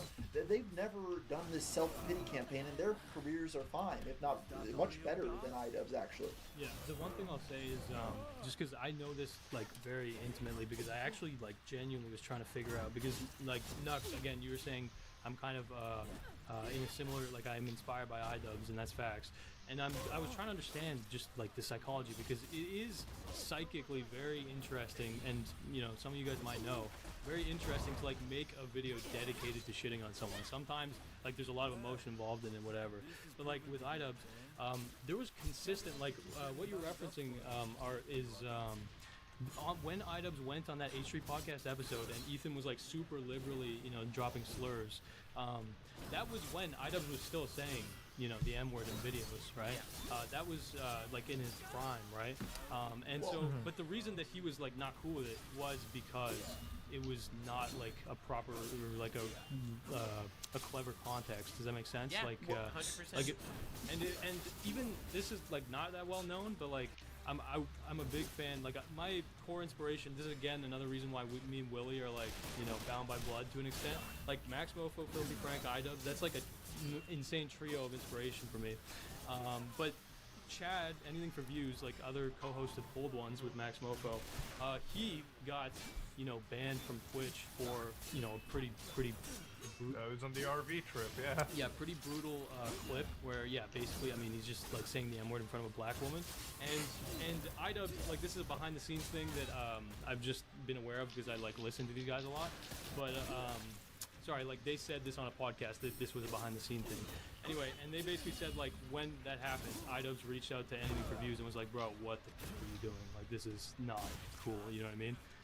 So he always has had principles around it. He wasn't ever just like thoughtless. That's the big thing with iDubbbz, like he wasn't thoughtless. But yeah, I think that honestly he got spooked by the influence because again, we don't have that much influence, but we do have influence, right? Like to an extent, right? Like if you watch someone, if they're selling you an idea, again with like Tim Pool, like what makes someone buy a slot bucket? It's like, yeah, you're getting to them a little bit, you know what I mean? You're marketing, selling something to them. And I think he realized, like, man, I don't have that much life experience, like, in a real way. Like, he actually kind of was, not that experienced of a guy, whatever. And he just, like, started to doubt himself, basically, once he, got socialized into these circles where, bro, this is like, I call this shit, PMC circles, which means, like, professional managerial class, which basically means these are people who they're optimizing for, like as if you're in a business setting where it's like you need to have HR and all this shit, you know what I mean? Like you need to be extremely politically correct to the point of not even discussing real fucking issues because it's like that's like, gonna trigger someone, or it's like a fucking, your safe space gonna get invaded or whatever. And I'm like, again, Muda, dude, you're like music to my ears when I hear you say like, I don't even want to be socialized with these people, because it's true. These people, they are managerially minded, okay? Like if they think you're like a brand risk, or you're like, you're covered in red paint, if you're covered in red paint, right? This is like a tactic when I was in Hong Kong. It's like, the protesters would get covered in blue paint, okay? And like they would just mass spray blue paint on the fucking crowd. And the reason for that is to identify them after the fact, right? And so if you get caught in some drama where you're like supporting some dude who said the M-word or whatever, you know what I mean? Again, this kind of when Critical made his kind of, little rebuttal to iDubbbz, that I could tell was him consciously being like, I don't want to conform to the basically like this kind of this mindset of like everything needs to be completely sanitized or whatever. I absolutely love that Charlie video on the iDubbbz thing. It's his most controversial, and it's rare for him to to really like make any kind of like divisive statement. I would think, right? I didn't necessarily agree with everything he said, but like by the fact that he made a video like that was so obviously against the grain of what's considered okay by the general broad like Twitch community or whatever, like it goes to show that his opinions are actually genuine. Like he actually will say what he thinks instead of just parrot the popular voice, which I thought was really nice to see, to be honest.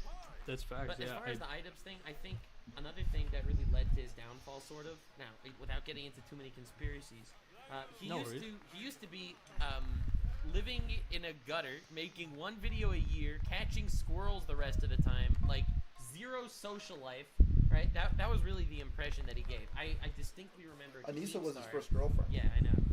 Distinctly talking about it on the Baited podcast. He said, I hate whenever iDubbbz gets into beef with somebody. Obviously, he said this because he got a content cop made on him, so he had a chip on his shoulder.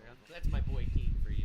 But, like, I hate everyone goes up against iDubbbz because it's not fair. iDubbbz has so much to work with because that guy made so much content. iDubbbz doesn't make any content. He's just sitting in the squirrels. Oh, and the squirrel is caught in the tree. He had, like, this whole weird ramble. Like how upset he was, because what are you going to call him out for? He only exists for his crazy in-character videos.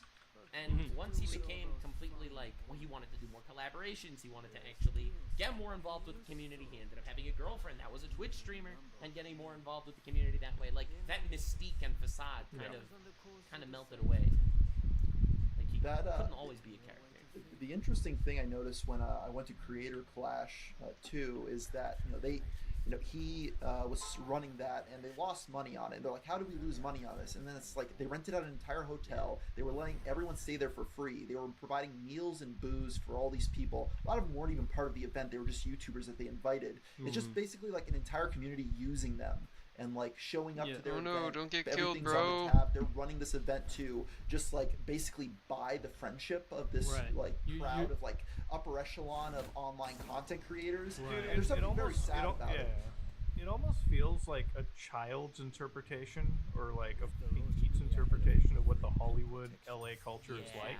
A little bit. You know, like for work I've been to California a fair bit of times, and it's just like what they want to replicate with Creator Clash and a lot of these, like, I guess you could say award shows, is almost like, hey, we're just as important as Hollywood, we're just as cool as them, and like you're trying to appeal to a market or legitimize yourself in a market that will never in a million years accept you. I mean, anytime you see like some mainstream celebrities interpretation of Twitch, it's always, or any form of online content creation, it's always like 10 years behind the pack. Yeah. It's not that they're not trying to understand you, it's that they're actively trying to disrespect you. Right. Like, online media, no matter what, it is growing at a pace that is far larger than anything traditional They're will fucking stand. nervous. Yeah, I mean, they're losing it. They're losing their. I mean, at this moment in time, like we talk about Tim Pool, we talk about influence, right? I would argue Tim Pool has more influence than, I would say, 70% of like all of the Fox News political pundits that I've seen on the internet, right? Like, it's crazy. You go to like, I was in New York City, October of last year, and you know the one sign that I kept seeing flash on Times Square. And I was sleeping right across Tim Pool's face. He was just constantly fucking promoting the Timcast. Like, I literally was like, I was in my hotel, like, trying to sleep. I open up my eyes and I just see the Timcast. I'm like, bro, sleep paralysis he's demon. putting in, dude. That's my fucking sleep paralysis demon. It's like Timcast on the main Times Square billboard. So I'm That's like, incredible. I'm like, dude, he's making good money. He's promoting, and he's more like known than I would say most of these. Like, I know more about Tim Pool than I know about the current Fox News hosts or anchors or the CNN people or anything, right? Yeah, because he's a person. Even some of the I think people that Taylor so Wire much and of stuff. today is like so much quicker to hook yourself onto like a personality of sorts. And it's like, oh, I know this guy, so therefore I'm gonna listen to his ideas because I know him and his ideas kind of mesh with mine, right? Like, there's that mentality, and I think. I mean, it's one of the reasons why like Hassan is also in that same boat too, right? Like, he's one of the most popular political streamers, and I would argue that even Hassan Piker has more legitimacy, or not, well, like more known, more clout than even some of the biggest like liberal, like, or right or left wing reporters that I would see out there, or people in that political I will argue against that point just a little bit in terms of the fact that Tim Pool, Hassan Piker, all these people, all they do is spend all day on mainstream media sources reacting to it. They're not actually news. They're just mooching off of all of the reporting from the mainstream media while also shitting on the mainstream media, even though their entire business is just like reacting to what the old school stuff is doing and giving their thoughts on it without providing any new insight, just off of like a hot take. That's why I think political punditry is the better term. That's why, like, when I said reporter, I'm like, immediately for like Hassan or Timbo, I'm like, hold on a minute, let's dial that one back a little bit. I think they're good for promoting that ideology, or like, constantly putting that into their head. I don't think they're good at reporting or like being on the ground or doing anything. I don't know much about. I know that Tim Pool used to be a reporter. I don't know about anything anymore. I don't know if he sends out people for him. I think you probably don't know this, but it is possible for an adult and a child to have dual Jesus Christ, the and it has a benefit. The Vosh clip. I wanted to bring up the Vosh clip. See, there you go. You're not going to see that on Twitter, huh? Yeah. I mean, you gotta give them that, I guess. True. You won't see that on mainstream media. No, take that, CNN. People realize, the YouTube people, 'cause I know Young Turks at one point try to have like investigative journalists where they're trying to expand, and what they quickly realize is, hey, there's no money in this. The money is sitting behind a desk, 100%. just running your mouth, a person in front of a camera. It's so cheap, you can make a ton of content. Quick to the news too. That's Being quick massive. to the news, just sitting there, and whenever there's a new topic, make the video. Sit on Twitch for 8 hours and click refresh on the homepage. Actually going out and having a journalist in the Middle East, like in like a war zone, taking video and like talking to people and risking their lives. No YouTubers doing that. I mean, maybe there's a couple, but most of the people that are like acting like they're very important in the political sphere online, they're just sitting on their butt all day, just giving their thoughts on things. And nothing wrong with that. There's a use for it. It works in a capitalist society, but I just don't. I don't like pretend I that think what I they just cover on my sit as, channel like, is like super yeah. important. I mean, I think for the political side of people, it's all just like people who exist just to reaffirm. I don't think anybody gives a shit about That's a like great the, point. the hard fact or like the debate of politics. Like even when it comes to like just working on the Skeffel stuff and it's like talking about like people want to turn this political. I'm like, dude, I'm just covering somebody that I think is a scam. Yeah, I'm not but here Keflis is trans. to talk so about are you trans? yeah. Are you anti-woke? Well, and that's the whole thing. My whole response to that, I'm like, you have to be like mentally disabled if you think that me criticizing one person that is trans is just suddenly criticizing them all. This is total. Yeah, you guys are It's like, like what the totally. fuck? This is like a great conversation, bro. I love this. This is awesome. But I agree, man. Like what you're saying is total facts. Like a lot of people, politics is literally just watching sports for them. It's blood 100%. sports. Like, Yeah. and in a way, I like the debate bros because they're almost honest about that. You know what I mean? Because it's like it is literally like at the end of the day, like, are we really trying to change each other's minds? It's no, not we're trying to water, flex our it's fucking aqua. we're trying to flex our linguistic skills, kind of. But like in terms of what Gamer from Mars was saying, like, yeah, immediacy, especially like when it comes to reliability, like consistent uploading, whatever. Immediacy is really like fucking easy in itself and whatever, because obviously you can kind of latch on to whatever is the most current fucking news or whatever. But yeah, no, I'm a big fan of this shit. A lot of the times too, it's like these people, again, with the PMC, like the managerial mindset, it's like, do these people actually care about the issues, or are they trying to masturbate? You know what I mean? Like, are they trying to like stoke their egos and feel like they're just doing the right thing? You know what I mean? Like confirm their fucking biases, whatever. And I think a lot of times, yeah, it's just masturbation. Like it's just completely impotent. So, yeah. I think where it gets into like a bit of the danger, and I think Nux, you brought this up like last episode, was when like I think it was Vosh who said like misinformation is fine if it promotes like a leftist cause, and I'm like, I saw that, yeah. In no way, in my opinion, is misinformation like ever okay. You know, if you're gonna be somebody that wants to call themselves like a reporter or like cover facts, like try to cover as much fact as you can. I was gonna mention that earlier Like- because Art was talking about how there's no money in investigative journalism. I would argue that most people that are like doing really well in politics don't want an investigative journalist purely because it turns out things are going to be shades of gray, and no one wants shades of gray. Everyone wants an extreme opinion backing them up. So the last I'm thing actually Ben so glad that Shapiro you just or fucking said Hassan that. want is an actual shades of gray investigation, right? They want Mhm. an Well, extreme take. Yeah. So I don't know. There's this thing called the Sweet Baby Ink stuff. I don't know if you guys have been following that controversy. It's the Gamergate 2? stuff. Yeah. So okay, it's interesting because like I covered that right like a couple days after the controversy, and I was like looking into everything that I could about it. Right. Like so one thing that I hate about the internet as of now is like, when talking about this topic, it's always like, oh, these are right-wing neo-Nazis that hate Here, let me minorities, feel or like Gokenheimer into this because these are like white erasure type individuals on the other Mhm. end. And like I'm looking into where the origin point of this controversy is, who's like behind it, like everything. And like you said, Nux, everything is a shade of gray, right? Like it's a situation where one Jesus, guy it's makes so a Steam stuffy group in here. talking I gotta about, like, figure I don't want to something buy else games out. from this diversity DEI firm like company, which is fine. That's your right. You know, you're allowed to respond however you want financially. Hold The on, other I'll be right side back. Starts a fucking actual campaign to get this dude's Steam account removed. So I'm like, okay, so you started the first salvo of harassment, and now it's become a thing where people are trying to extrapolate it into like, oh,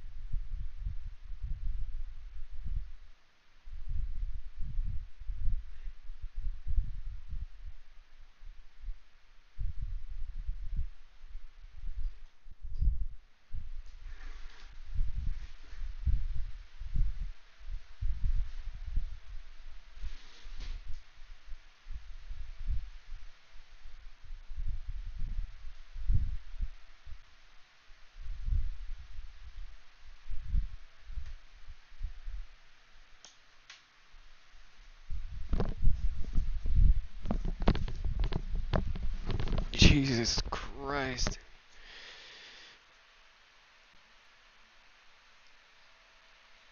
It's fucking 78 fucking degrees in this bitch right now. It's goddamn unacceptable.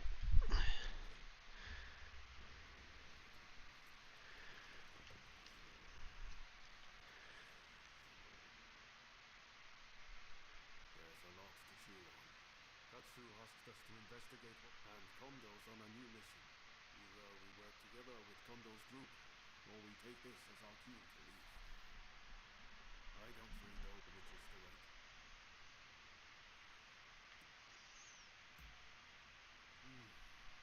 If we parted ways with Kondo, we could ferret out what they're up to. They wouldn't have to answer to anyone, but maybe we should just side with the anti-Shogunate faction. For better or... We'll have to make sure the troops left in Kyoto behave themselves, while trying to root out any anti-Shogunate saboteurs. And if Katsura and his men do try to take a shot at the Shogun, we'll have a fight on our hands.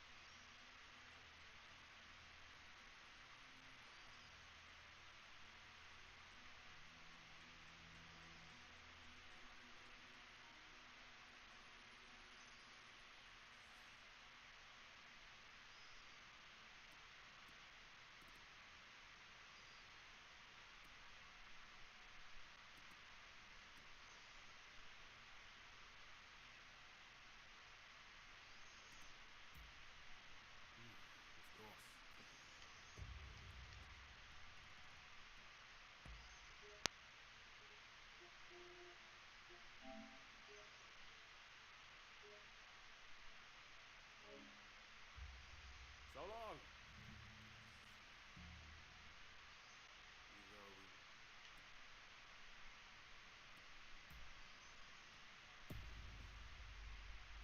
Yes. I think that's probably for the... The thing is, we're not really part of either faction.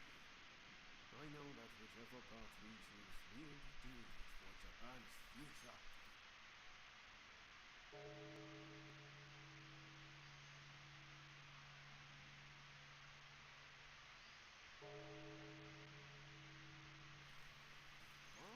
is it time already? Is anyone else going to show? Huh? Looks like everyone's here.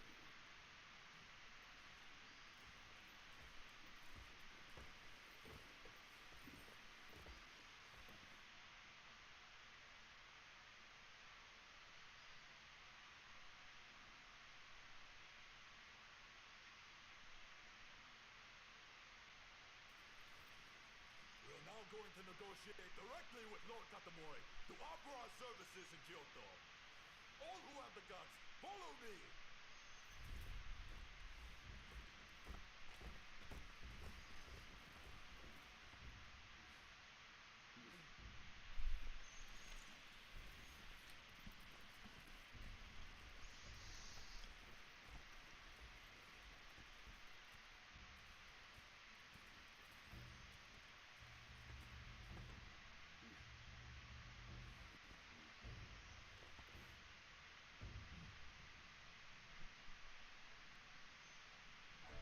Ever since the Shogun arrived in Kyoto, the city has been in constant turmoil.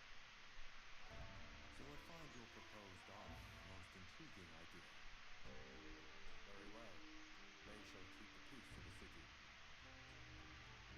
And from now on, let them be known as the Shinsengumi.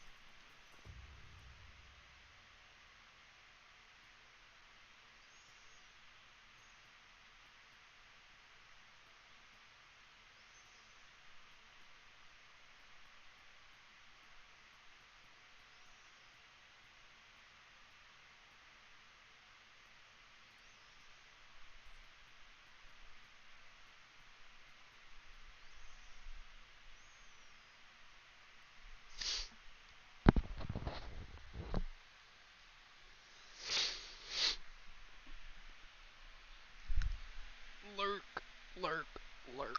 Herk-a-dirk-a-dirk.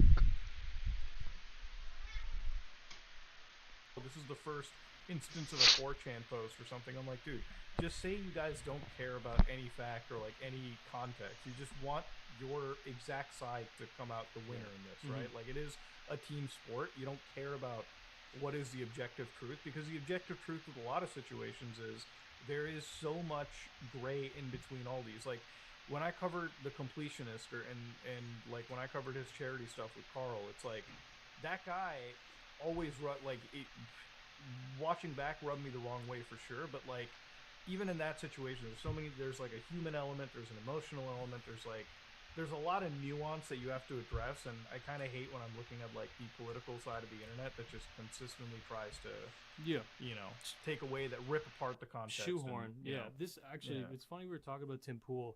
He has a super like I guess it's not that well known, but it's like at the time well-known case where his claim to fame, honestly, because he worked for Vice, right? Like, I don't know if you guys have ever seen the Vice videos where it's like cannibal, like there's like a real life cannibal.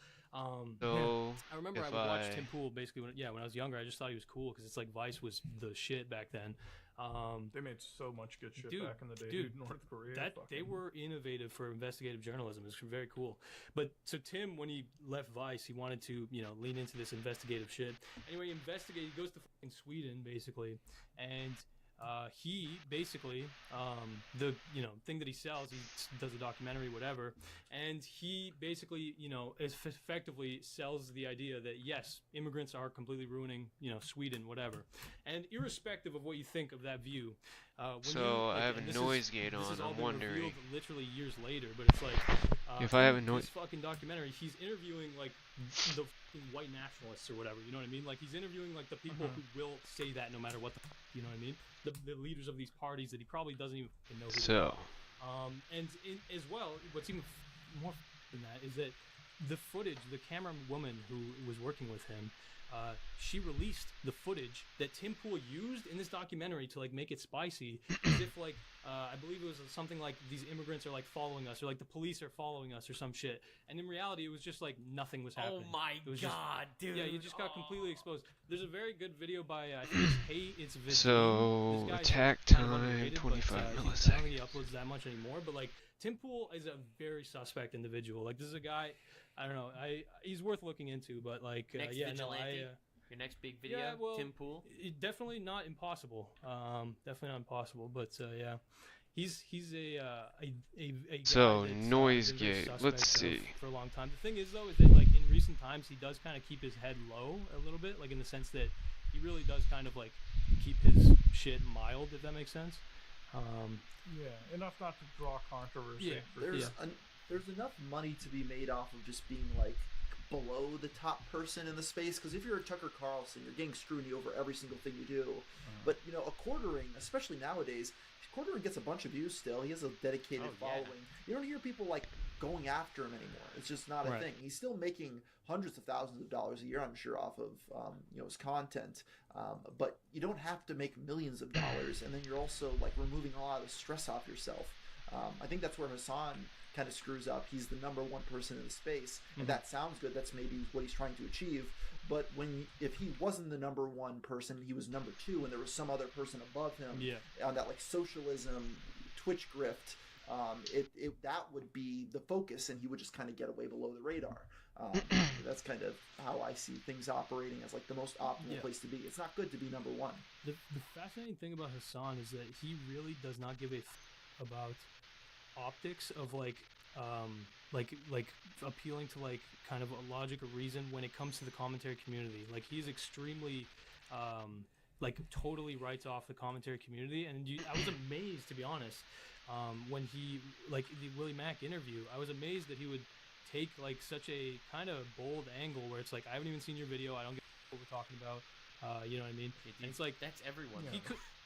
Yeah, all that he needed to potentially, I mean, all that he probably needed to do to like save face or whatever you would say is just like probably watch the video, agree with some shit, not agree with some of it, you know what I mean? Like, just take the lickings, like and like improve whatever. But it's like, okay, no, it's like complete. You're not my. So I got the target noise demographic, suppressor okay? on now. Yeah, I don't know. It's At the end of the definitely. day, it doesn't matter though. Yeah. That's true. The Wonder if that secret helps. sauce of one of these people, a Tim Pool, a Hassan Piker, a Quartering, is that Persistence. one, they're persistent. They never stop. They're able.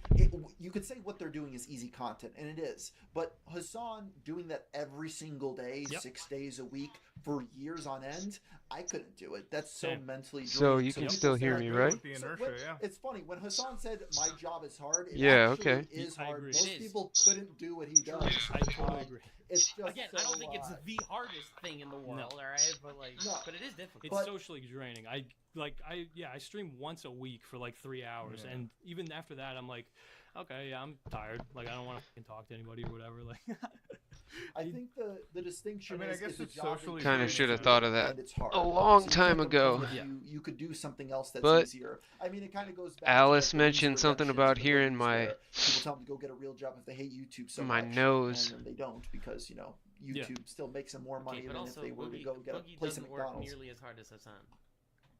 No, that's the other. Well, it's just it's different in a lot of ways. But I think that's just kind of an interesting distinction. I think it's just the idea of like not being able to take the slightest criticism. Like when I watched a clip of Hassan like right after I made like a tweet about it, and he was like, Muda jumped on even with the added context. I'm like, it's not jumping on. It's like, dude, I have always said like, bro, coming from like a 9-to-5 office to office grind, I love running my own company more than I do any, because all of the rewards come back to me. Even if I'm working more, if you looked at like the per week, I'm like, at least my reward pool is higher. I'm like, dude, you have a good life, you have good everything. Like, you first off, to stream, you don't even have to fucking think of driving. Like, imagine living in fucking LA and then having to like, oh shit, I have to go to work, I have to drive. Like, Jen has to fucking drive to work.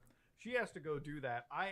Most of my stuff, if I wanted to, I could even remote at home. I'm like, dude, just take the fucking lickings. Just accept accept that you're fucking blessed, and like, just whatever. Socially draining. Also, it's socially draining because you bring this shit onto yourself too. You know. True. Well, and there's nothing stopping him from saying, I'm only going to stream twice a week, and he'd still make more than enough money to sustain himself for the rest of his life. He doesn't need to work anymore. So I think a lot of YouTubers are in that position when they get successful enough where you're adding more workload to yourself just because that's what you want to do.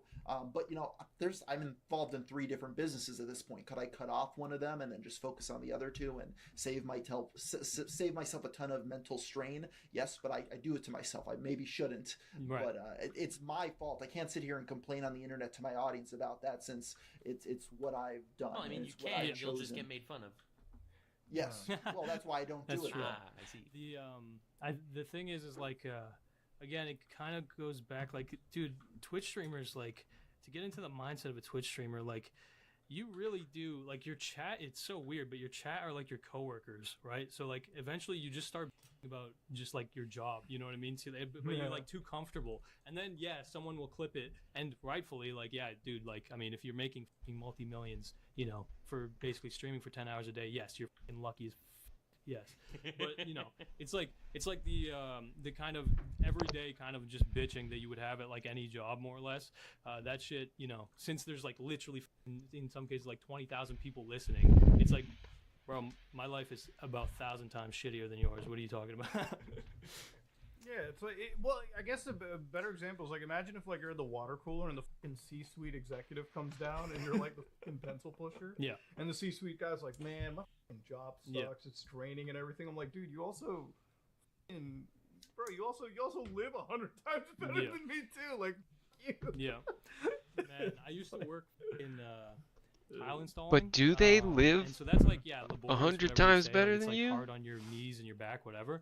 But dude, there's something about like these trades guys that they just have like this completely undefeatable like mindset. And one of the funniest manifestations of this, I remember, because this is like a family trade, working with my dad, like when I was she's probably too young, but like basically one of the guys at this job, he had a tattoo. He was a Russian guy, like fresh off the boat immigrant guy, and he just got a tattoo. He was all excited about it. He was just learning English, and the fucking tattoo was all like along his arm, and it's just said "everyday good."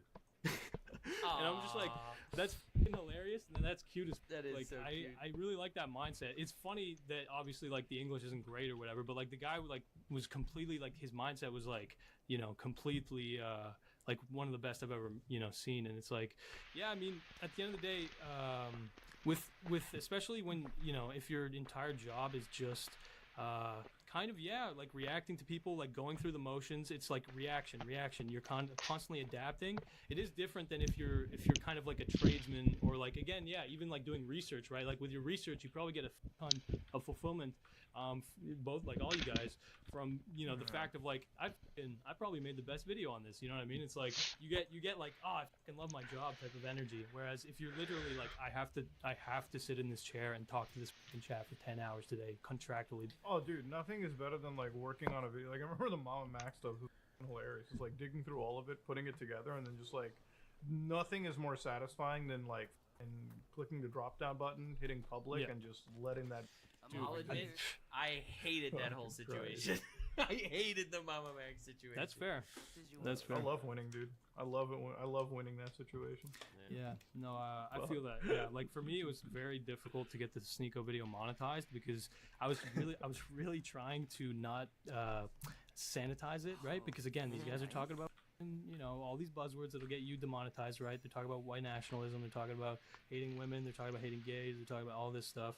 And I really wanted to like, because it's like, I really wanted to take it head on, right? Because it's like, a lot of times, and I understand that this is not even a criticism, but like, it's really easy to focus on the person, right? But in my mind, Sneako as a person was just an amalgam of these like dog shit opinions. Yeah. Like every time he gets criticism, he falls back on like his fucking principles or his opinions or whatever. And so yeah, I just really wanted to like take the fight to his fucking opinions. And I'm like, again, I'm really glad that, you know, it's it got monetized and whatever, because it took like literally fucking like 17 tries. Like damn, that's a record. I needed it to be honest. Like you guys would know, like if a video gets demonetized, it doesn't get carried in the algorithm. You make we know. It's like a death sentence. Yeah. Yeah. You gotta play. My thing with like any videos, like when it gets fucking age restricted, that's like you just know the video's it's dead. You can just look at it on the real time Completely graph. dead. Yeah. It's over. Yep. Yeah. There's like some of the incentive structures on YouTube, like it literally takes a masochist to you know, make certain videos, especially, you know, again, if you're like really like grappling with certain ideas, it's tough, man. Yeah. That's why, like, ever since the adpocalypse like happened, and I've discussed this with Art and everyone too, and it's like I moved all my money in investing and like starting up our business. So it's like Genius. The moment, like, so when I made the Sneako video, it's like when he kept on like using the R word and everything, I'm just like, oh, that one? Right. Oh, don't worry, I'll just throw it out there. Yeah.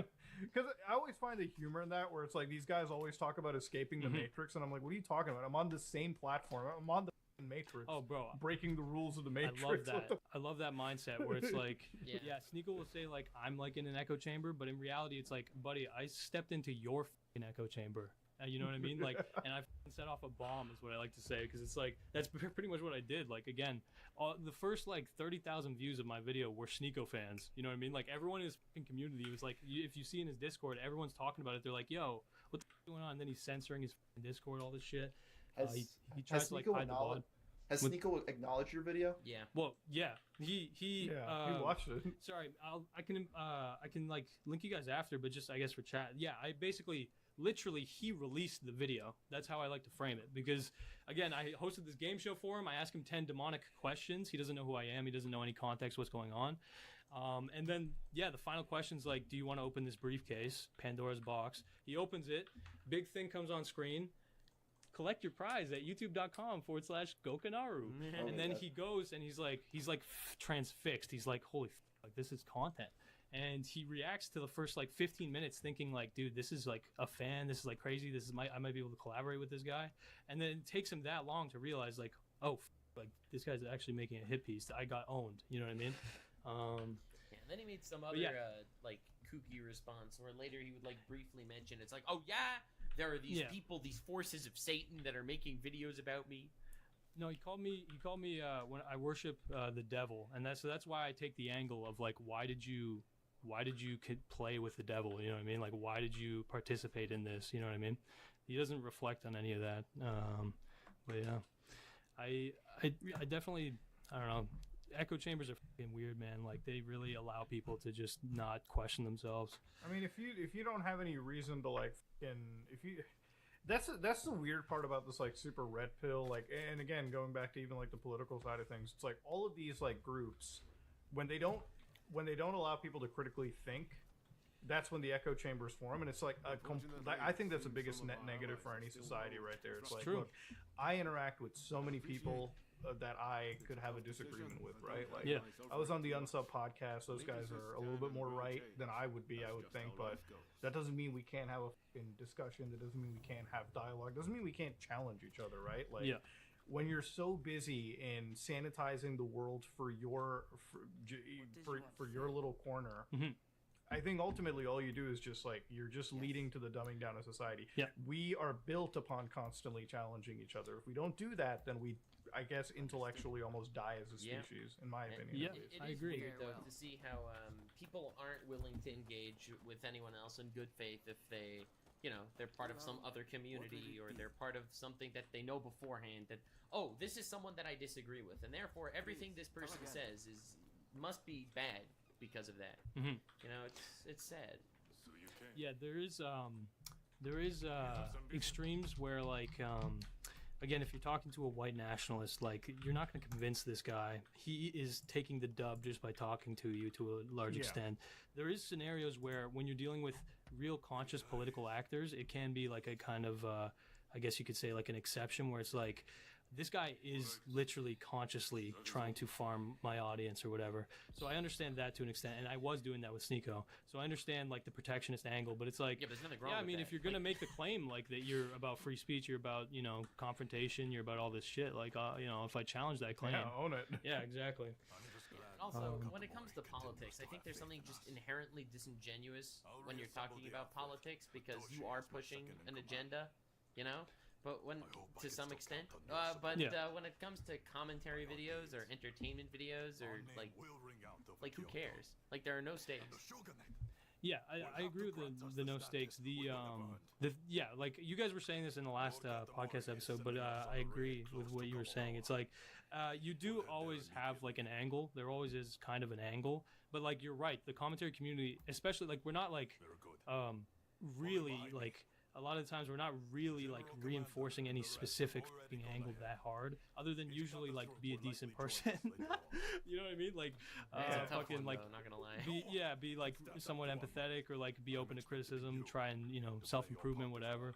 But yeah, I mean, to an extent, like like there's like some shit that I guess the commentary community you could criticize, like lolcows. I could get why people would look at that and be like, well, why are you making content about a lolcow if he's like not gonna improve or whatever? But you know, at the end of the day, again, it falls back on like entertainment, bro. Like, that's you know, kind of what it is. I mean, it's like people that like, for me, lolcow stuff is always like I make one video and I call it a day. Like if I'm really interested on a person, because it's just how my brain works. Like I'm really interested, like Hevel's a lolcow to me. Like I want to cover her once, not because I think she's a scammer, but I think that there's like a history of like just stupid shit. Yeah, I understand that. So cover it once, call it be done. But like I think the amount of, like there's a big difference between like people that make like 300 videos on like why isn't DSP gaming getting better? I'm like, he's never gonna learn, dude. Like who gives a shit? Like it's over. Like, you're not gonna win against somebody like that. But I think in a general sense, like when I think of like the commentary community like us, it's just I feel like the benefit of this community is that it's mostly filled with, I wouldn't say just like apolitical people. I think everyone has like everyone has their opinion. but the content However, isn't inherently like, political. I think it's always a message that the normal like level-headed person can get into. Like I make a video about a crypto scammer. It's not that I'm putting any leaning in. I'm just saying like you shouldn't scam your audience. I think every single person who's not an abject asshole can agree. Yeah, you probably shouldn't be fucking like financially scamming the destitute out there that don't know anything. Pretty anti-woke of you and Nazi adjacent to call out Sweet Baby Inc. the way you did. Dude,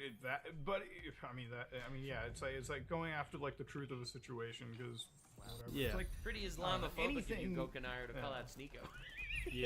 Facts, no, that's facts, I mean, this is, again, like, this is kind of what I'm trying to push against a little bit, where it's like the managerial mindset, you know, like again, you could consider it like the teacher in elementary school mindset, where it's like overprotection, you know, like you can't, you know, throw snowballs, you can't, now people are like, you know, arguing over like snow forts in Canada. This is like a big thing. It doesn't actually matter, but it's interesting. It's like you can't build snow forts during recess because there's like disputes and whatever, and it's like this is all kind of like like a part of communication, part of growing up, realizing there is power dynamics, like all this shit. You're kind of, again, when you leave people down a completely sanitized path and you don't have them confront anything that's like harsh or like you know, that negative. Again, schools are like a safe space to an extent, but it's like you should have some kind of controlled confrontation with, like, you know, just reality to an extent, you know what I mean? And yeah, I see a lot of communities that just are trying to obscure, like, no, it's all good, everything's okay, don't worry. But yeah, no, I love the fight, bro. Like I and that's maybe my like, you could definitely criticize me for that, but like I wanted to be honest about the fact of like, yeah, you know, Sneeko is influencing kids. Like, we were talking about influence. It's like there is a difference when you're trying to influence kids, right? Because yeah, the kids might be modeling off of their parents, but like kids are malleable, you know what I mean? And like, as people have seen, like Sneeko does influence kids. That's his fucking goal. That's his angle. He wants them to not be gay. He wants them to be, you know, all these things. He's like I think someone said it, but he's like kind of a groomer, you know, to an extent. But like, at the end of the day, though, I wanted, like, yeah, sure, to have like this, you know, moral or whatever, but like at the end of the day, I understand, like, this is kind of just fun. Like, this is just blood sports to me, you know what I mean? This is a like a, to be fair, a reason to like care, you know what I mean? Sneeko picked the fight first, right? Like, but when you pick a fight with Sneeko, I feel like it's called for, you know? All's fair at some point. Like, if he's gonna sit there and call everyone out for a fight, saying that I'm willing to fight anyone, willing to intellectually spar with anyone, like, at that point, he's opening it up. Right? Yeah, and the thing is that I would have easily, in a heartbeat, I would have a conversation with this guy, off camera, on camera, I don't really care. He only has but it's like, conversations with people that he could learn to emulate. Exactly. One of the most fascinating things about this guy, I was trying to understand why, but he has shifted kind of his focus lately away from total fixation on clout and money, and toward like just literally building his own echo chambers. And he'll go on to podcasts with legitimately 300 viewers, and just shoot the shit. And the reason for that is that he can say gays are pedophiles and nobody in the podcast will check him, you know what I mean? Yeah, it's weird, man. It's like, and honestly, he can go on the podcast because it's like, okay, you're talking to nobody basically, so do what you want. But yeah, this guy's not gonna push back because you're the biggest guest that they ever literally. To be fair, when I said that he's probably broke, I didn't mean that as an insult. I just mean it's the facade that he puts on. No, you're right. Like, no. Like, I'm not insulting people for being broke. Like, that's not what I was saying. You're 100% correct that he sells success. He does. Yeah. That's a fact. He kind of has to, because his big angle is that he sells a course on how to be a fucking influencer. And so if he isn't successful, you know what I mean, if he doesn't kind of reflect some kind of, you know, massive you know what I mean? The thing about what they sell, and it's one of the things that I had at the end of the Sneeko video, like, I feel like the target demographic for all these videos, and this is not just Sneeko, it's like Fresh and Fit, it's all these other like Red Pill type guys, it's always appealing to individuals with like the worst arguments, and it's literally just people that need like a fucking father figure. Like, there's some child abandonment at home, you know, because I kind of sit there and I say, it's like, you don't need to be these guys. Like, I've always said, like, the most successful the most financially successful people I've ever met are the ones that like never talk about it. Yeah, know? that's like the Chinese. It's like a stereotype, but it's like Chinese usually billionaires, whatever. They always understate. You know what I mean? Like the reality like, of it. I always sit there and I pretty much just say, I'm like, listen, I don't ever tell people like the successful business. Like, I never like have an extra competition in my market, and also it's like, I've worked my ass off to get to this point, so it's like I'm not gonna even bother explaining like how to, you know? Yeah. Like, the thing is there's a weird, and this is actually really true what you're saying. Like, it is kind of stupid if you're actually, you know, wealthy, or if you've actually built some kind of an empire. It's kind of, in a way, stupid to like write a playbook on how you did it to an extent. You know what I mean? Yeah. Because you see it with Tate, by the way. Unless you're not Tate, selling anything. Well, Tate's big crux is his ego. That guy, his ego, truly is his downfall. It's almost like a Shakespearean tragedy because the way that this guy was so fucking just reveling in his own genius when he was doing the pimping courses, which you guys have talked about with Willie. Like, he was proudly saying, I was taking the money that I was telling them was for taxes. I was basically, I have my bottom bitch, and my bottom bitch is 15 years old, and she manipulates these fucking girls who, end up at being like my prime fucking loot that I make my money off of. Like, it is to an extent, like, these guys do, it's so weird, bro, but they honestly do like flexing to people younger than them. They like the feeling of, like, I am the leader of this fucking tribe, you know what I mean? And it's I am that, the cult I think leader. it's ego. It's definitely a lot ego, but it's also, that is the content. That's what they're selling, right? Like, how much Right. money do they make on these courses? Well, you're not going to make money on that course if you lot. live in an igloo, okay? You're going to make money Yeah. on that course if you look like you're living in a mansion surrounded by Yeah.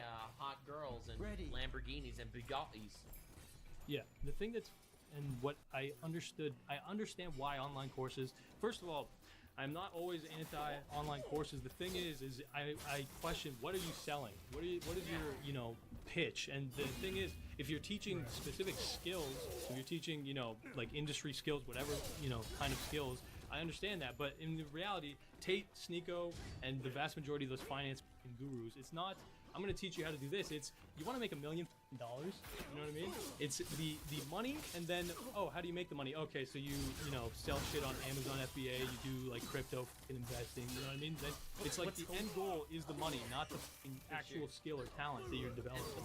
And so, when they mentioned the Amazon, I have to get going, guys. It's been a great chat. I'll let you guys keep on going, though. God bless, bro. We'll wrap up soon. God bless, bro. Thank you, bro. Yeah. Good having you. I think when it comes to like the Amazon FBA shit, I'm glad you mentioned it. It's like, think about like back in the 90s and shit, right? Like, what was the big course that they were selling? It's like eBay, It's like make an eBay account, just hustle shit. That's kind of the same mentality that you sort of see with some of these people. Like, they're just pushing, these it is just a get rich quick scheme. It's like when somebody says crypto investing, right? I think gambling. Yeah. When I think of investing, like, I had this discussion with, I think it was FaZe Banks when I was talking about, like, what was it? Like, he was telling me, it's like, Muda, you buying property does them like 35x. And I'm like, bro, I'm not expecting, if something 35x is, that means I won the lottery, bro. Yeah, that's like this is what you need to understand is that this is a literal dopamine demonic tier of like, I want my hit. You know what I mean? It's not investment. That is not what that is. That is like, again, Buddha, I can tell without a doubt you're a man who kind of understands investment in the sense that it's like, I pay now, my life is shit now, and it's like, but I'm building something that lasts. You know what I mean? Like, I'm pouring the foundation, I'm building a house that is stable, right? And in reality, I mean, that is all investment is. Yeah, it's like, I can tell you, like, dude, the one time I ended up buying myself like a brand new vehicle, like a nice car, was like, I want to say in summer of last year. And I had money to do it beforehand, but it was always just like, invest my money, make sure it's right. This is the only time where I like took some personally, like, and I was like, oh, let me just do like a dumb purchase just to say I did it at one point in my life. And like, other than that, it's like for me, making money is always just like reinvesting it for family, friends, and like myself. Yeah. Because the amount I need to live is very little. Like, I bought Dragon's Dogma 2 like in game for like $100, and I'm like, I feel like shit about it. Cause I'm like, that's $100 that went somewhere. And, But I don't know, when it comes to like some of these people that are in like this hustle culture and these like sneakers, like immediacy is their downfall. And there's like, that's the worst message to send to like a young person, because it's like, if you want to tell a young person, it's like, bro, what does it take to make money? I'm like, what it takes is actual hours and an actual skilled it takes an actual amount of dedication and risk, right? Risk is the most important thing. Like, when the apocalypse happened, I took everything that I had, and I'll say that I pretty much gambled it, right? Like, investing into a business. I took a risk on myself but it paid off. It worked. Yeah. It was rocky You to have get a lot there, more but that's the control whole when thing. you're investing it into yourself. Like, you know what I mean? Like, Yeah, versus throwing it in shit coins and expecting it in like 24 hours to in 100x or something. And I was like, okay, sure, maybe no, not. it's funny you invoke FaZe Banks because one of the guys that I cover in the Sneeko video, it's basically I go into, because this is the funnel, right? Like a big part of the video was I wanted people, even people who don't watch these guys, to understand like falling down the funnel. It starts with hating women, and then you go to hating gays, and then you go to the Jews, and then, but at the end of the day, what's the funnel? What's the final of all these ideas? Buy my course. You know what I mean? My course will guide you through. Yeah, and so one of the point again, go on. It's selling the idea. It's selling the visage, right? But Yeah. it doesn't start with hating women. Counterculture. It doesn't start with hating women. It starts with hating yourself.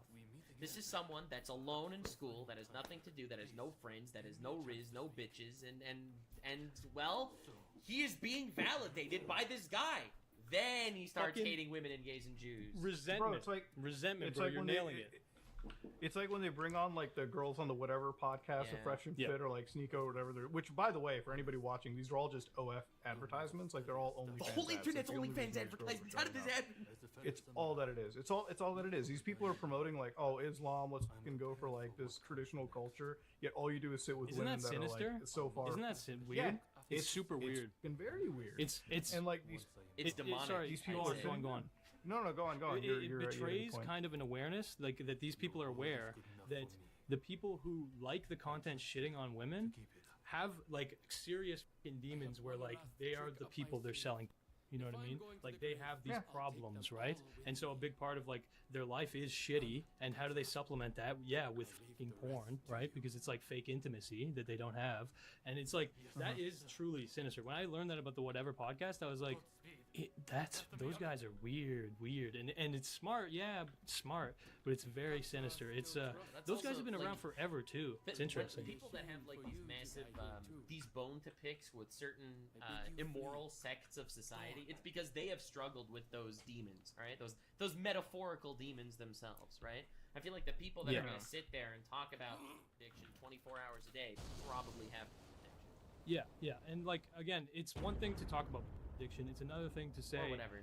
Sex workers What? are, these people, these humans, whatever, are degenerate, right? And it's like, no, at the end of the day, as with most things, people are symptomatic of the systems that can, are overlaying their awareness of reality, you know what I mean? Even to an extent, you could say, like, guys like Sneeko, it's like a symptom, to an extent of, like, disillusionment.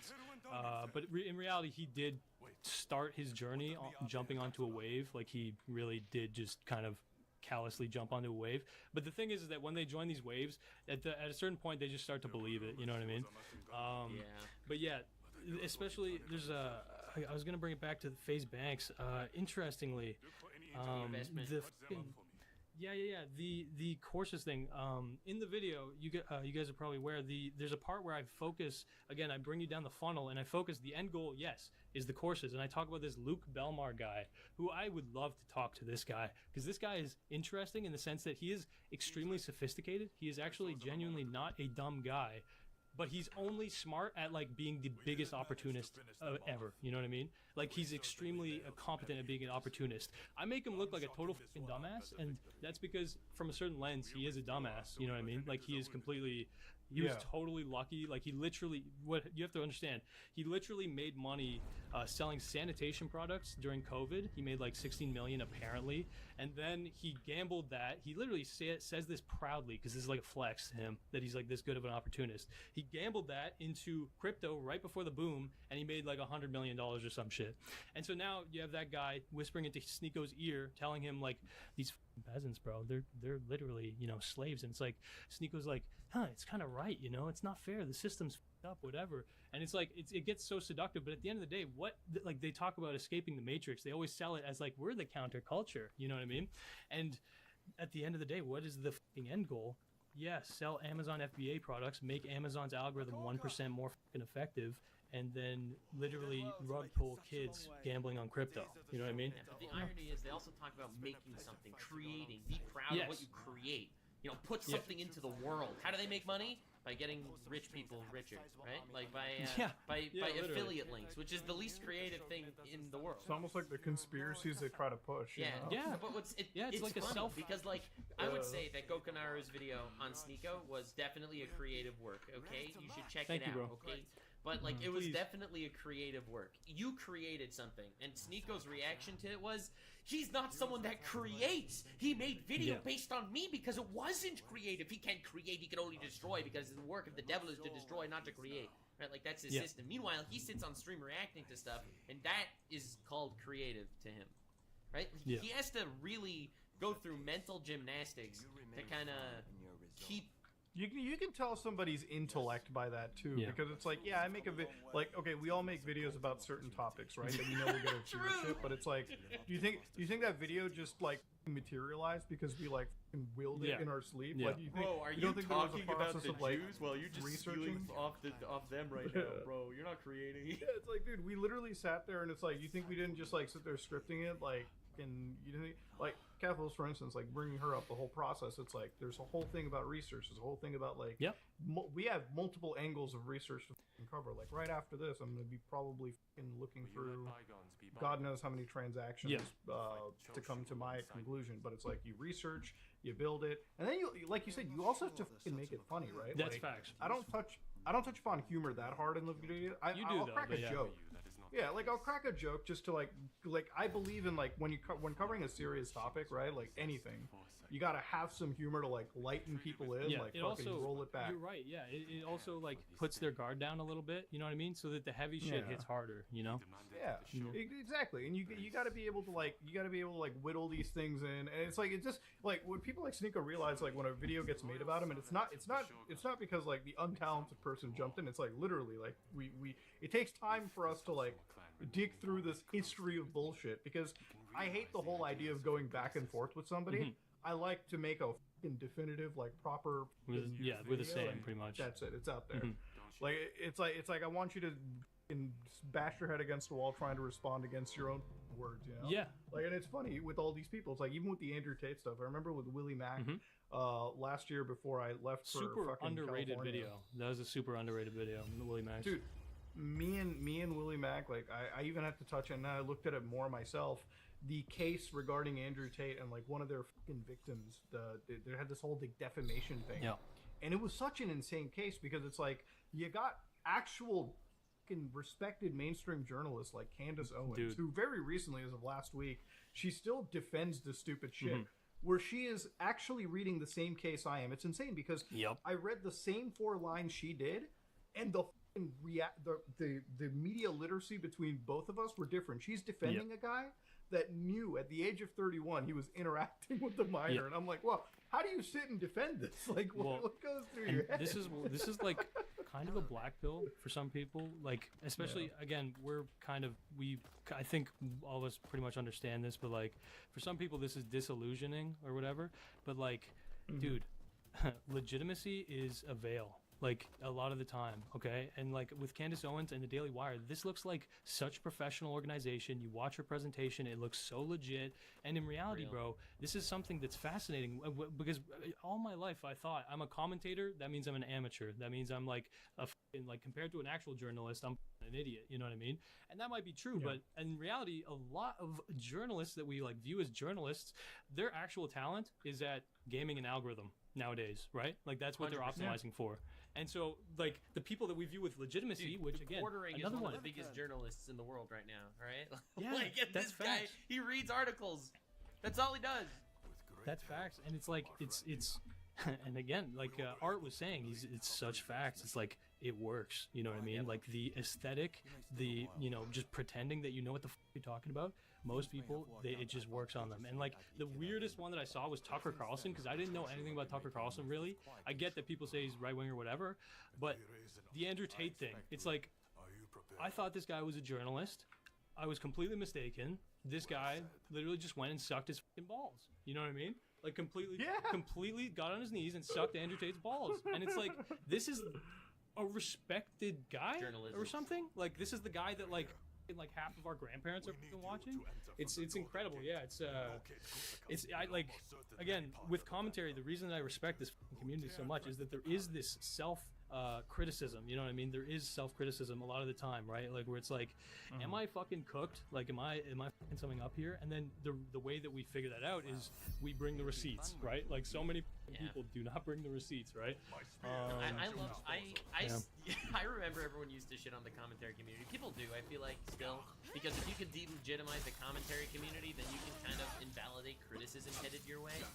That's a good point. Never thought about that. Well, now the one of the best criticisms is like, oh, you're just like a drama. Yeah, you do drama content. Like, your opinions don't matter anymore. I'm like, wait a minute. I will gladly be called a drama YouTuber if you can acknowledge that everything that you've used in my, like, if you can point out where I speculated it, right? Like where the speculation and the actual like receipts and facts are. It's like. It's funny because I remember with like the completionist in the middle of it, he's like, "Mood, I really respect what you did with Logan Paul," and then like right after, he's like, "These drama YouTubers." I'm like, "Now hold on a minute. Arguably, there was more facts against you than there was against Logan." Yeah. I would say, shitting on Logan for any other thing, right? Like any of his projects, he gives a lot less to work with than some of these other idiots with IRS filings. And I'm like, wait a minute.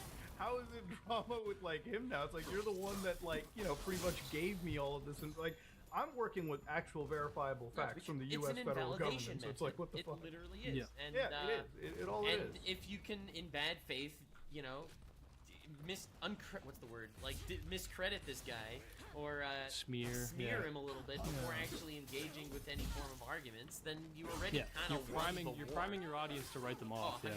It's like when people will say, so this guy Mudahar made a video on me, he's alt-right. Then it's like, well, what's the audience gonna think at that point? You're right. And like with Sneeko, it's like, how does he prime his audience? 100%. He's a demon worshiper. He's soy. He has long hair. 100%. That's when in reality, like I've worked harder jobs than Sneeko ever will probably, and like it's in my head, it's like so clear. Like if anybody had like a more theoretically masculine upbringing, it was me over him. You know what I mean? It's like a complete just horseshit. But yeah, sorry, go on, Nux. Yeah, but like with that whole weird perspective when it comes to drama content and delegitimizing that kind of thing, I love the community. I feel like it's the only community that actually has some sort of integrity to it, because if they actually do fuck up, they will get cannibalized by everyone else. That's a good point. There is like a there's a chamber of reflection. Bro, we're all nuclear bombs against each other, dude. We're like, we got guns against each other. Yeah, dude, exactly, bro.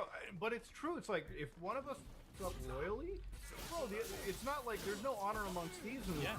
We'll that's like John Swan, bro. Like that motherfucker you got banished to the Shadow Realm for basically that, for being unreliable or whatever. To be honest, and I think it's a good thing. Don't mean to dig up old wounds, but I think me neither. both of us, I like John. Like Swan. we gave Max more credibility than he deserved. Both of us. Right. Okay.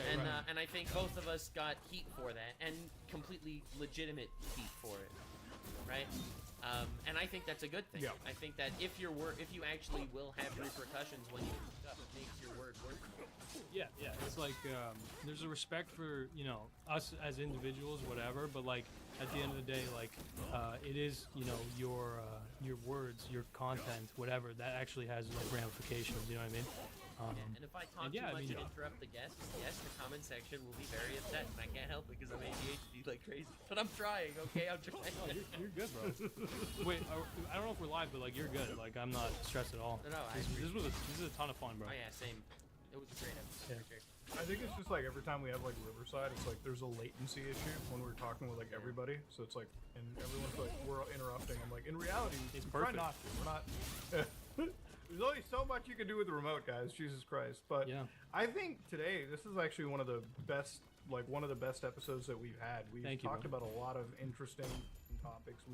I like it when we have like an episode that everyone can like contribute. It's like a really timely thing. And honestly, it's like you're a great guest to have with you. I really do enjoy your content. I think you're great. Dude. Yeah. I'm glad that after the H3 and like the Hong Kong stuff, you still have come back to do more content. And even if it's not released in the timeliest, immediate manner, it still is content that's worth waiting for. Absolutely. Yeah. For the record, I have a lot of content ready. I went into a bit of like a state of stasis or whatever, where I was just like, I'm gonna make a bunch of content and then have it ready so that I, you know, actually can come back. So there will be, you know, I'll be hopefully a familiar face. But yeah, thank you guys a ton. This was awesome. Yeah, man, anytime. So obviously Gokunar is your main channel, but do you have any other ventures that we can talk about too? Just before sure, bro. Yeah, I mean, I'm down. Like, I'll plug my merch every day. I'm like very proud of. This is like one of my basically investments that I'm like trying to build up. Is like, it's almost standalone, but I have the Bad Faith brand, which was inspired by the H3 video because H3 kept saying I was Bad Faith. I was like, I'm gonna start. That's a great name for a clothing brand. I'm gonna start Bad Faith. This is the Sands of Time hoodie at gokamerch.com. Very, very cute hoodie, honestly. A lot of people have been liking it, but yeah, that's gokamerch.com is the main thing. Join my Discord because, you know, that like the big event that we hosted for Sneeko, the little demonic game show. Yeah, I plan on doing, because dude, live streaming as a meta, like people write it off as boring, but I think there's like so much potential with live streamers, like to do interesting trolls and shit.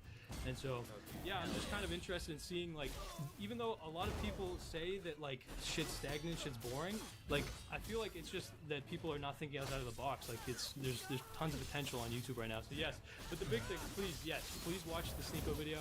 Okay, trust me, it's, if you have a low attention span, you probably don't if you're listening to this, but it's, you know, very like engaging. This is, I'm so thankful the big review that I got, like Nux is saying it's like a movie, that's like a massive compliment. But the big like compliment that I get is like, it feels like that was 30 minutes and it's like an hour and 50 minutes. So yeah, thank you again, guys. This was sick, bro. I love it. Anytime, man. I love it. Thank you all for tuning in. Check out Gokunar, check out Nux, check out me, check out Infoville, and the Gamer from Mars.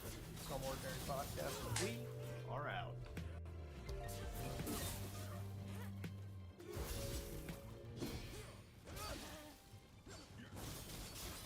Don't want people just listening to Destiny.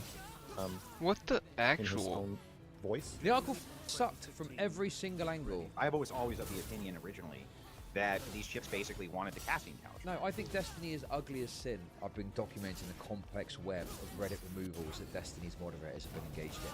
And I need your help to expose the corruption. You're not the only one who's going to leak DMs, bitch. You're delusional. You're literally delusional. Okay, I'm going to be anti-Semitic. I'm about to be anti-Semitic. That's how angry I am at this suggestion. When do we ever point at her and say, listen, dumb pod, don't have sex with stupid boomers? There's a few delineation points. I'm going through them. Do you want to let me finish? Well, I have to fight both of these guys at the same time. That's crazy. Overall, no. I can't answer any questions about any of the victims or sources. Andrew, I need you to stop interrupting me or I'm going to leave.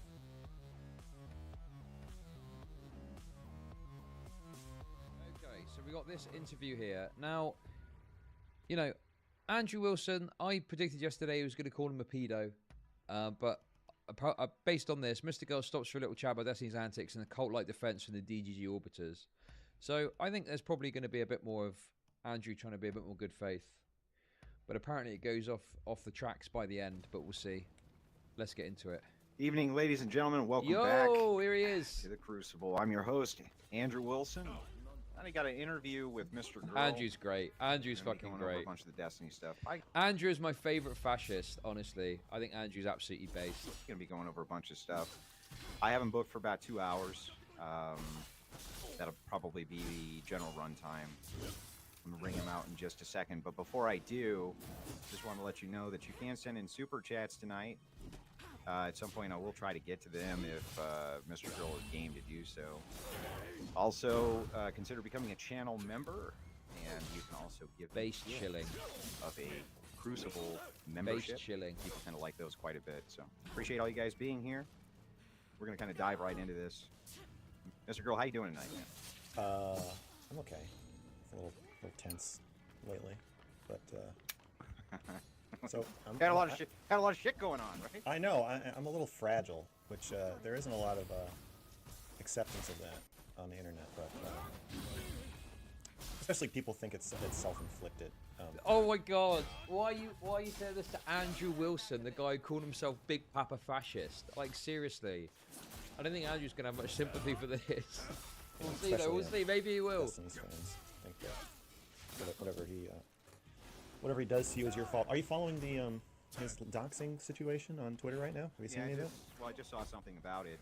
Yeah. I don't have all the details just yet, but it looked like it was something along the lines of somebody was threatening him, so he doxed their information. Somebody said, I will pay a heinous amount of money to someone for someone to throw an egg at him, and then took a picture of him with his location on the campus that he's on. Who's the person? A random student. Why? What was the motivation behind it? They think he's a bad person, probably. Oh, gotcha. He's doing like an event on their campus. You know how college students get when you're a controversial figure and you do an event on their campus. I think she was just kind of doing that thing. Okay. Yeah, but I don't have the. I remember the days when like Marley Yiannopoulos was a controversial figure. Ben Shapiro was a controversial figure. But now a fucking sock dem lib type guy is now a controversial figure apparently. It's fucking insane. Details on it just yet, but I did see something about it. Yeah. So I wanted to kind of dive into this stuff this evening. The first thing I wanted to get into is just so you understand. Richard Spencer. He was the one that was the bad guy that needed violence committed against him, but now it's a 5 foot tall sock dem lib, basically. And I don't want to frame anything incorrectly on my end. I want to be completely upfront with what I think. So first and foremost, I don't have any problems with Destiny, but I don't have any love for him either. He's like a nobody from my end. In other words, I don't have a lot of engagement with him. He's not somebody that all around I care that much about particularly, right? Yeah. I've engaged with him in debates, things like that. And I've always enjoyed the back and forth, but other than that, I don't have any ill will towards him. But I'm also not beholden to him, so I don't give a shit what DGG thinks about anything. I don't care what these people think about anything, right? So I'll just have whatever the conversation is that I want to have. Nah, this is bullshit. Farflight, this is bullshit. I hate this cope that I see all the time. Or we intentionally stirred it up, right? Intentionally stirred it up with what? A sign saying Nazi Chiblan on campus. Okay. Nah, that's bullshit. At no point should that sign result in any violence or even like a call to violence. That's fucking wild, man. That's insane to me. Oh, well, you're stirring it up by doing the most fucking nothing thing you can imagine. And tonight we're going to dive into some of these things that you wrote in your article, which I actually did read, and I think a lot of people haven't. But you basically have accused Destiny of being a cult leader, DGG of being essentially immoral, and that he's driving a pretty abusive set of relationship standards with these different women. I mean, it's a pretty packed article. Okay. It's provocative to provoke a conversation, maybe a terse conversation, maybe a disagreeable conversation, right? It's not provocative if you're provoked to the point where you think that like committing an act of violence is something that you should do, or you should say that someone should do that. The other thing as well that people are like, oh, they're just joking. Like, I think it's pretty feasible that someone off the back of that might get some eggs and go and throw them at him, right? Don't you think that's like a feasible thing that might happen? Anyway, listen, I've already spoken about this. I don't want to cover it again. I'm just, you know, just saying. Very long. I wasn't able to detail out everything because it was just recently released, and I think vetting it in so short a time would be basically impossible. So, kind of in your own words, maybe you can go through it with me. What if you had some Nazis there Zig Heiling? No, no, I don't care if Nazis are fucking Zig Heiling in the street.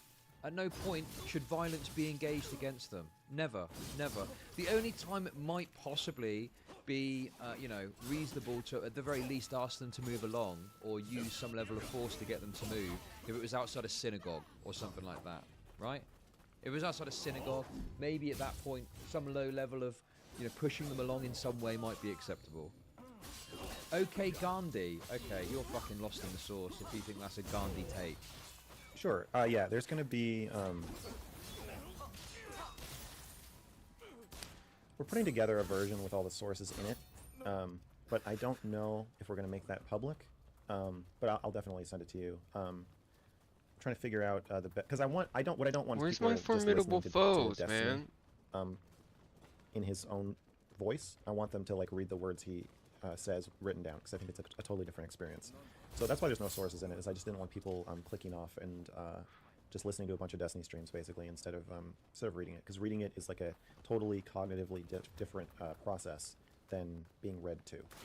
Yeah, that was a big criticism though. That exactly, that's the yeah. I mean, he's probably about to say, but that's exactly right. One of the problems that you've got with that.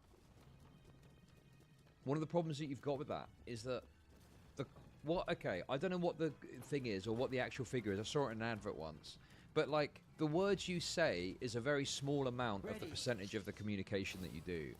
And tone, the way you look when you say it, like your body language, all these things actually feed so much more into our understanding of what someone is saying, right? But whilst I agree that Destiny is obviously an expert, he's good at oral, okay? He's very good at oral. I think that even with that being said, you still need to show the full context. And the thing is, it's not just Destiny either. It's not just Destiny either. It's also other people like Dan. There's things in there that don't seem like they're a joke from, like, say, Dan, when they are, which feed into his narrative. So yeah, I just think that there's this really retarded argument. Oh no, you just got to read the words. No, that's bullshit. I think that you've got to see it in its context in order to understand it. Especially with some of the Lav stuff as well. Especially with some of the fucking Lav stuff too, and how she was fucking acting on those streams. Oh, anyway. Yeah. What's his name? President Sunday. He seemed to be a little bit miffed that you didn't put in links to sources and shit like that. He seemed to be miffed. I didn't think that was very genuine, but he did say that. Yeah. Yeah. Okay. Well, I mean, I don't know. I think it's so annoying as well. It's so annoying too, because I've defended Max on these terms before. When like BX Bullet posts, like, I'm pretty sure she posted like lyrics to his songs, and I'm like, well, yeah, you're taking out all the context of it being satire. Like, of course it's going to look really bad if you just post the words to his songs where he calls himself a pedo. Like, it's just so frustrating that he, you know, he himself would probably use the same arguments when he's talking about his own work, you know, but for other people, no, it's just the words. Just look at the words and take it as that. just writing a fucking article that long is tough, to be honest with you.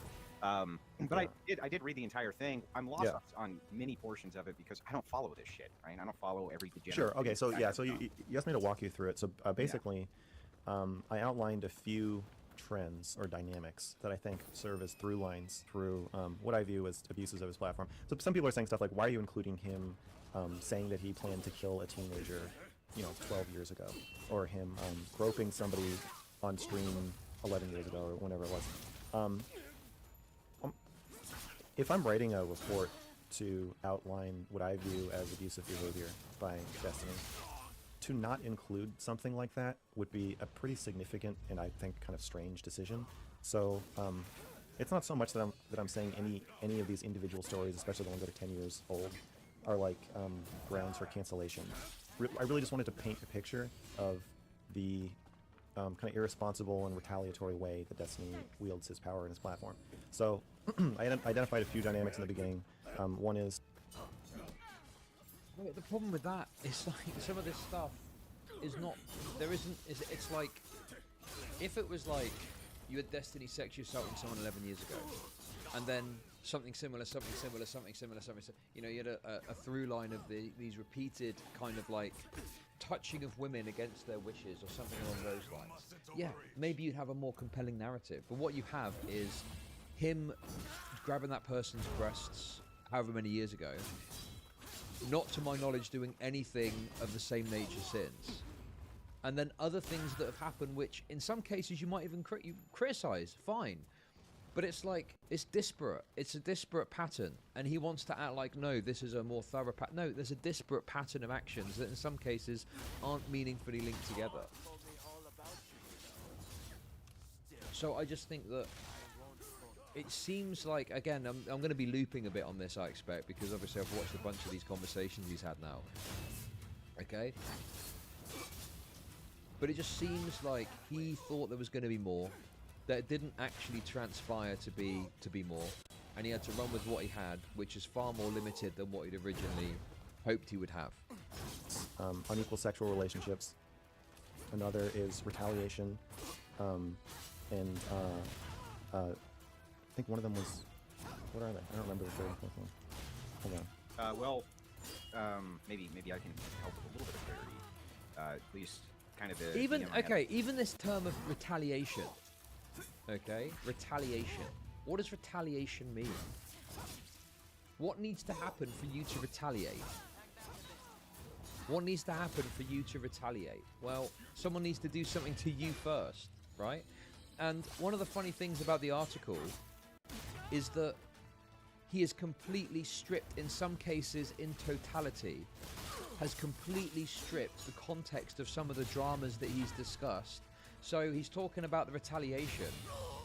But if you read the article, it's not even clear like what it is he's retaliating to. But when you insert the context in and you lay it out more clearly, you can go, oh, okay, well, you know, yeah, if you put in the clarity, you sort of look at it and go, okay, well, you know, this measure was extreme or excessive. I mean, it's kind of like, for me, it's a bit. The recent doxing thing is probably a good example of this in action, because you could definitely, I think, the reaction, the retaliation, is excessive or like not really conducive to solving the issue that is being presented in the first instance. But if you include the full context and you look at it in its totality, you can at least understand it, or maybe see more so where they're coming from than if you don't have the context to understand it. And I think that was another kind of issue with the article too, is you've got situations that aren't fully explained. Like if you look at the DDoS kid, right? The way it's described in the article really minimizes the actions of the DDoS kid to the point where it looks like, oh, dude, that DDoS kid was stealing thousands, tens of thousands of dollars from him, when dude. you look at it as full context, it becomes people a lot get more killed understandable, over that amount of money, you know, even if you disagree with the action. on the daily. Why are you clarifying this? I don't know. This is just how these streams work. Just saying shit, isn't it? Just saying a bunch of shit. Oh, there we go. There's the right ones. Thank you. Appreciate you. I got a bit distracted as well by the camera. Back and forth with you was the things that you wanted to focus on, which I'm assuming your article is kind of based around, are cults, the immoral activity, these types of things, and the abuse, of course, in Anna, this chick Anna. Yeah. And also complicity. So yeah, sorry. Another example as well is the Vosh section. If you look at the Vosh section, he completely strips the actions of Destiny that he took to protect Vosh and help Vosh in the early stages after the Poppy stuff came out. He was trying to stream himself. Vosh was. You know, listen, if you're going to complain about pausing, just go and watch the original video, okay? I'm going to start taking a hardline stance against that. Every time someone does it, we're going to speak for 30 minutes about an unrelated topic. But yeah, I think that is probably another good example as well of where you completely strip out the actions that Vosh engaged in, or Destiny engaged in to help Vosh out, and you also completely strip out the reality of how Vosh dealt with the Poppy situation. To the point where it's like, well, Destiny looks completely unreasonable if you look at it as the context presented. But if you add the context of what Vosh did, you know, Vosh's actions and Destiny's actions to help him that were kind of like reversed on, if you like, by Vosh. Yo, homie. It makes more sense as to why there'd be a more strong, like, retaliation against that, right? Conformity, the assiduousness of this emotional abuse, all this type of stuff. See, that seems to have been tied into this article. The cult theme really runs through it.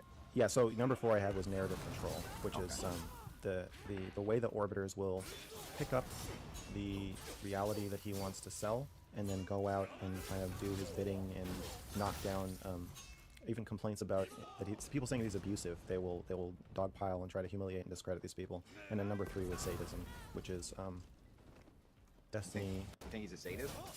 I don't know if he's a sadist, but he seems to take a certain glee in the retaliatory actions that he takes, and his fans seem to enjoy watching people be dogpiled and humiliated.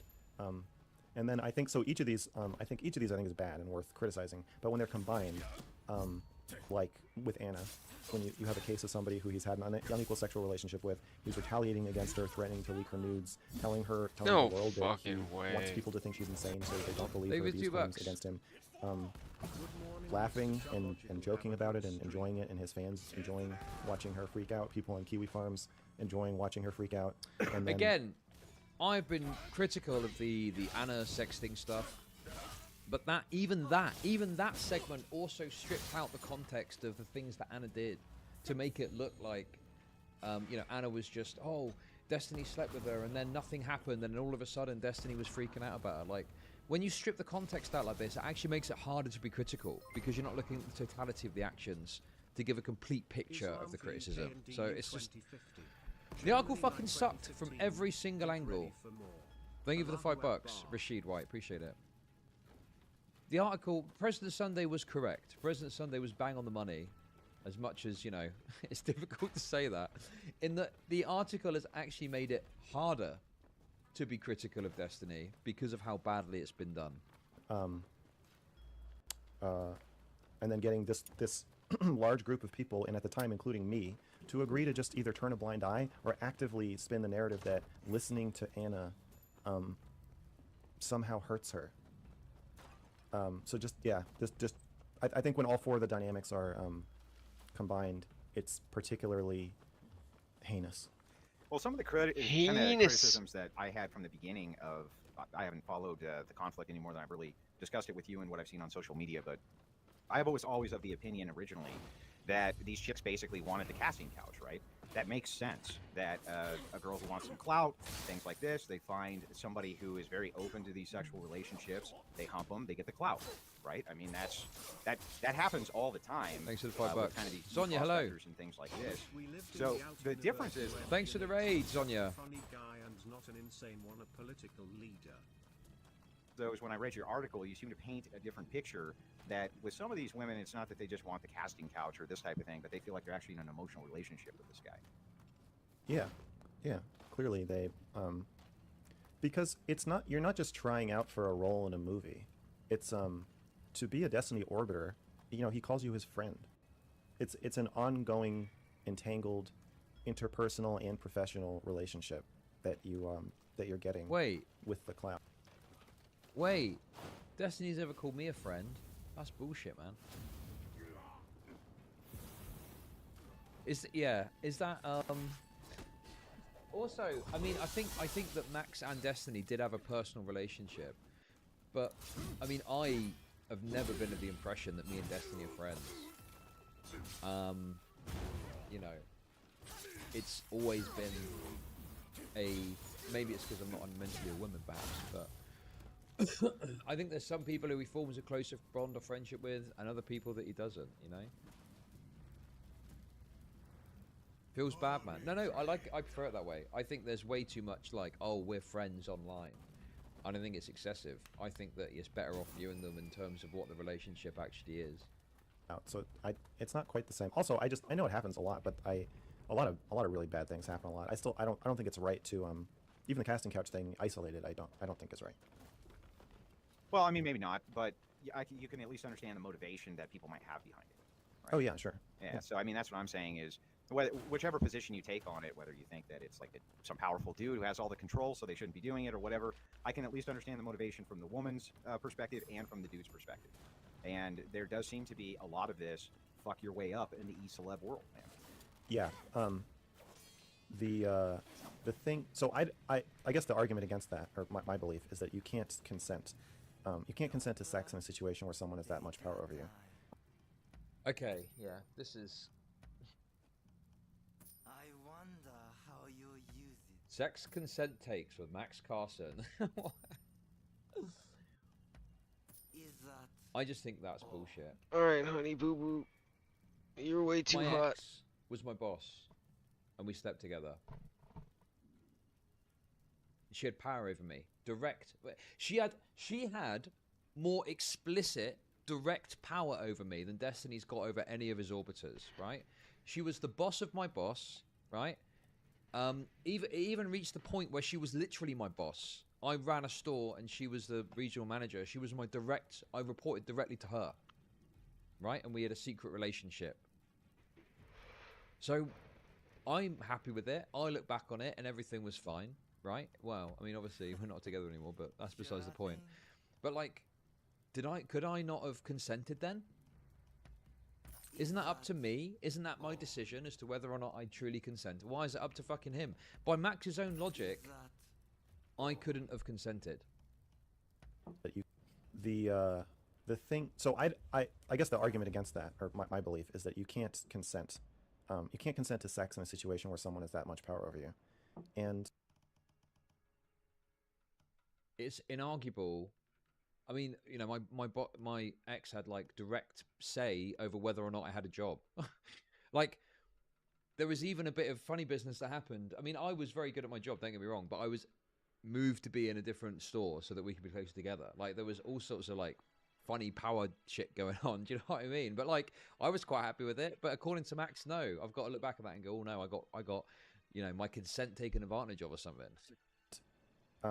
It's really heightened, or maybe more than doubled, my concern about that in this situation, because when Destiny's cutesy branding and presentation of self, and just the way he talks to you when you first meet him, and the way he's talked about, and by his orbiters and by his fans, do not give you any sense that if you were to turn against him, if you were to say he abused you, there would be a ton of retaliation against you, that you would be doxxed, harassed, threatened. And so that's another aspect of consent here, where it's not just a casting couch where, you know, you might be in a sexual relationship that's not psychologically healthy for you because there's a power. Wait, hang on a second. Wait. Hang on a minute. Okay. The doxing and harassment thing. Who actually doxed Mr. Go? Wasn't that Kiwi Farm shit? I would have thought that was on Kiwi Farms that happened, no? If you were to post Max's docs in like DGG or the subreddit or something, you get fucking eviscerated, wouldn't you? Oh, are we doing the DGG equals Kiwi Farms memes? Is that what it is? Balance. And so that's another aspect of consent here, where it's not just a casting couch where, you know, you might be in a sexual relationship that's not psychologically healthy for you because there's a power imbalance. There's also a threat to your safety that you don't become aware of right at first, and then you slowly start to see other people, him making examples of other people, and then there's an implied threat, and then yeah, if you speak out against him, he tries to make your life hell. So, okay, here's a question that in the last year that Max has known Destiny, who has been like made an example of in this way? He's obviously had like very stringent disagreements with counterpoints. Like, who has he had disagreements with? Counterpoints? Who else? Who else has been like made an example of in that way, apart from Max? Unless he's looking back. But this is the problem is when Max looks back. Oh, maybe like Lav. Oh yeah, Lav. Maybe Lav. Keffals, maybe. I feel like often what he's doing is he's looking. But Brittany Simon is very recent.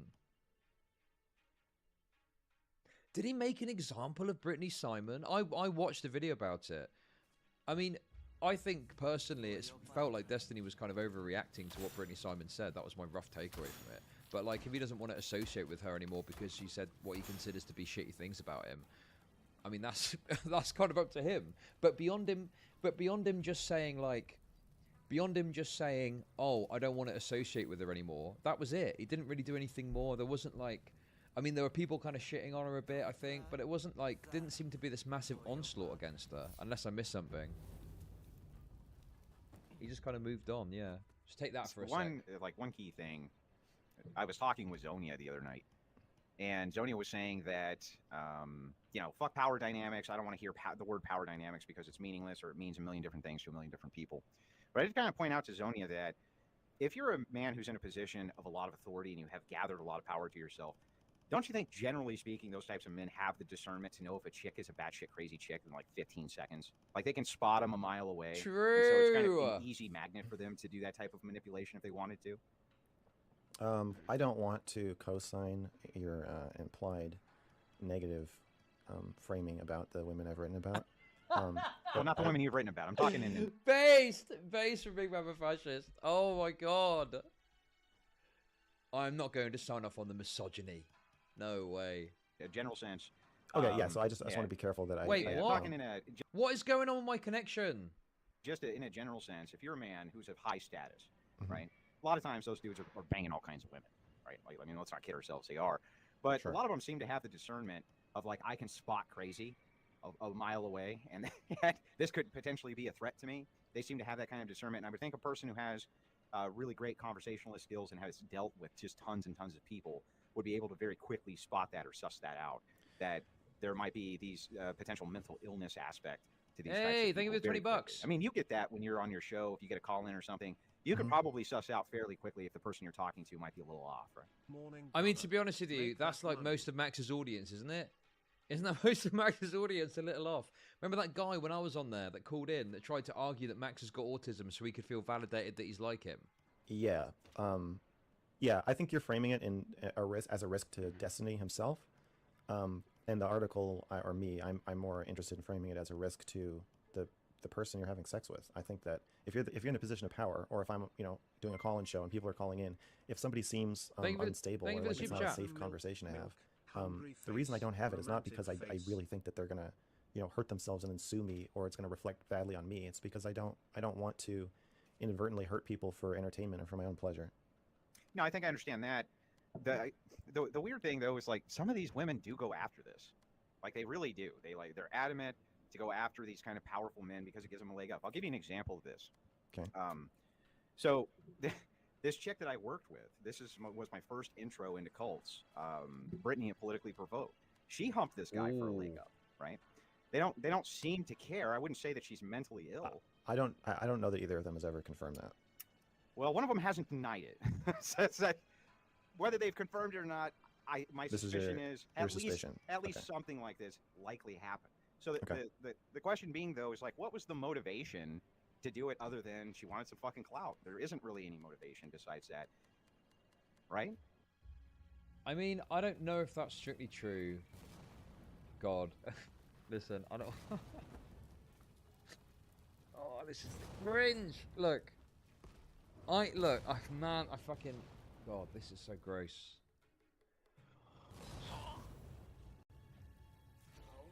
I think that there's obviously other reasons someone might want to sleep with Destiny. Okay? Can we just...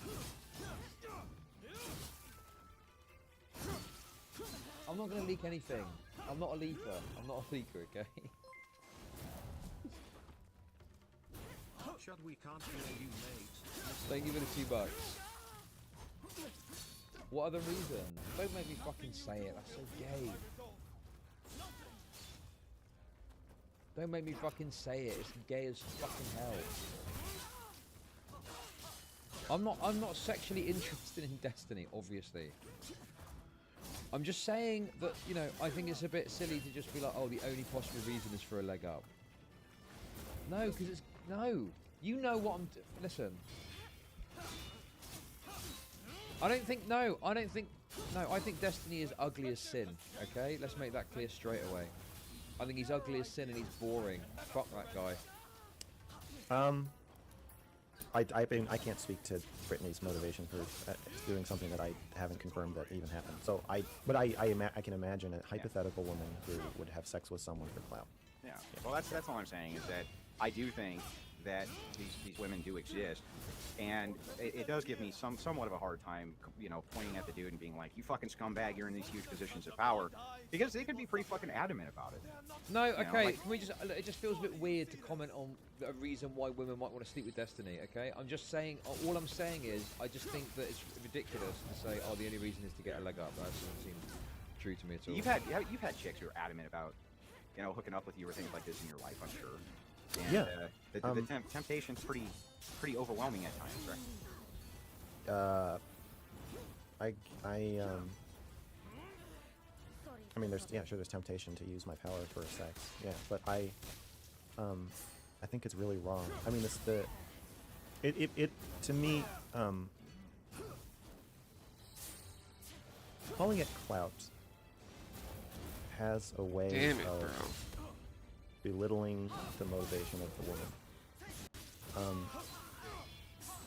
Clout is power and money, and people will do a lot to get power and money, men and women, depending on the situation and the system that they're in. And so when you say like a chick wants to fuck somebody for clout, you're kind of painting a picture of a woman who doesn't have financial problems, who doesn't have a parent who is he's doing way too much damage, bro. The father's like you can imagine the pressure being put on the woman where she's like, well, shit, I have this opportunity and this could really improve my life or relieve my hardships. If you look at it that way, then it's not exactly clout. So I don't know. I think I'd have to look at the individual person that we're talking about. I think that's okay. I mean, I just feel like we're getting to the point where, I mean, this is the retarded woman take, I guess, but it's like, we're just completely stripping all agency from women. I even watched the Harvey Weinstein thing yesterday on the stream. The one of the women that was talking about it, and even she was engaging in like flirtation. I mean, obviously she didn't have to get fucking raped, just to preface it, obviously. But you know, even she was engaging in like flirtatious behaviour because she wanted to get like a deal, and then she agreed to meet him at another location, even though she said she thought it was creepy. You know. Now, there's probably stuff that happened that was worse than that after, I'd imagine. But you know. Yes, I'm taking Harvey Weinstein's. Yes, I'm taking Harvey Weinstein's side. I'm coming out in the war against rape, on the side of rape. Correct. So you know, I just think that this idea that women are completely hopeless retards who need to have the decisions made for them and they can't possibly decide of their own accord. You know, I'm going to engage in a sexual relationship because I want to, and it's going to be something I want to do. It's just wild to me. I don't know, it just seems like such an extreme overreaction to what is a perfectly legitimate criticism of some of Destiny's actions. It's fair to say for some women, but I think it's fair to say for some women, they really just want clout and they want to hump a dude because he can give them clout, and there's maybe not even anything particularly wrong with her. I think from a biological standpoint, women are attracted to men who have status. I mean, you wouldn't disagree with that. So if that's true, it kind of makes sense to me that men of high status are going to have lots of propositions from women. That makes sense. I just don't. When you say a chick wants to hump a dude for clout, and then you say it's biologically in her nature, I don't want to be co-signing like biologically women are pathetic whores. I just don't see it that way. That's not really what I'm saying. I am saying that. If no one else here is going to say it, gentlemen, I'm part of this stream now. If no one else is going to say it, I'm going to fucking say it. Okay? I'm not saying that they're pathetic whores. I'm saying I want to make sure I'm not saying that. I'm not even trying to say that you're saying it. I'm with you. I'm just saying it does make sense from a biological standpoint. If you consider the history of mankind, most men haven't Get out of here. to replicate themselves. I mean, a lot of people don't know that. But historically, I think it was 20 or 30%, something like this, that were even able to do it. And this is because the whole one man, one woman thing is essentially an invention of Christianity and religion. But before that, I mean, harems were very common, this kind of thing. One dude would have... So the problem, obviously, with the Harvey Weinstein stuff is the pressure that was applied to the point where it was, you need to do this in order to get this role, right? That's the thing that, for me, personally, is lacking from the Destiny situation for me to make a stronger moral condemnation. It's the lack of the, hey, honey, sweetheart, I've got a 3-movie deal. I've got a 10-stream deal here for you, okay? If you want to come on my stream 10 times, you can come on whenever you want, and I'll give you perms. However, quid pro quo, show me a pussy. That is the kind of thing that I was wanting to see, that sort of dynamic at play, and it just didn't materialise. But, you know, obviously the response is what's implicit and all this shit. I just think that, you know, in these situations there needs to be something more explicit. You know, and obviously in some of the Harvey Weinstein case, yeah, there was more explicit stuff that was found that led to him getting prosecuted. Even stuff that wasn't strong enough evidence to prosecute him was bad. So there was like one example where a woman wiretapped him, and she said, oh, you touched me on the breast yesterday and I didn't want you to, or something like that. And he said, oh yeah, sorry about that. Do you know what I mean? There's stuff there, even if it's not serious enough for a court, you still listen to it and you're like, yeah, that's really fucked that he did that, you know? So... Tons and tons of different women that he would hook up with. So, you know, kind of as I look at what you call power dynamics, I also wonder about the biological pull here, which happens with men who are of high status. The top seem to have the most amount of women coming for them. Yeah, and yeah, I mean, I think one of the main points, one of the main reasons we have Christianity, I mean, in your view, you think Christianity is like true, but for me, one of the utilities of Christianity and morality is that it helps us act in ways that are better than what our biology would, you know, push us to do. Well, I mean, I agree that that's true. I mean, that's obviously true. Yeah. But I'm just saying, if we're looking at this as a predatory versus non-predatory thing, then while I'll concede to your point, which is a good one, that there may be women who are in kind of a fucked up situation, see that as a Hail Mary. But I also think that there are a lot of women who go for a man of status, like the Red Pill community talks about this a lot, and they have a lot of data to back it up, that kind of the high, top tier, top earning, top percentile of men tend to have lots and lots and lots of women who go for them. Yeah. At that point, how much is on the man? I've got this all the time. You know. I think when All you're right. in a position of power, Be right back. depending on. I'm gonna go pee. Like Amber's gonna be home soon. So it's not, to me, a groupie relationship with like a musician or like a also, movie star I need to fucking change fan controllers. is pretty different from the casting couch, which is again pretty different from what Destiny has, which is the casting couch plus a threat of inevitability of public humiliation. It seems like almost every sex partner he has that is a streamer does end up. I mean, every friend has a streamer, and so everybody gets humiliated eventually and dogpiled by his community. But then the threat of I'll go after you with everything. What is this casting couch thing? Is that what? What? Does he know what a casting couch is? I mean, he's worked in porn. I mean, his cuck video was floating about the other day, so presumably he knows what's up with it. But a casting couch means that a woman comes in to get fucked by a bunch of guys on video for cash, right? No, that's not what a casting couch means. Where's that happening in Destiny's stream? Especially when you consider that there's women that, and as much as Max Casting is couch dig to find, is Kenny fucking to Jean, get a are role. you sure you haven't fucked Destiny? Are you sure? Are you sure? Are you sure? There are Casting definitely couch women is that here. engage Come with Destiny audition. regularly on his stream. Oh, we have a couch To over my here. knowledge, You'll get the no part if we fuck. meaningful sexual So interaction with. Chud is completely Or wrong the, here. The cost for entry hasn't been that they have to have a sexual interaction with him. But yeah. If you call me abusive or cross me, I think a groupie relationship is could be weird, a little unethical, but it doesn't seem like that big of a deal. The casting couch is so. Yeah, well, that's what I mean. It came from like in porn. It's the black sofa, right? And the idea is you come in and you film an amateur scene, sometimes with the producer or whatever, and then if you're good at the fucking, you get like more roles in the porn industry, right? Or is that used more broadly to refer to just like Hollywood?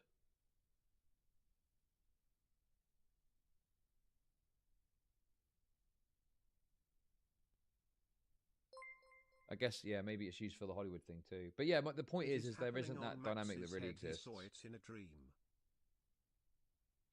Thank you for this $2.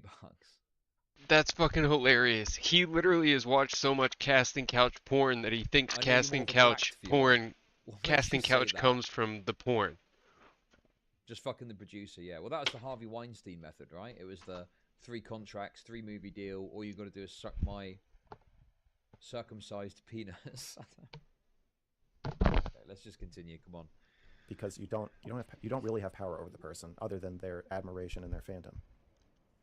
Yeah, I mean, I can see a distinction there. I'm curious though. One of the things that you talk about in this article, for instance, is that the dynamics in the streaming world aren't really clear. So we don't really know how these power differentials are supposed to work.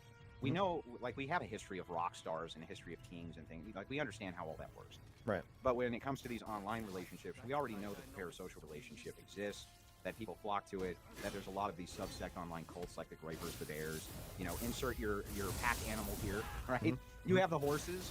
That would definitely be at least some kind of community gathering device, right? The community gathers. We got the racists. We're all horses. We're all on the same page. This kind of thing. And I think your content also affects the morality of what you do. Like, I think me having sex with my own fans would be particularly wrong. I think most people would. Even then, I think most people would be horrified if they found out I was having sex with my fans. Why don't you think they're horrified that Destiny does that like every fucking day, right? He just like bones half the fans he has. Well, I mean, obviously I'm being hyperbolic, right? Sure. But he does. He bones a lot of his fans. Yep. And they don't seem to give a shit. His own fans. No, when he started dating Melina, there were several really highly upvoted posts on his subreddit that were like, "This is fucking disturbing." So some of them do give some a shit. very I think eventually Sekiro they'll probably shit. just leave. I think there's a revolving door effect that makes it sound like Destiny has had this like core cult fan base forever.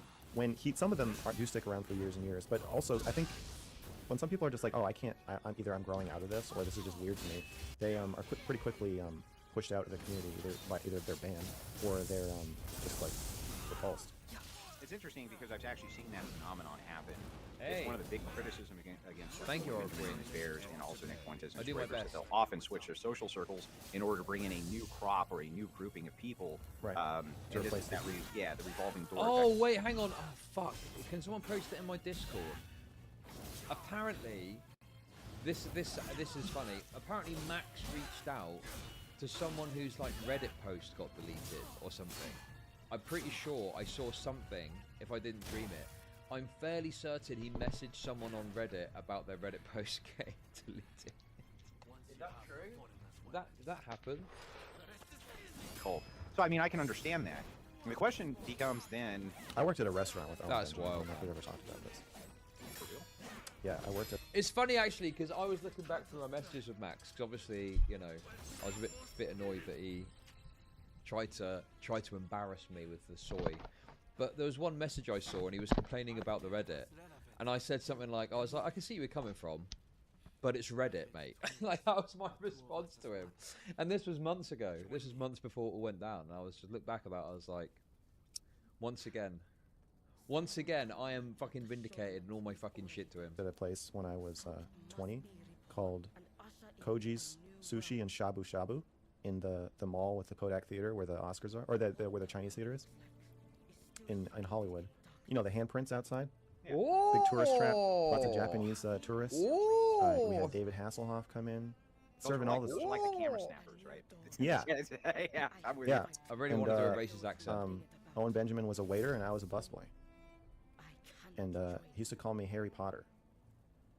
Is any? I mean, is that true, or Yeah, are you that's- just like fucking with me? No, I'm not familiar with you. There's a true story. I would wear my glasses and he used to call me Harry Potter. No shit. Yeah. Did you guys have any kind of interpersonal relationship? No, he was working on being a stand-up comedian at the time, so he was. I think he's the first person I ever heard to use the term ripping for like making jokes. So he'd be constantly practicing his material. Good afternoon, on, John Barton. Servers and Jews, patrons. Oh. But I don't think he ever really. I mean, I remember. I don't know if he was part of this conversation. We had a conversation about like everybody's body counts. I don't remember really ever talking to him though, other than him calling me Harry Potter. That was it. Oh yeah, then a couple years later, I was watching a movie and a trailer for, what's that Playboy comedy?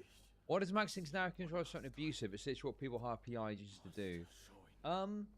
I think, well, obviously, Destiny's got his Orbiter network, so he doesn't have to pay a PR agency.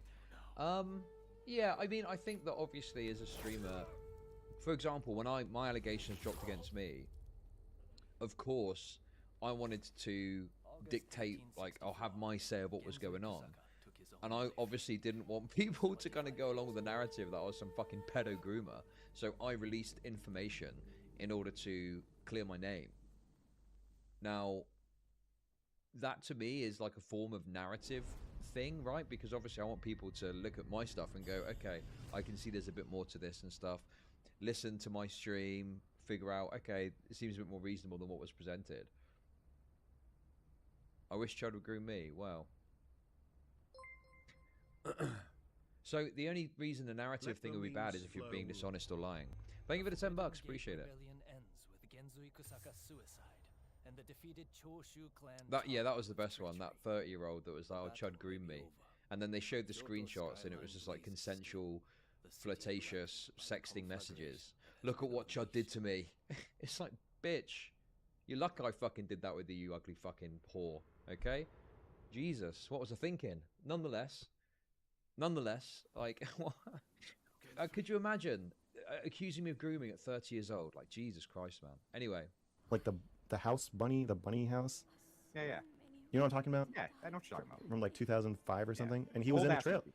Yeah, he was in the trailer, and I was like, "Oh my god, look who it is!" And then I didn't hear about him for like 15 years, and then somebody was like, "This guy hates Jewish people," and I was like, "Oh my god, it's Owen." Yeah. Holy shit. Well, I mean, that's an interesting tidbit I actually didn't know. Give me 2 but kind seconds, of we'll be moving right back back. into this. Yeah. I am curious, kind of what your take is On on the the fact. cults? Well, it's not just the cults, but there has to be some deviation that we come up with here, right? Like, powerful dudes humping hot women is a story as old as time, and I'm not sure that it's always. I'm not even sure that it's necessarily a bad thing, and I'm not necessarily sure that the women, in other words, some of them anyway, aren't intending on it. Here we go. I Okay. understand there's a delineation point. To me, it's there's a few factors. So when, I mean, do you agree with the rule that like at a workplace, you shouldn't be allowed to have sex with your employees? Generally. Yeah, I mean, No, I don't agree. That is fucking no. I don't think that's necessarily true. Battle is over! Depends on the circumstances. Depends on the circumstances. I mean, first of all, we're doing the hardcore workplace dynamics. There's been enough bloodshed. We're going back to the hardcore workplace dynamics, which I don't even think is true with the Destiny stuff.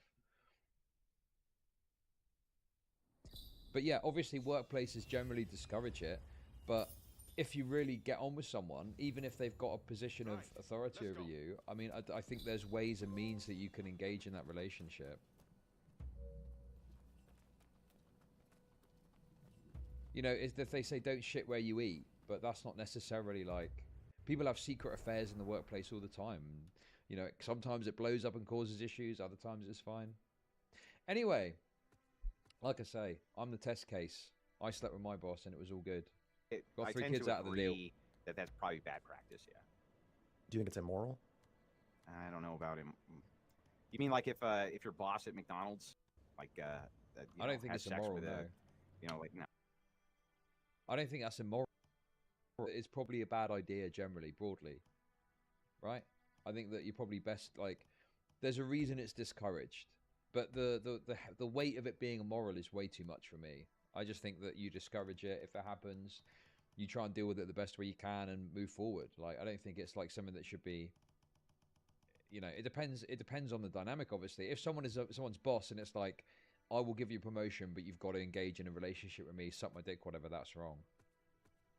Affairs aren't immoral. Wait, why are you talking about affairs? We're talking about a workplace relationship. We're talking about a boss and an employee having a secret relationship that no one knows about.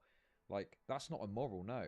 Obviously, if one of the people is married and there's not an agreement to have an open situation, yeah, that is, of course, like, an immoral act, sure. You said affairs happen. Okay, what I meant by that, I didn't mean like a literal affair, you fucking retard. I meant as in, you know, a boss and an employee having a relationship and no one else knowing about it, a secret affair. That's what I meant by that. No, I'm not sure that's immoral. But I mean, all sex out of wedlock, I would consider is immoral. Yeah, but, right? but just by virtue of the next Hello. day you have sex with the person, the next day you're saying, "Hey, clean up those fucking fries." What are you doing? I'm not sure. Not sure. And I'd then, say that and then the that's shift immoral. ends, and you're saying, "All right, now let's have sex again." And then the next. Yeah, that's fine. As long as it's not like... I mean, obviously, yes, inadvisable, but it's not immoral. Popular band's opening act hitting on the headliner, not a boss. This is like a very common thing. Like, does Max know that there are secret relationships that happen in workplaces all the time?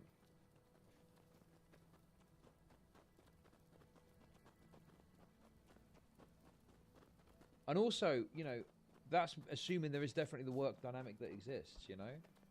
Anyway. Next day you're like, "Hey, you were late. You're if you keep like, sorry, babe, but if you keep being late like this, we're gonna have to let you go." I think if the chick initiates it, it makes it different. I think if the boss... They're always gonna initiate it. To me, it's the same thing as having sex with a minor. Well, it's got to be at least somewhat their responsibility. No. There's a reason they're secret, but the reason they're kept secret is because you don't want to cause drama, right? It's inadvisable. It probably is going to cause problems, but it's not immoral.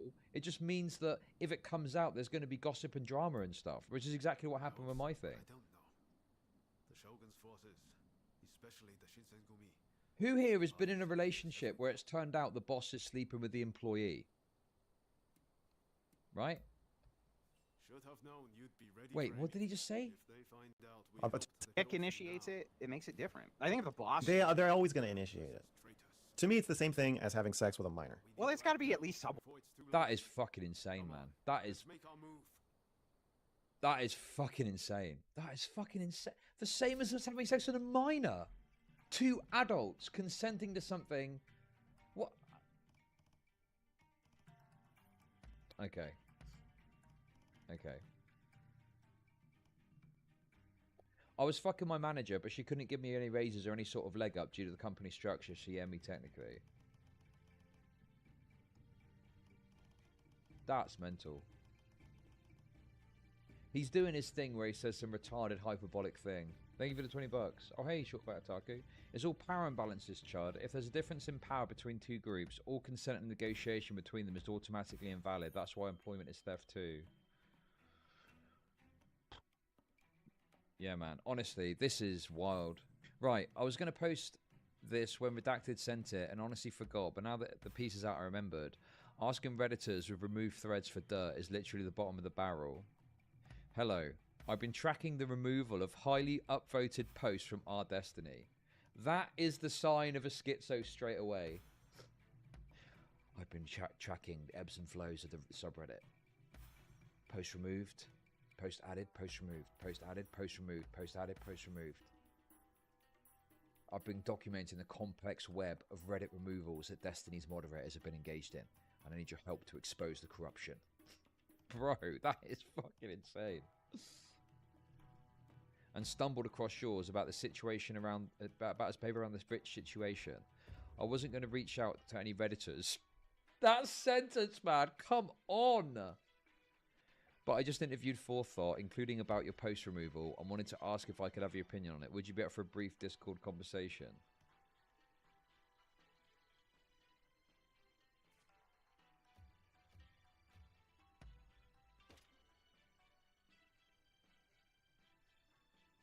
Nah. Hey, William, thank you for the full 20. I'm thinking about this a lot. And I just think this is a lot of this just ties into the entitlement situation, right? It's like someone's built their entire platform and they've built the aspects of it. They've built these different towers. What is it like? I'm trying to think of the thing. It's basically someone's built something and you want to come along and use it in the way that you want to use it. And then if that's not allowed, then you get annoyed with that. Thank you for the $5. I wonder how many copies of Catcher in the Rye Max owns. I literally believe Mr. Girl is in the middle of a psychotic break. I mean, this is wild, man. This is fucking wild. Dan was on the money, I think, as always. Dan had a good take on this. Yeah, it's annoying if you feel like you've won the debate and then your Reddit post supporting you get removed. But at the end of the day, you know, it's his subreddit. It's kind of like when my kids get sweets, you know? They all choose their own sweets. And then one of the kids is like, oh, I like his sweets better. And it's like, well, you could ask him if you can have one. And they go, no, these are mine. And they get annoyed. Come on, sharing's caring. Yeah, that's all well and good. You got the shit sweets, he's got the good sweets. Of course you want to fucking share. Anyway. What the responsibility? Oh.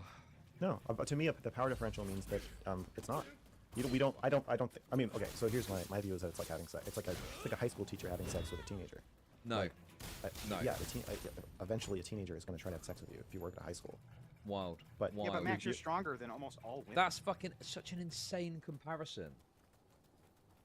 How the fuck are you going to compare this to a teacher having sex with a high school student? And you know, obviously the power dynamic is so much more profound in that situation as well.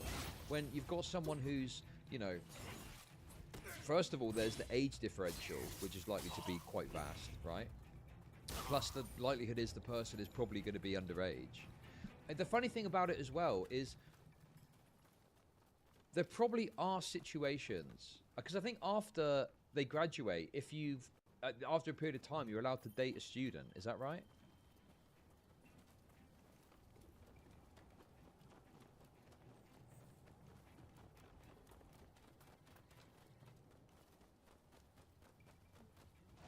God, wasn't that a Friends plot? Ross like fucked that student after she left college or something, and everyone was like, "Oh, it's a bit frowned upon," and then it was like, "Actually, no, you can't do it. It's against the rules." After graduation, it's fair game. But yeah, obviously there is a big difference between what's happening on Destiny's stream and like the schooling system. After kindergarten, I don't know about that one. It's still looked down upon and kind of weird.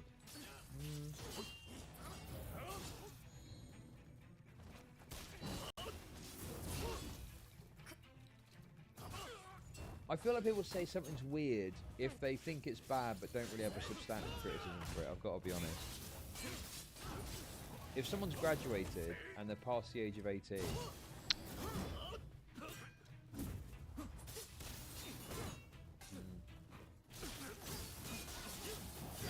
I don't really see a problem with that. The question would be, what happened during school? I think you maybe need to go back, dependent on the timeline, and just check and like have a second opinion on marking and stuff, because that could, you know, if let's say like the day they end school, all of a sudden they're in a relationship or whatever, the exact time that they can do it, they start doing it. It's like, hang on a second, you telling me that like there was nothing that happened, and then all of a sudden, as soon as school ends, you're in a relationship together? There's got to be some funny business that happened with the marking and shit. What if the teacher's 50? Listen, some 18-year-olds love 50-year-olds. I don't know what to tell you.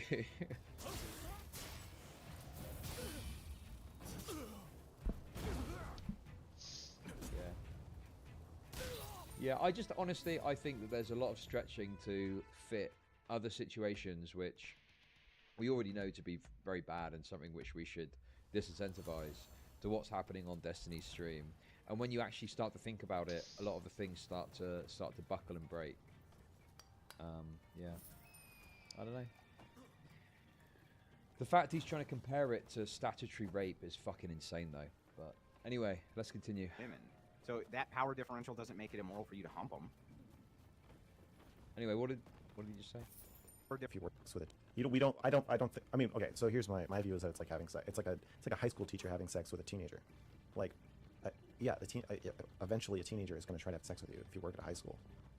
But yeah, but Max, you're stronger than almost all women. Also, another important differential there is if you're a high school teacher, I'm pretty sure you will have a code of conduct, and you would have agreed in being a high school teacher to say, I'm not going to have sex with students, right? So you've got like an actual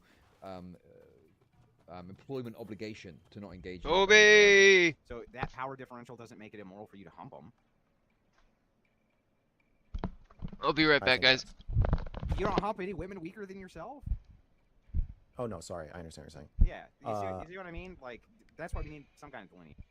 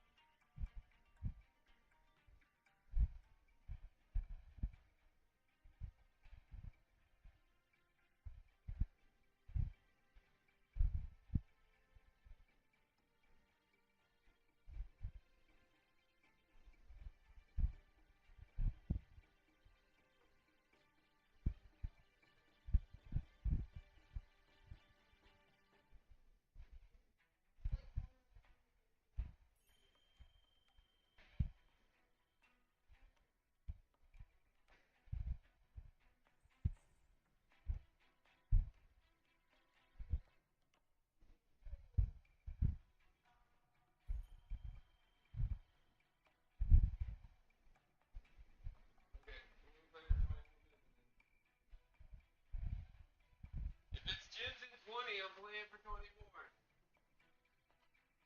Maybe.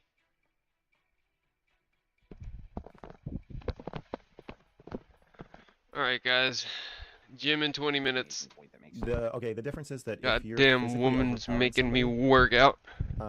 It's Does not it the look same like I as need it to being work in a out? power dynamic where you always have power over them. Like if I'm just standing next to a woman at like a grocery store, I don't have power over her. I could overpower her physically. Then you have power over her. Well, I don't agree. I don't think it's the same. I don't think it's the same thing as her being my employee, where I have a. That I agree with. I'm constantly exerting power over. Well, that I agree with, but The other thing as well that's interesting about this is, what was this drama that happened? Wait, let's watch DK's video about it. DK did a really good video about this. So, Mr. Girl has wheeled out his freak again. He'll usually let Shaylin out of the cage to come speak on streams whenever he needs an optics win, but somehow, this time, he managed to turn that into an even worse optical loss. Very impressive. Shaylin says, Destiny has claimed that I am Max's employee, and that I am financially dependent on him. Both are false. While Max does hire me for occasional contract work, it is not a primary source of income for me, and the slave driver drawing was a freebie. So off this tweet, we pretty much just have to take her at her word. I mean, we can't prove where the majority of her income is from unless there's a clip out there of her saying she only works for Max or something like that. However, Max manages to turn this into a massive L when, after Destiny's primary abuse victim responds to bring up that Mr. Girl had called Destiny his employer, Max responds, provide a quote and timestamp of me saying Destiny was my employer. It's so funny how Max flits between, well, no, I never said he was my employer, but then he's talking about it in such stringent terminology about it being a workplace and him being his employer. But then he acts really fucking mad here when someone is claiming that. God, he's such a fucking retard. It's unbelievable. Delete your tweet or I'll block you. Too. So Mr. Girl is demanding that Courtney delete her tweet, maybe because he thinks it's slanderous somehow, even though it's just asking a question, or it's just personally offensive to him to be asked a quest statement that he'll block her over it. I don't know, but he goes on to say, I said that Destiny has power over his orbiters somewhat like a boss. Destiny didn't say that Shaylin is like my employee. He said that she is my employee. Now this is where it gets interesting because he didn't actually say Destiny had power over orbiters like a boss. There are clips of him out there saying Destiny is his boss, just like he indignantly asked for proof of. Steven in some ways is our boss. What the fuck? Speak for yourself. No, he can't Okay. do shit.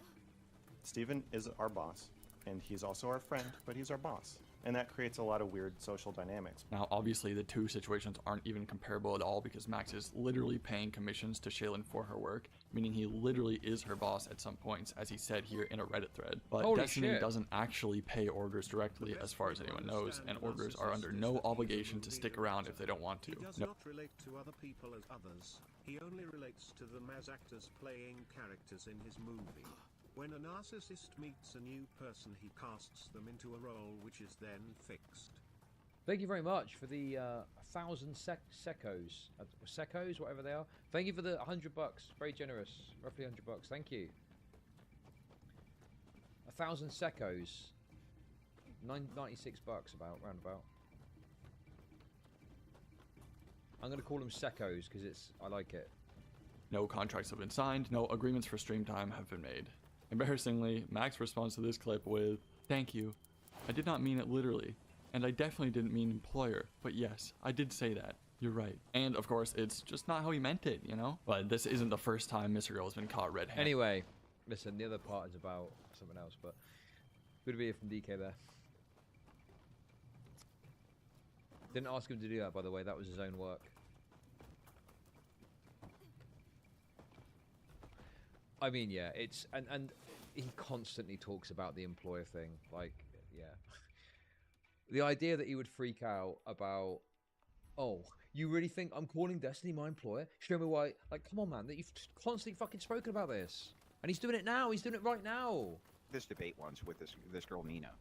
DK is not my employee. No, there isn't a signed terms and conditions contract that makes him my employee. He's more of a contractor, or, you know, something like that. And I asked her this question, which is, where do you think that women's rights come from? So my contention is, I think that women's rights is a general, like just generally speaking, that men are the enforcers of those rights. And my thought process behind this is just that If men decided tomorrow women had no rights, they basically wouldn't, and we know this because we can look all over the world and see that happen in real time, right? So I mean, it's always a power differential. That's Men true, could but just- yeah, go ahead. there's a framing, there's a premise that men Yeah, are like a a team client, yeah, smuggled sure. in I'm there more just that I client. don't agree with. So like if it'd be like your name starts with an A, and the only reason you have rights is because everybody whose name starts with B through Z hasn't decided that you shouldn't have any rights. But if the other 25, 26, whatever, X and Z, but you get what I'm saying. If the rest of us just said everybody whose name starts with an A can't vote anymore, you wouldn't be able to vote anymore. But to frame that as like we are granting you the right to vote, isn't really true. So like yes, there are different ways you can divide populations, and if you say that men are stronger than women, and men historically have worked as a team to subjugate women, then I guess in your framing, yeah, we're allowing women to have power. But I do think that there's a kind of acceptance of the premise that men and women are on teams against each other that I don't know. I don't feel that way. Well, I don't think that that's been a traditional way to look at it. I don't think that organized religion looks at it this way. They look at it as a cooperation between men and women. I guess I'm speaking specifically to a power differential. Yeah. So when I look at a power differential, I think to myself, I took this to the end, like the logical end of this. If all the women on planet Earth said men have no rights tomorrow, we'd laugh. And if men say tomorrow collectively all women have no power, they wouldn't have any power. And so that's a huge power differential when you think about it, when you reduce it back both ways. And this is what I mean when I say to you, like, as we kind of examine this, if you're looking at a power differential as being problematic, which maybe it is, I think it is. Then right away, though, you have kind of this glaring problem in front of you that the power dynamic is always skewed. Incoming scandal of Chud using his power differential to use his sect tokens with DK. Blink if it is Thank true. you for the 420, Anonymous. Because you can just force women to do what you want, right? You really can. Assuming a man won't stop you. Right, assuming a man won't stop you. So therefore, the rights must come from men, and men must enforce the rights. I don't know how to get around that. I just don't think that while that could be a generalization, if a female police officer says, I'm going to pepper spray you and beat the shit out of you and arrest you for no reason, there's not really, like, they can. So yes, as a broad trend, but I think that's a problem. I don't think that's a good thing, that men could snatch women's power away tomorrow if they all wanted to. Well, right, I understand you don't think it's a good thing. I'm just saying that if kind of the broad view from you is like, look, inside these streaming worlds, there's these huge power differentials. I don't disagree with that, by the way. Obviously, So just to lay out my broad view. I'm just saying that, if it's just power differentials, you have to be cautious because everything's power differential. Yeah. I'm not saying.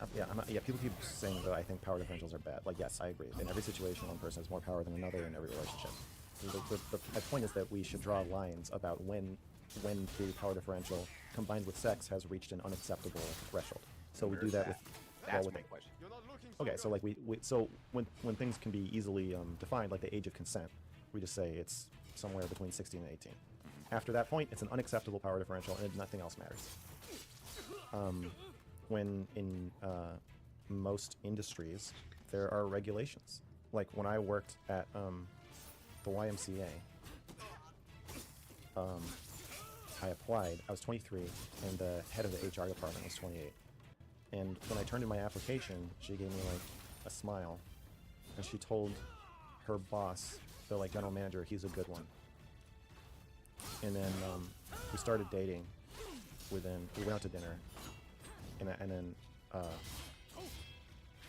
I asked her out, and after like 2 days, I was like, okay, like there's a rule that salaried employees are not allowed to date hourly employees. So I was like, I'll just quit. Because like I don't want to get you fired. I don't think we should sneak around. I'll just like whatever. I'm making like $9 an hour or something. Like I'll just quit.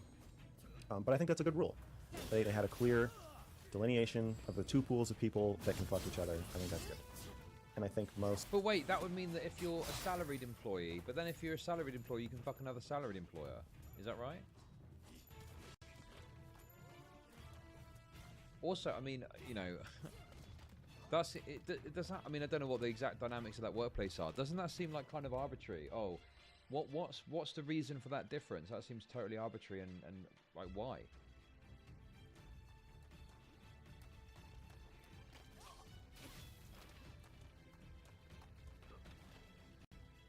That doesn't make any sense.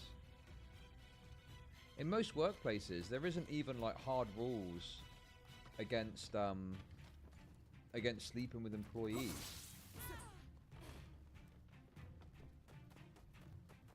Because salary denotes manager positions. Okay.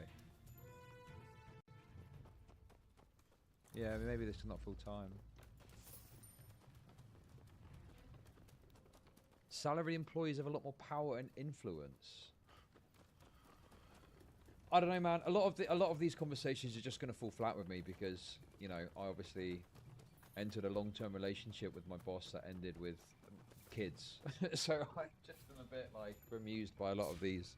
Like I've been in probably, and that wasn't in like some shit. That was in like a high, you know, relatively decent job. You know, I was earning like 40, 50k per annum pounds. Like it was a decent job that I was in. Did you feel abused? Not really, no. There were times when it was difficult. And there were times where things happened and it's like, well, is this happening because we're together or because I'm actually qualified and you think I'm good at this? So yeah, you know, obviously there's things about it which are like not all roses and sunshine. But if I could do it again, I'd do this. Well, I got kids out of it, so of course I go through the same process again, you know?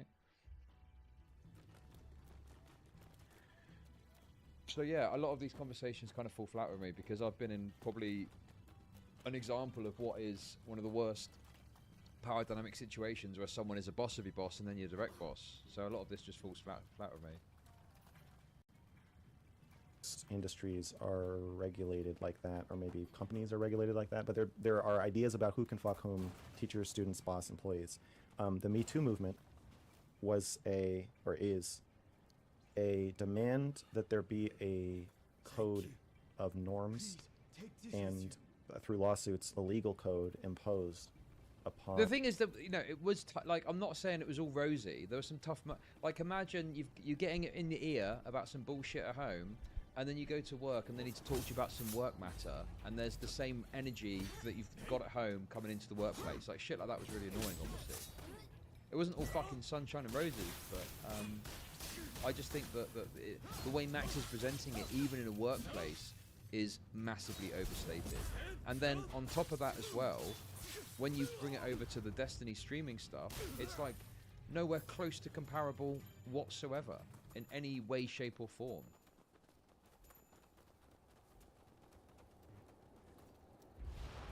Most companies don't allow for dating. I don't think that's true. I think that's not right at all. I think there's like, it's frowned upon or something like that, but I don't know if there's hard rules saying you cannot date other employees. Maybe in like some specific jobs where there's like maybe a risk or something, but generally speaking, yeah, relationships are fine. It's just frowned upon, and generally you're kind of, there's a social pressure to keep it discreet.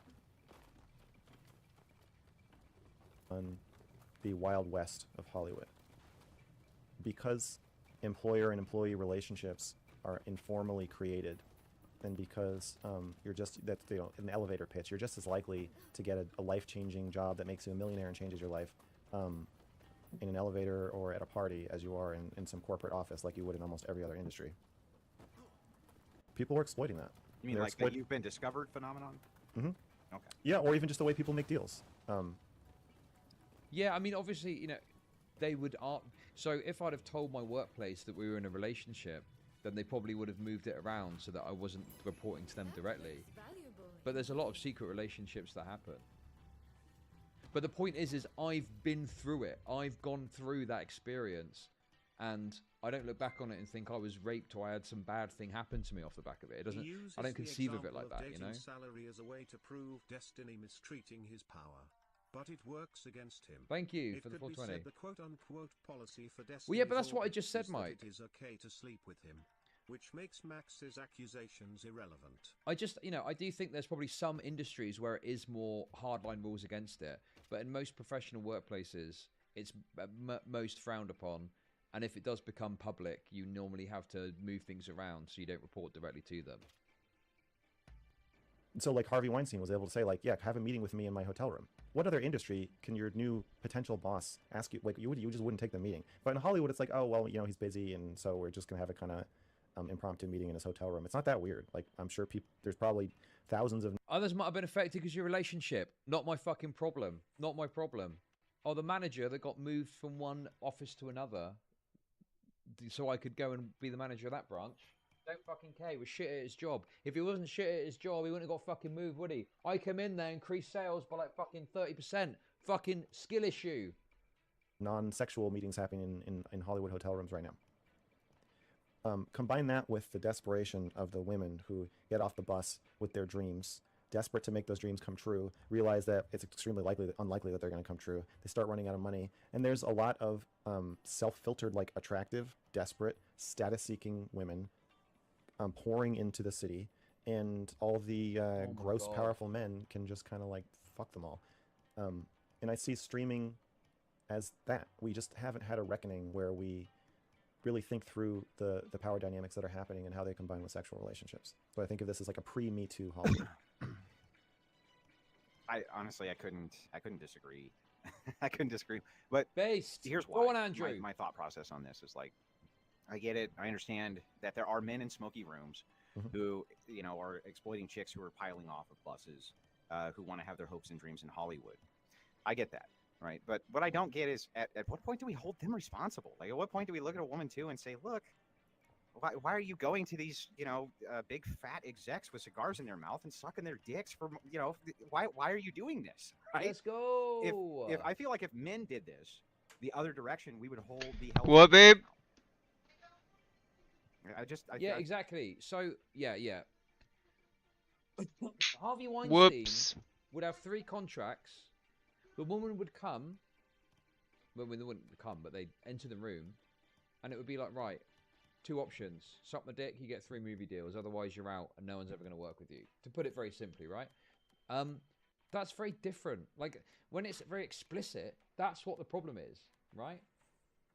If there's a producer, like if there's a producer and a woman, and the woman willingly engages, not because she's told, do this or you won't succeed, but if the woman thinks, if I sleep with this producer, maybe that's going to increase my chances, and she willingly and openly engages in that, that's a very different thing that's happening.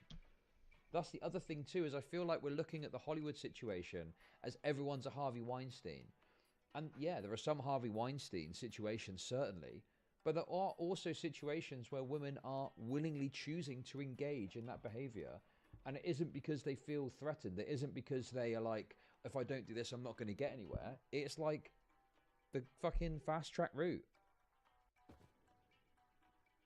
I actually agree with Andrew here. I mean, it sounds like a kind of harsh take, but I actually think Andrew's got a pretty reasonable point, is that in some cases, not all cases, certainly, but in some cases, there are absolutely women that are willingly engaging in certain behaviors because they feel it's going to give them like a leg up. I think we would. I think we'd be held to a different account by men. I think we'd be held to a different account by women. I think we'd be held to a totally different dynamic account. I don't think that. I think there's more of a slow progression to these incidents. Harvey Weinstein had an assistant, a female assistant that would. He was boning her too. Yeah, but she would help the women feel comfortable, right? Mm-hmm. So if the woman got to the door of the hotel and was told, okay, Harvey's gonna fuck you, she might not even walk into the building. And if she knew what was going to happen to her in Hollywood, she might not have even gotten on the bus or plane or however she got there. So I agree with you. There are some women who, if you go up to them in Missouri and you say, hey, before you pack your bags, you know that you're going to be sucking a cigar-smoking guy's dick in 6 months, like for a small role in a horror movie, that is not going to do that well. Are you okay with that? And they would be like, yeah, sure. Yeah, let's do it. There are some women like that. But I think there are also a lot of women who don't know what is happening until right before it happens. That one step after another, the sunk cost fallacy. They just feel like, okay, I guess I'm already here. I'm already this. It's whatever. It's just going to be a few minutes. I can get through this. That's not consent, though. You feel like you're taking away their agency by saying that, though? Like, here's this point. Like Lane Maxwell, for instance. Lane Maxwell was fucking smart. That chick was sharp as could be. And she understood how to utilize interpersonal manipulation in order to get these women, and they were young. They purposely targeted young women. That was what he was into. And Maxwell would start with small things like just come in and give me a massage, things like this, and I'll give you an exorbitant amount of money, $100, $200, $300. So it was a process in order to break them down emotionally, right?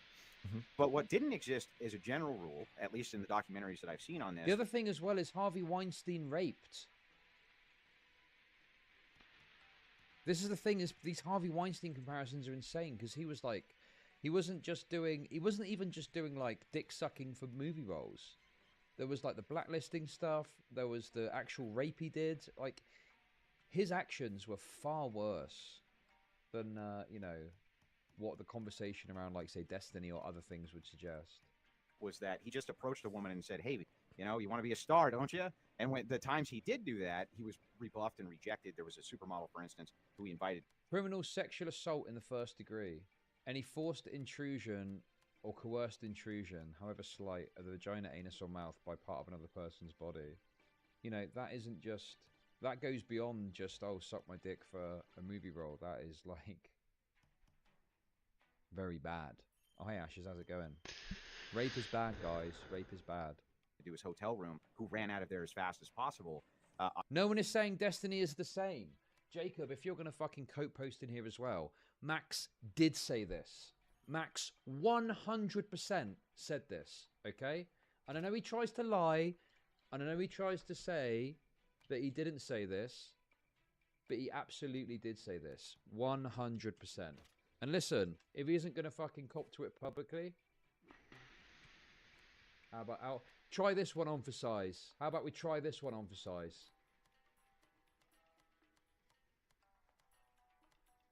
How about we try this one on for size, eh? You're not the only one that's going to leak DMs, bitch. This is I think the night all went down.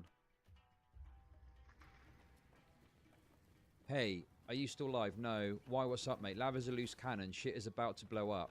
She was insinuating Destiny as like Harvey Weinstein on stream. I know he is, though. I mean, as much as he wants to cope and fucking downplay it now and act like he fucking said it, okay? If he's not gonna fucking cop to it publicly, he said it privately to me, the little fucking bitch.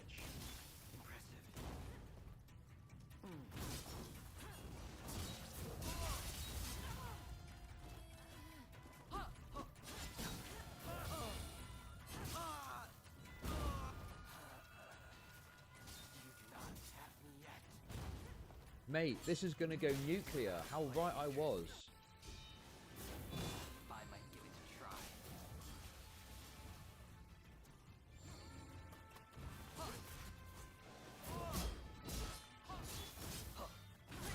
The Harvey Weinstein shit is too much.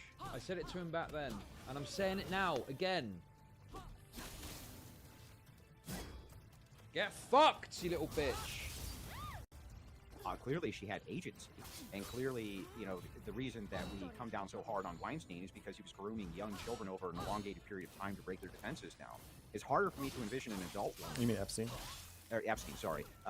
It's harder for me to envision an adult woman, you know, just literally conforming to that instantly without it being a conscientious choice that she made if she's not being broken down over an elongated period of time, just like the young women were that he was going after.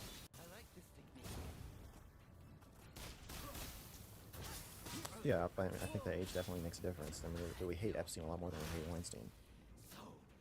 Yeah, well, I mean, Epstein and Weinstein went after some, you know, some young girls too. But yeah, to be fair, I'm just saying there are, when you're talking about Epstein himself, there are situations where he was in with adult women who did rebuff him. And so I'm just saying, I think that there is a difference if you're going after young women, especially. But like in this Anna case, this is my only. Well, I'm gonna come back and do that mission when I get back. A fucking degenerate of the tallest order, and I think that he would probably agree that that's. I'm not true. calling him a degenerate though. Well, I'm going to. Oh, okay. All right, it's time to go to the gym, boys, girls, lovers, haters, I mean, maybe it is on the internet a bit. friends, enemies, no grounding foundation for your own morality. people who don't give a fuck. So when I read through this, I am out, and I'll probably be back later tonight. To me, was that he was publicly saying. But I do need to catch up on more sleep, so it's not a guarantee. He's gonna do all these different things. That does seem. Okay, guys. That does seem it's been fun. Everybody have a good one. Peace out.